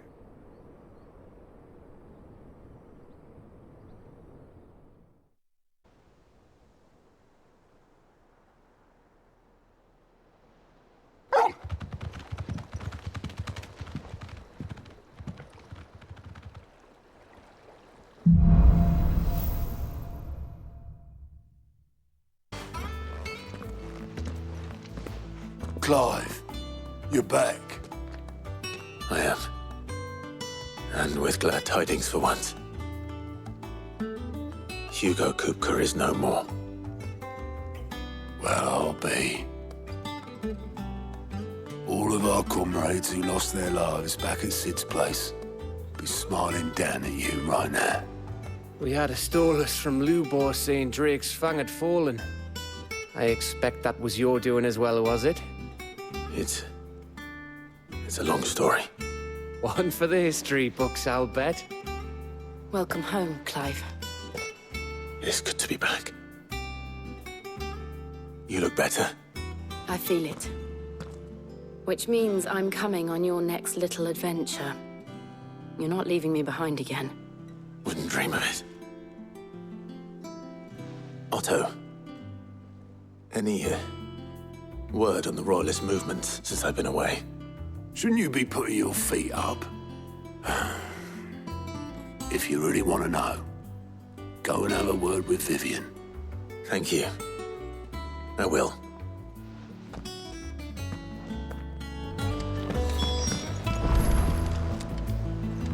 Ah, the conquering hero returns. And with hardly a scratch on him. I may have picked up one or two. Well, the fact that you came straight to me instead of visiting our resident physiker suggests that you picked up something more important. A scent. The scent of Waludas. The very same. But whatever plans Kupka was hatching with the Royalists, he took them to his grave. As did his men. Slaughtered by the orcs who'd taken over the Fang. Orcs, Vivian. I've never seen such creatures in Storm before. The Waludas must have ferried them over from Ash, but why? Why work to rescue Kupka only to invade his home, the mother crystal of an allied nation, and let both fall? It makes no sense. Do you know the tale of the blind men and the Adamantus? One can often be led astray by focusing too closely on individual details. One must instead see the bigger picture. And what bigger picture is there than my map?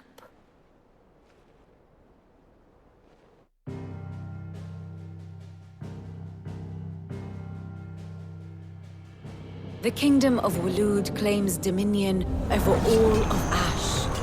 It is a nation forged by the bloody conquest of Barnabas Tharm, the dominant of Odin.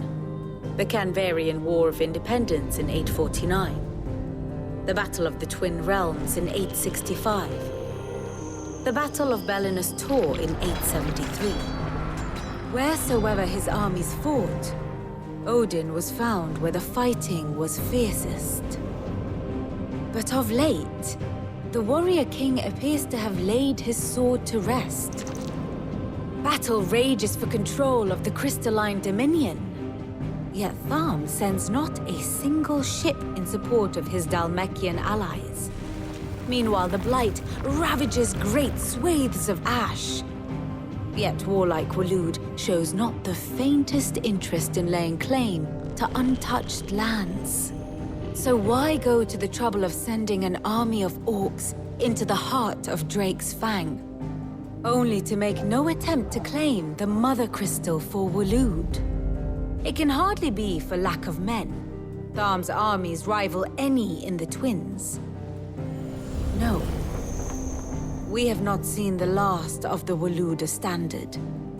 Odin will ride again. It is but a question of when. And on that day, who will be trampled underfoot?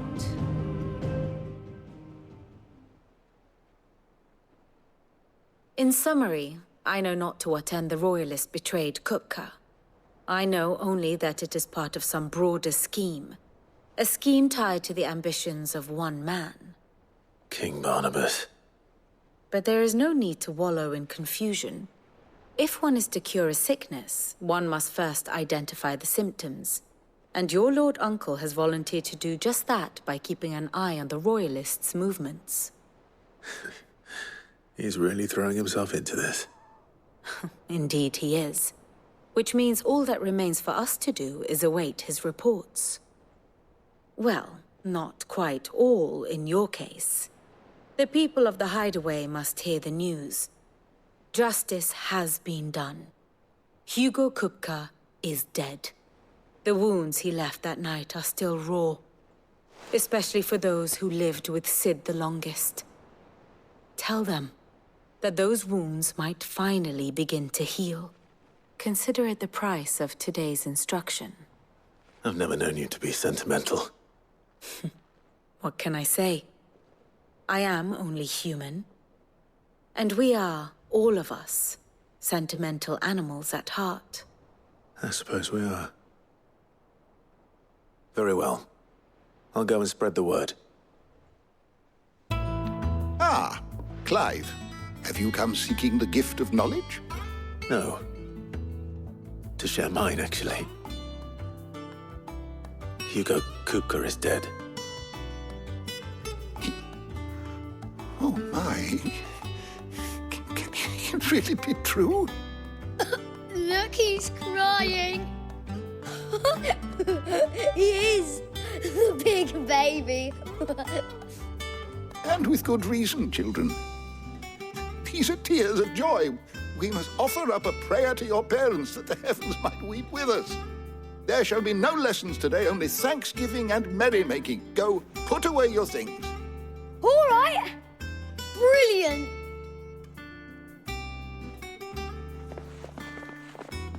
Finally, a new dawn has broken. It has. Thank you, Clive. I cannot wait to share the good news. Hippocrates. After Kupka fell, Ultima came to me. I need to know what he is. Have you learned anything? Alas, no. And not for want of trying. I have scoured nigh every historical tome in our collection and found nothing. Not even the sort of conspicuous absence that might suggest a concealment of fact. One is almost tempted to conclude that such a creature never existed. But I saw him. With my own eyes. I don't doubt that you did. Alas, it seems you are the only one who has. To others, he reveals naught. We see only that which he leaves in his wake, like some terrible force of nature beyond the ken of mortal man. A bringer of death. Whether the Ultima you met with was the being itself, or merely another projection of its power, I know not. But until I do, my investigations shall continue. Thank you. It means a lot. You barely sat down since you came home. Vivian got you running errands or something? Just spreading the word.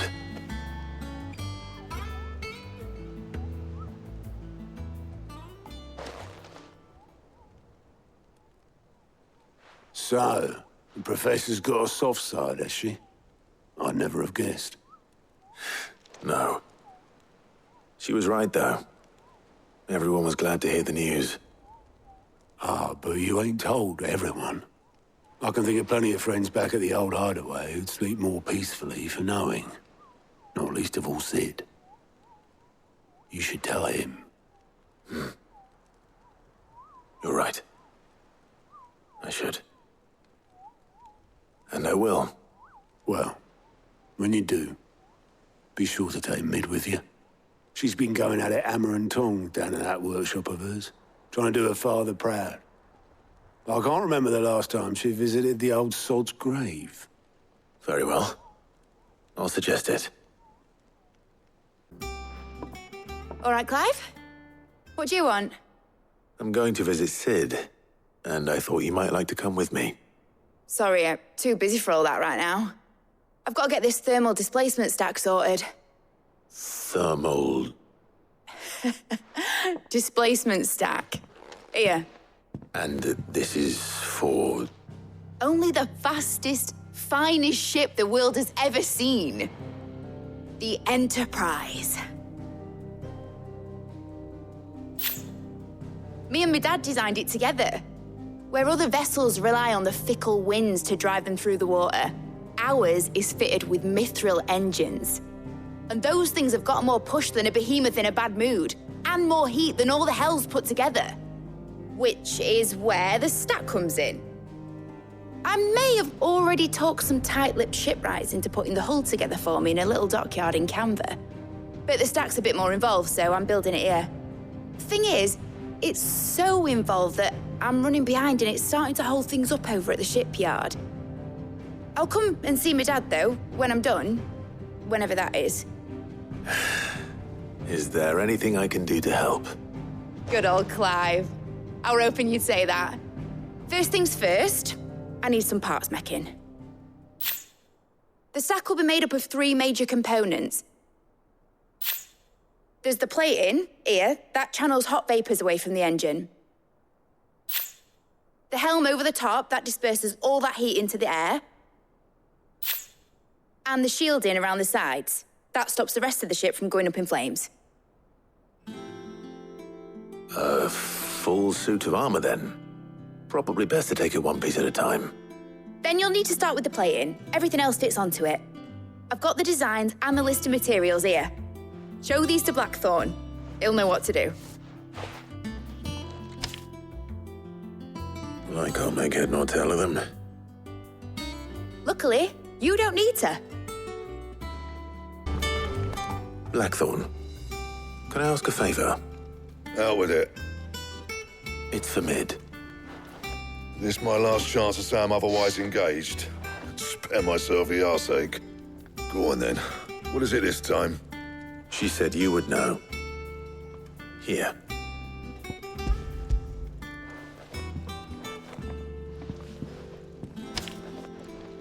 Krieger's teats. Well, I don't know what the hell you'd want this for, but I can make it. Won't be easy, though. And I'll need help. Get Gavin in here, will you? All right.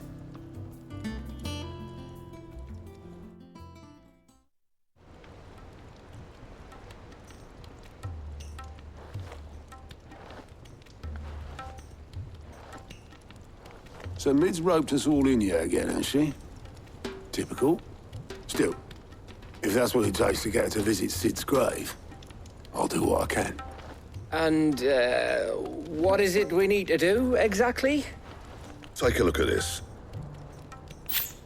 It's this plating. The usual sword-grade steel won't work. We need something that can get very hot, very fast, and still keep its shape. That means an alloy. Something that won't break or buckle at the temperatures she's talking about. Which is where you lot come in. I need materials, and I've got my work cut out already. You'll have to fetch them. Now, there's a special kind of sand I'm after that you can only find out in the Velcroy. Stardust, they call it. As for the rest of the stuff, my usual supply should have it in stock. It just needs buying and bringing back here. Well, we'll get it done quicker if we split up. One of us should probably give you an hand coat in the sand. And the other can go and get the rest from this supplier. Right then. Well, make your minds up who's going where, and we can get this over with.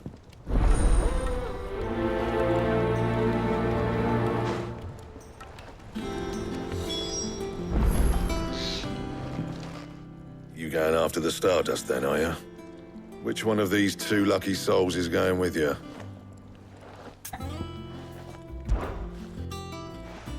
Otto, you're with me. All right, then. Where do we find this Stardust, and how will we know it when we see it? There's a river that runs through the southern reaches of the Velcroy. It's the black sand that washes up on its banks that you're after. And I'm guessing you'll be needing sackloads of the stuff. Might be worth our importers at the Dalimil Inn. I'll head down there. See about finding us a wagon. All right. I'll meet you by the river. You two take care, eh? I'll go and see the supplier. Just don't let the bastard fleece you, eh? He wouldn't do that. He's Blackthorn's mate. Isn't he? Best of luck. Otto, sorry I'm late. Ah, Clive. I had a quick scout about, and I reckon this area's our best bet. Seems Blackthorn's the only one who thinks smithing with his Stardust stuff's a good idea. It's just lying here, waiting for any old fool to fill his boots. But unlike any old fool, you thought to bring a wagon. Well spotted. Now get filling.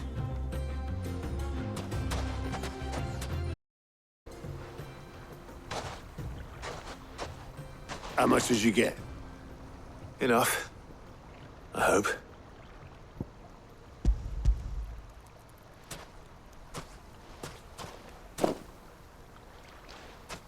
More than me.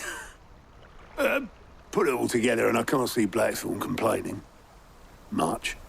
Here, Clive. Do you fancy a walk?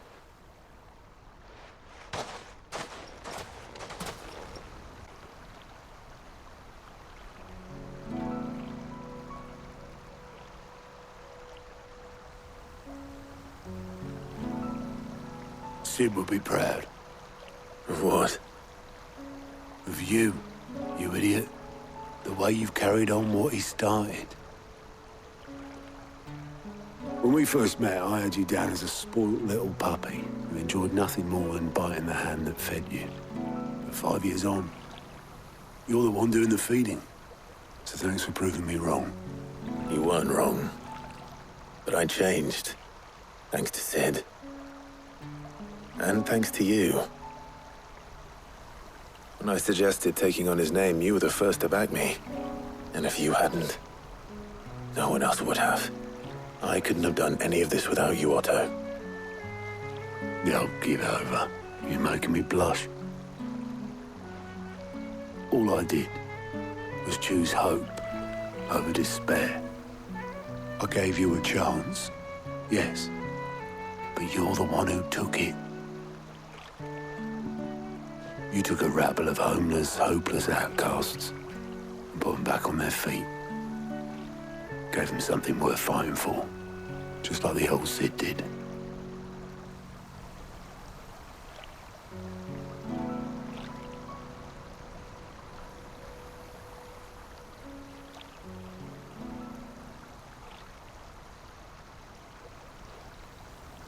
About time I was heading back, I reckon. All this scrabbling about in the sand's taken its toll on the old pins. I'll see you back at the hideaway then. You can take a well-earned rest when you get there. Oh, I plan to. Believe you me. But I'll make sure Blackthorn gets his precious black sand before I put my feet up. He'll only moan otherwise.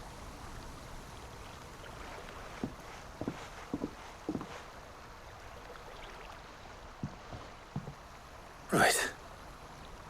Ready to go home, boy?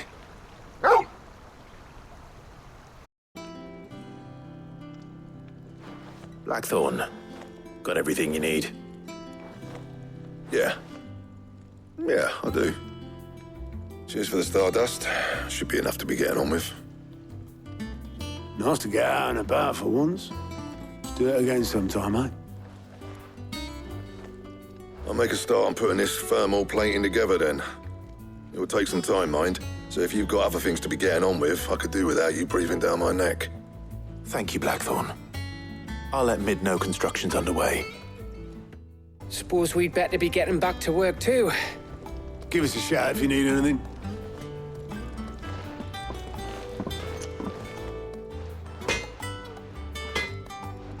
You'll be pleased to hear that Blackthorn's started work on the plating. Excellent. 1 down, 2 to go. So, what's next? The helm, of course. For this, we'll be repurposing fallen scrap. Salvage from the ruins? I thought that material was all but impossible to work. Ah, but we don't have to. I'm sorry. Just so happens there's one particular ruin that's broken into exactly the right shape and size pieces for what we need. What's the name back there? I'll give you all the details. What's her name? Right.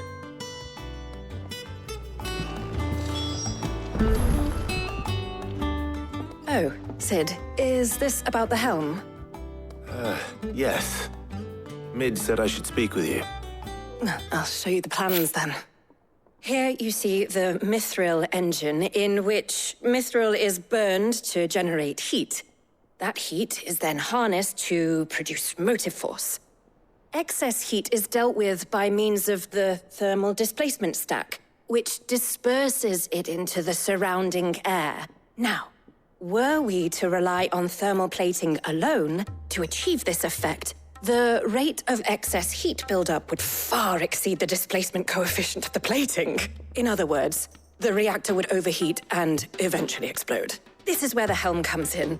It connects to the plating, you see, and serves as a sort of thermal sink to absorb all that excess energy. Our experiments have shown that fallen ceramics are remarkably thermophilic. They can withstand and absorb levels of heat far above anything we are able to make today. And not only that, they're also waterproof and immune to rust, making them the perfect material for our protective hood. Why, if sea or rainwater were to enter the reactor proper, it would vaporize instantly. The forces produced would tear the ship from stern to... You can stop there. I understand. Mid said we might be able to use parts of a fallen ruin. Where would I find it? Ah, yes. It's in Lorbert's Pass, near Lostwing. The thing is, well, I probably should have arranged to have the pieces we need brought here sooner. You see, a certain unwanted visitor has taken up residence there. It's no longer a matter of just walking in and taking them. It's, going to be considerably more dangerous than that. I see. Then I suppose I'd better deal with this unwanted visitor for you. Would that help? Oh, very much. Thank you, Sid. I'll gather my team and head there right away. We'll meet you outside the ruins.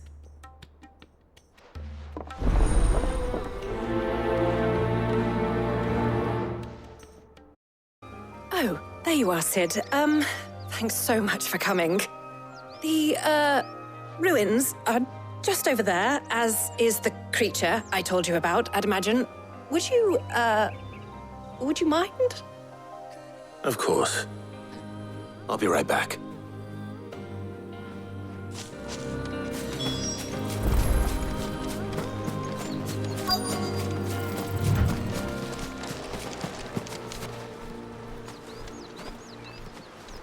Anybody home?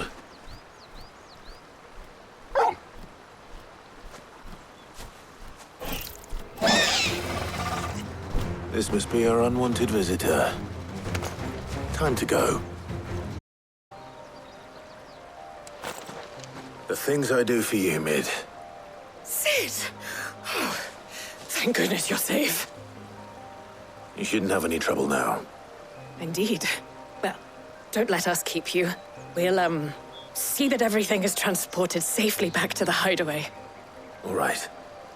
I'll let Mid know you're on your way. Mid. Helena has recovered the material for the helm. She'll be along shortly. Excellent. Another job well done. And just one remaining. Right. The shielding. This one's a bit of a bugger. How so? The plating's enough to stop the engines going pop, but those things will still be spitting out enough fire to set the rest of the ship ablaze. Which is why you need proper shielding. A prison for the dragon's breath that's blazing away inside. I thought a triple thick layer of tempered steel might do it. Or more of the stuff that the Fallen use, but they'd both be too heavy. The helm and the plating are bulky enough as it is. Add any more weight and the whole ship would be at the bottom of the briny before we'd even started. I need something light. But I've racked my brains and I just can't think what would do it. Well, if I were in need of obscure knowledge, I know whose counsel I would seek. Harpocrates. Tomes? Yeah, well, I'd thought of that, obviously. I've got all the details written down here. Can you take this to him, see what he makes of it? Right away.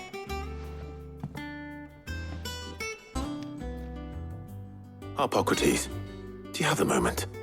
For you, Clive, always. Well, actually, it's for Mid this time. Could you take a look at this?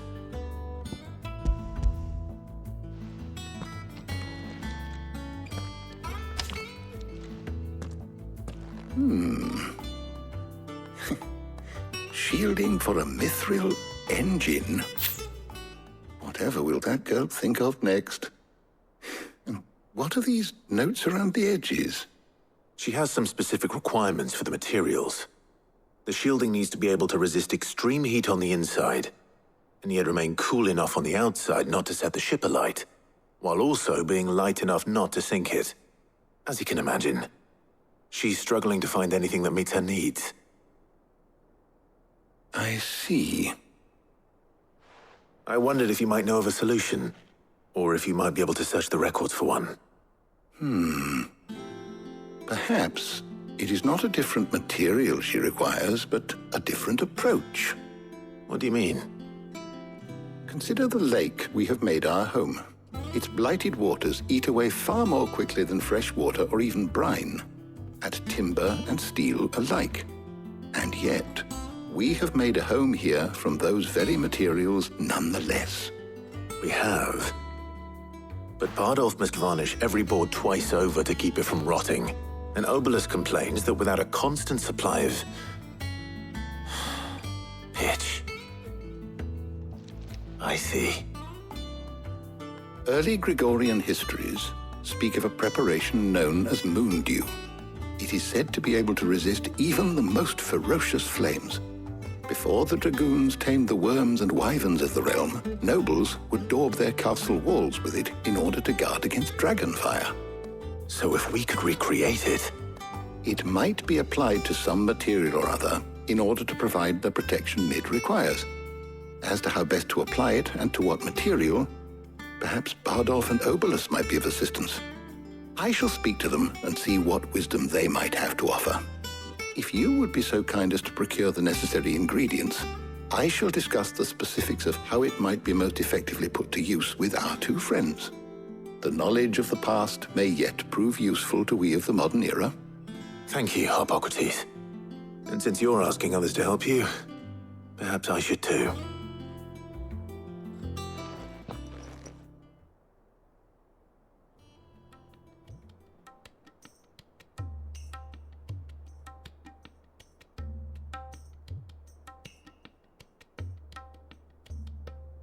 So you need a hand, do you? We do. I'll be heading to market for the ingredients we need. I could do with some help. And some company, too. The other can assist me in researching how best to prepare the shielding itself. Can we count on your aid? Always. Well, if Jill's game. Thank you. I am sure either of these fine young minds would prove indispensable in my research. I leave the decision as to who will go with whom in your capable hands, Clive.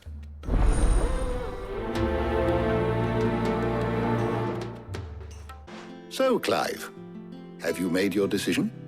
Who will accompany you on your little excursion? Very well. So then, what do we need to find? I have taken the liberty of preparing a list. Here. White chocobo eggs. Pepio nuts. Are you sure this list is right? Everything on here seems very edible. I would have thought the ingredients would be a little more exotic. Though these items may seem mundane, they have potent effects that are rarely exploited, effects for which they were once highly prized. So much so, in fact, that they were harvested almost to extinction, hence moon dews having fallen from favor. Now, of course, they can be obtained with ease. You should be able to find everything you need at the market in Northreach. Is that so? I've been meaning to visit Northreach anyway. I'll set out now. Join me there when you're ready. I will. Until then. You two enjoy yourselves. You too, Talia.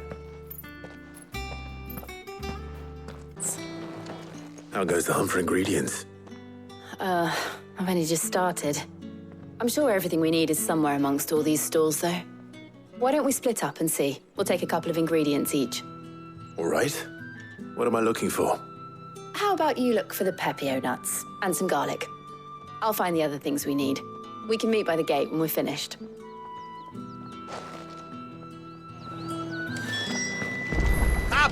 You'll not find a bruised... Fresh cuts! Come and get them before... Any friend of the innkeeper is a friend of mine. I trust it's all here. All anyone ever wants anymore is a water crate. How am I supposed to make a living? Oi, don't touch anything. If that's what you want. That's everything. Let's see how Jill's getting on.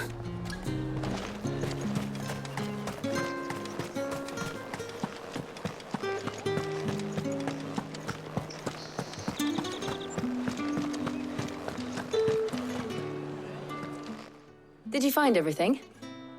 I did. Here.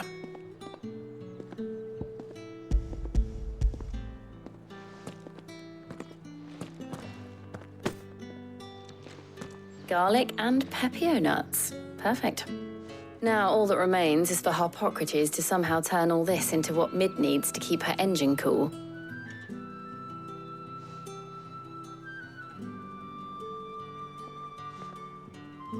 But before we head back, would you walk with me a while?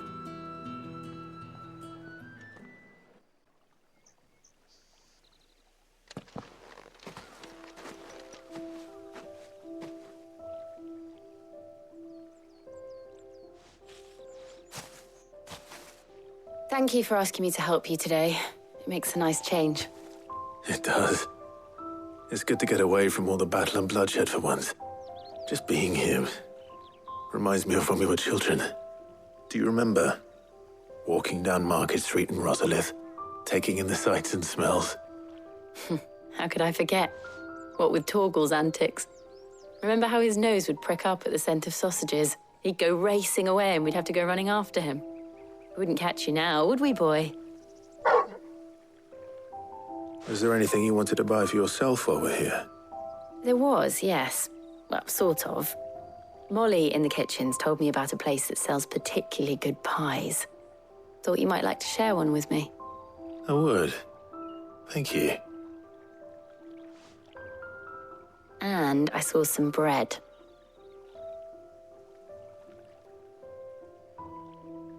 Big white cobs like the baker back in Rosalith used to make. What do you think? I thought we might get some soup to dip it in.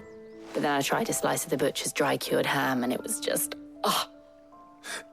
You all right? Sorry.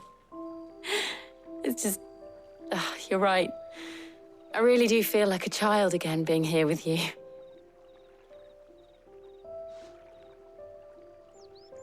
Clive. Is it wrong of me to enjoy this? No, Jill. This is how life should be. And it's how our lives will be when our work is finally done. When we can live on our own terms. I hope so. Thank you, Clive.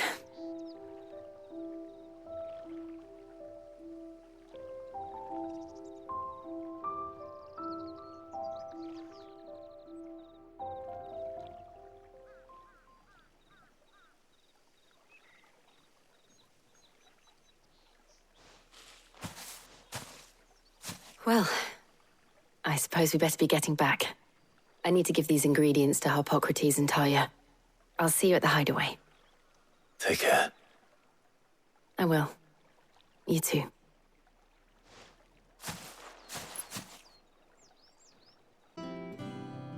How's work on the shielding progressing, Harpocrates? Well, very well indeed. And thanks in no small part to your kind assistance. I was just explaining to Talia how we might best go about preparing the moon dew. And now that we have all the ingredients, we may begin. You can count on me. I've mixed more than a few mysterious concoctions in my time. I'm sure you have. What about the shielding itself? Work is underway, under the watchful eyes of Bardolph and Obolus. Apparently, it'll be ready soon. Thank you. All of you. Right then. Jill, would you join me in the infirmary? Many hands make light work and all that. Of course.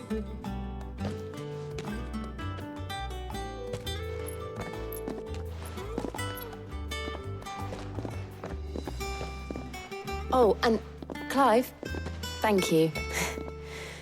It was nice just being with you.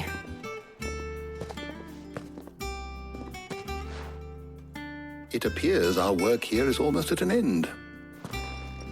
A shame.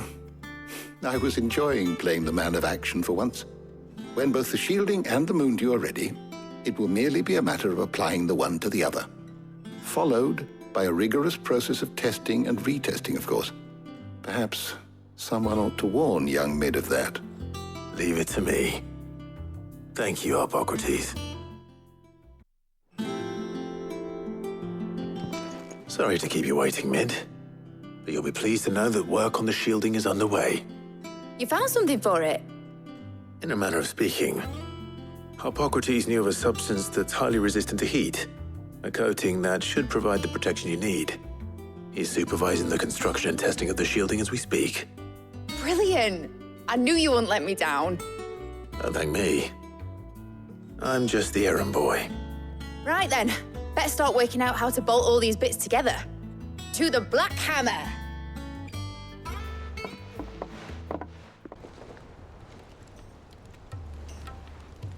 You know, when I got into the smithing game, I thought I'd be making swords and shields, not thermal bleeding didgeridoo-dahs. Displacement stacks. Same difference. Whatever you call it, I ain't putting it together in here. It's cramped enough as it is. Let's take this outside. Mid, you get all the parts lined up on the deck. I'll take care of the rest. On my way! Oh, and bring me the biggest hammer you can find. This is gonna require some precision walloping.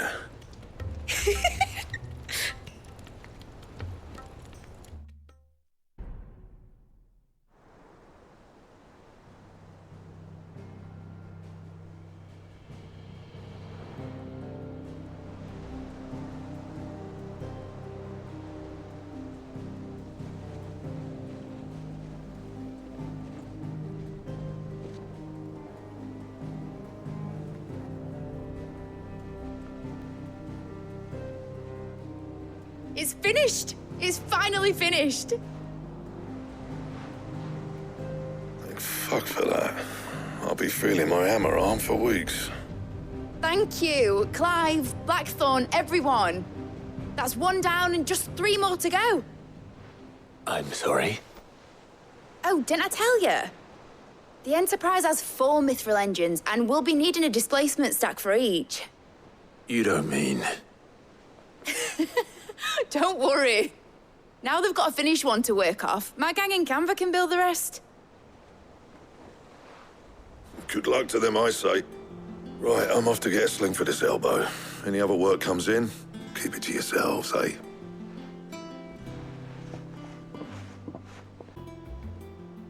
What's the matter? Nothing. Just daydreaming. Thinking about the Enterprise sailing off over the horizon to shores unknown, searching for a land untouched by the Blight, just like me and my dad planned. So if the worst came to the worst and every scrap of soil in the Twins turned black, we might still have a chance. That's what she was meant to be. You see, one last chance just in case we needed it. But now she's so close to being finished, I've realized I don't want it to be that. I don't want it to be just a lifeboat for us to cling to if things get desperate. I want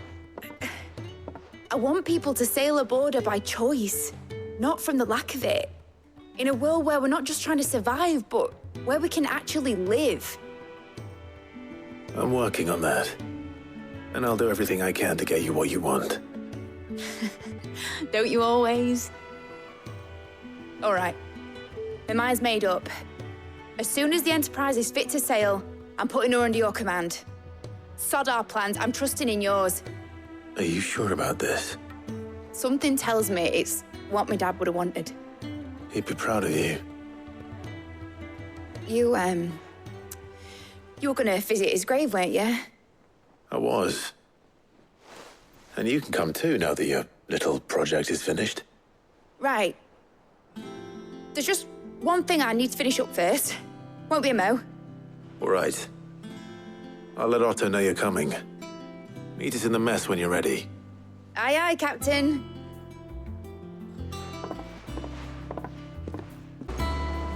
All right, Clive. Asterix.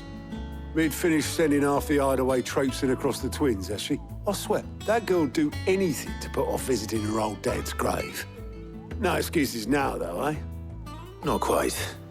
She said there was one final thing she had to take care of. I'm sure she'll be finished soon enough. She said that? In those words? She did, yes. Clive? Were you born yesterday or something? There is no thing. She'll probably be halfway to Canva by now. Mid.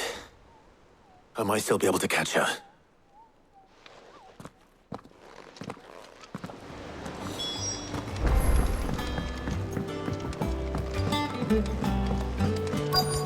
Is that the thing Tomes held?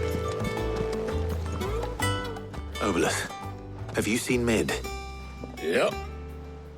In a boat, going that way. Then I'm too late. You in a hurry and all, are you? Oh, I offered to take her across, but she wouldn't wait. Just paid for a dinghy and rowed off. Oars going like the clappers. Got some life in her, ain't she? But anyway, I was on my way up to see you, as it happens. Got a letter for you. Urgent, by the sound of it. One of your uncle's men said I was to hand it to you in person, post-bleeding haste. And you're here now. Thank you, Obelus. Don't mention it. What tidings, Uncle?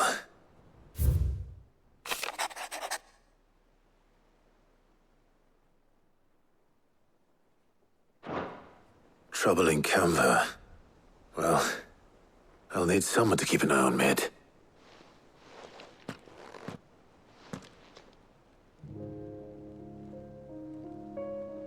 So what?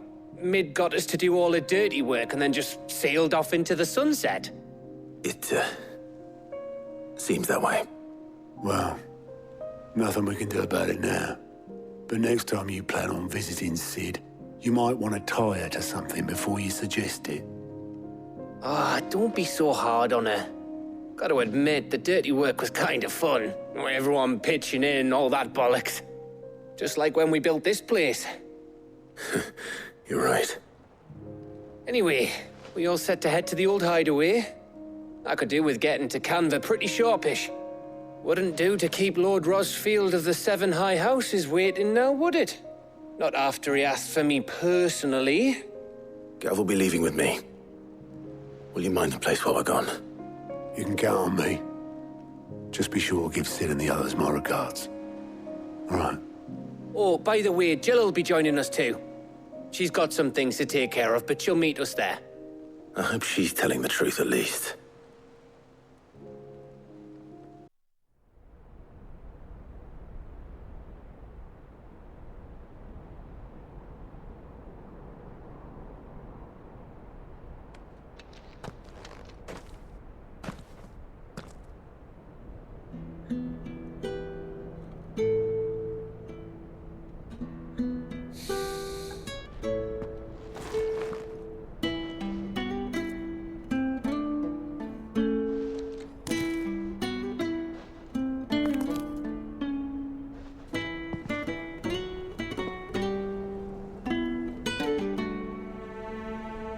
Well, Sid,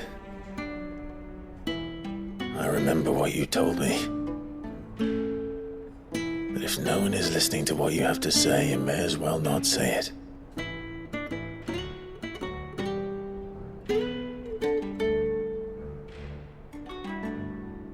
But I will say this, old friend. Hugo Cooker is gone. His shadow looms over us no longer. It's a pity the Phoenix can't be in two places at once. If he'd have been with us, maybe he could have done something for the lost. Not even the the Phoenix can bring people back from the dead.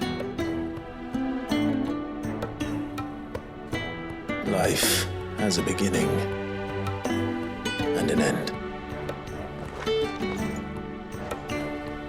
So we must live while we have the chance. And not as slaves to the crystals, but as free men. May we join you?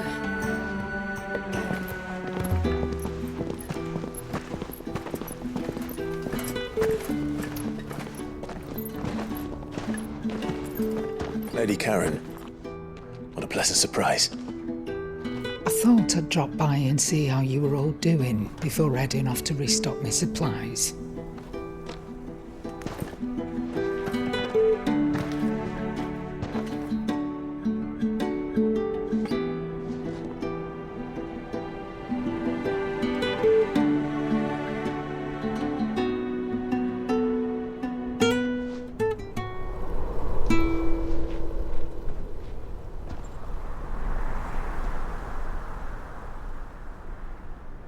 It wasn't the most scenic view back then, but it were never as bad as this. I know. The blight marches on. And soon, there will be no escaping sights like these.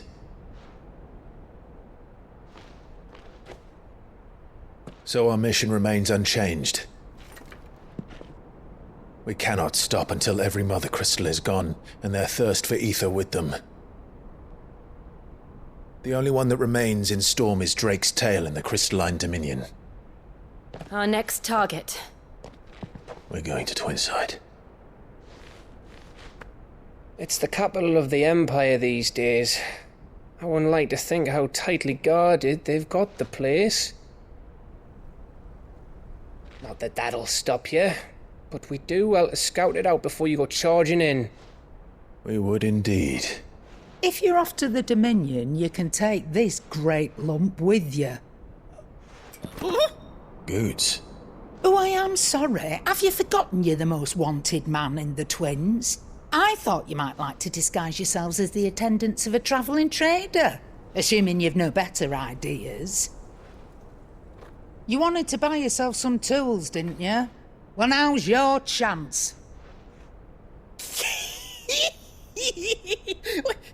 You're letting me go with them? Oh, thanks, Nan. Stop that! You'll break me bones, you great galoot.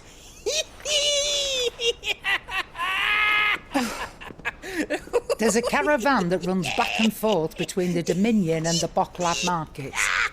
It's managed by the Merchants Guild. Just show them Goots' traders pass and you'll be on your way. It'll be a damn sight less risky than footing it the length of the Crystal Road.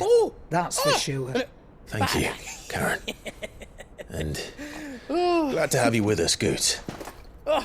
Okay then. I'll get me things and I'll meet yous there. See yous down in Bocklad. Get off! Me poor fingers! Jill, you're with me. Understood. And Gav? Already on my way, Captain. Be careful.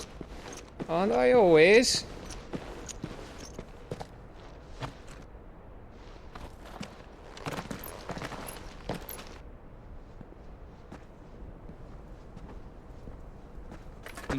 Do you see that, Sid? Your protege's making a proper little outlaw of himself.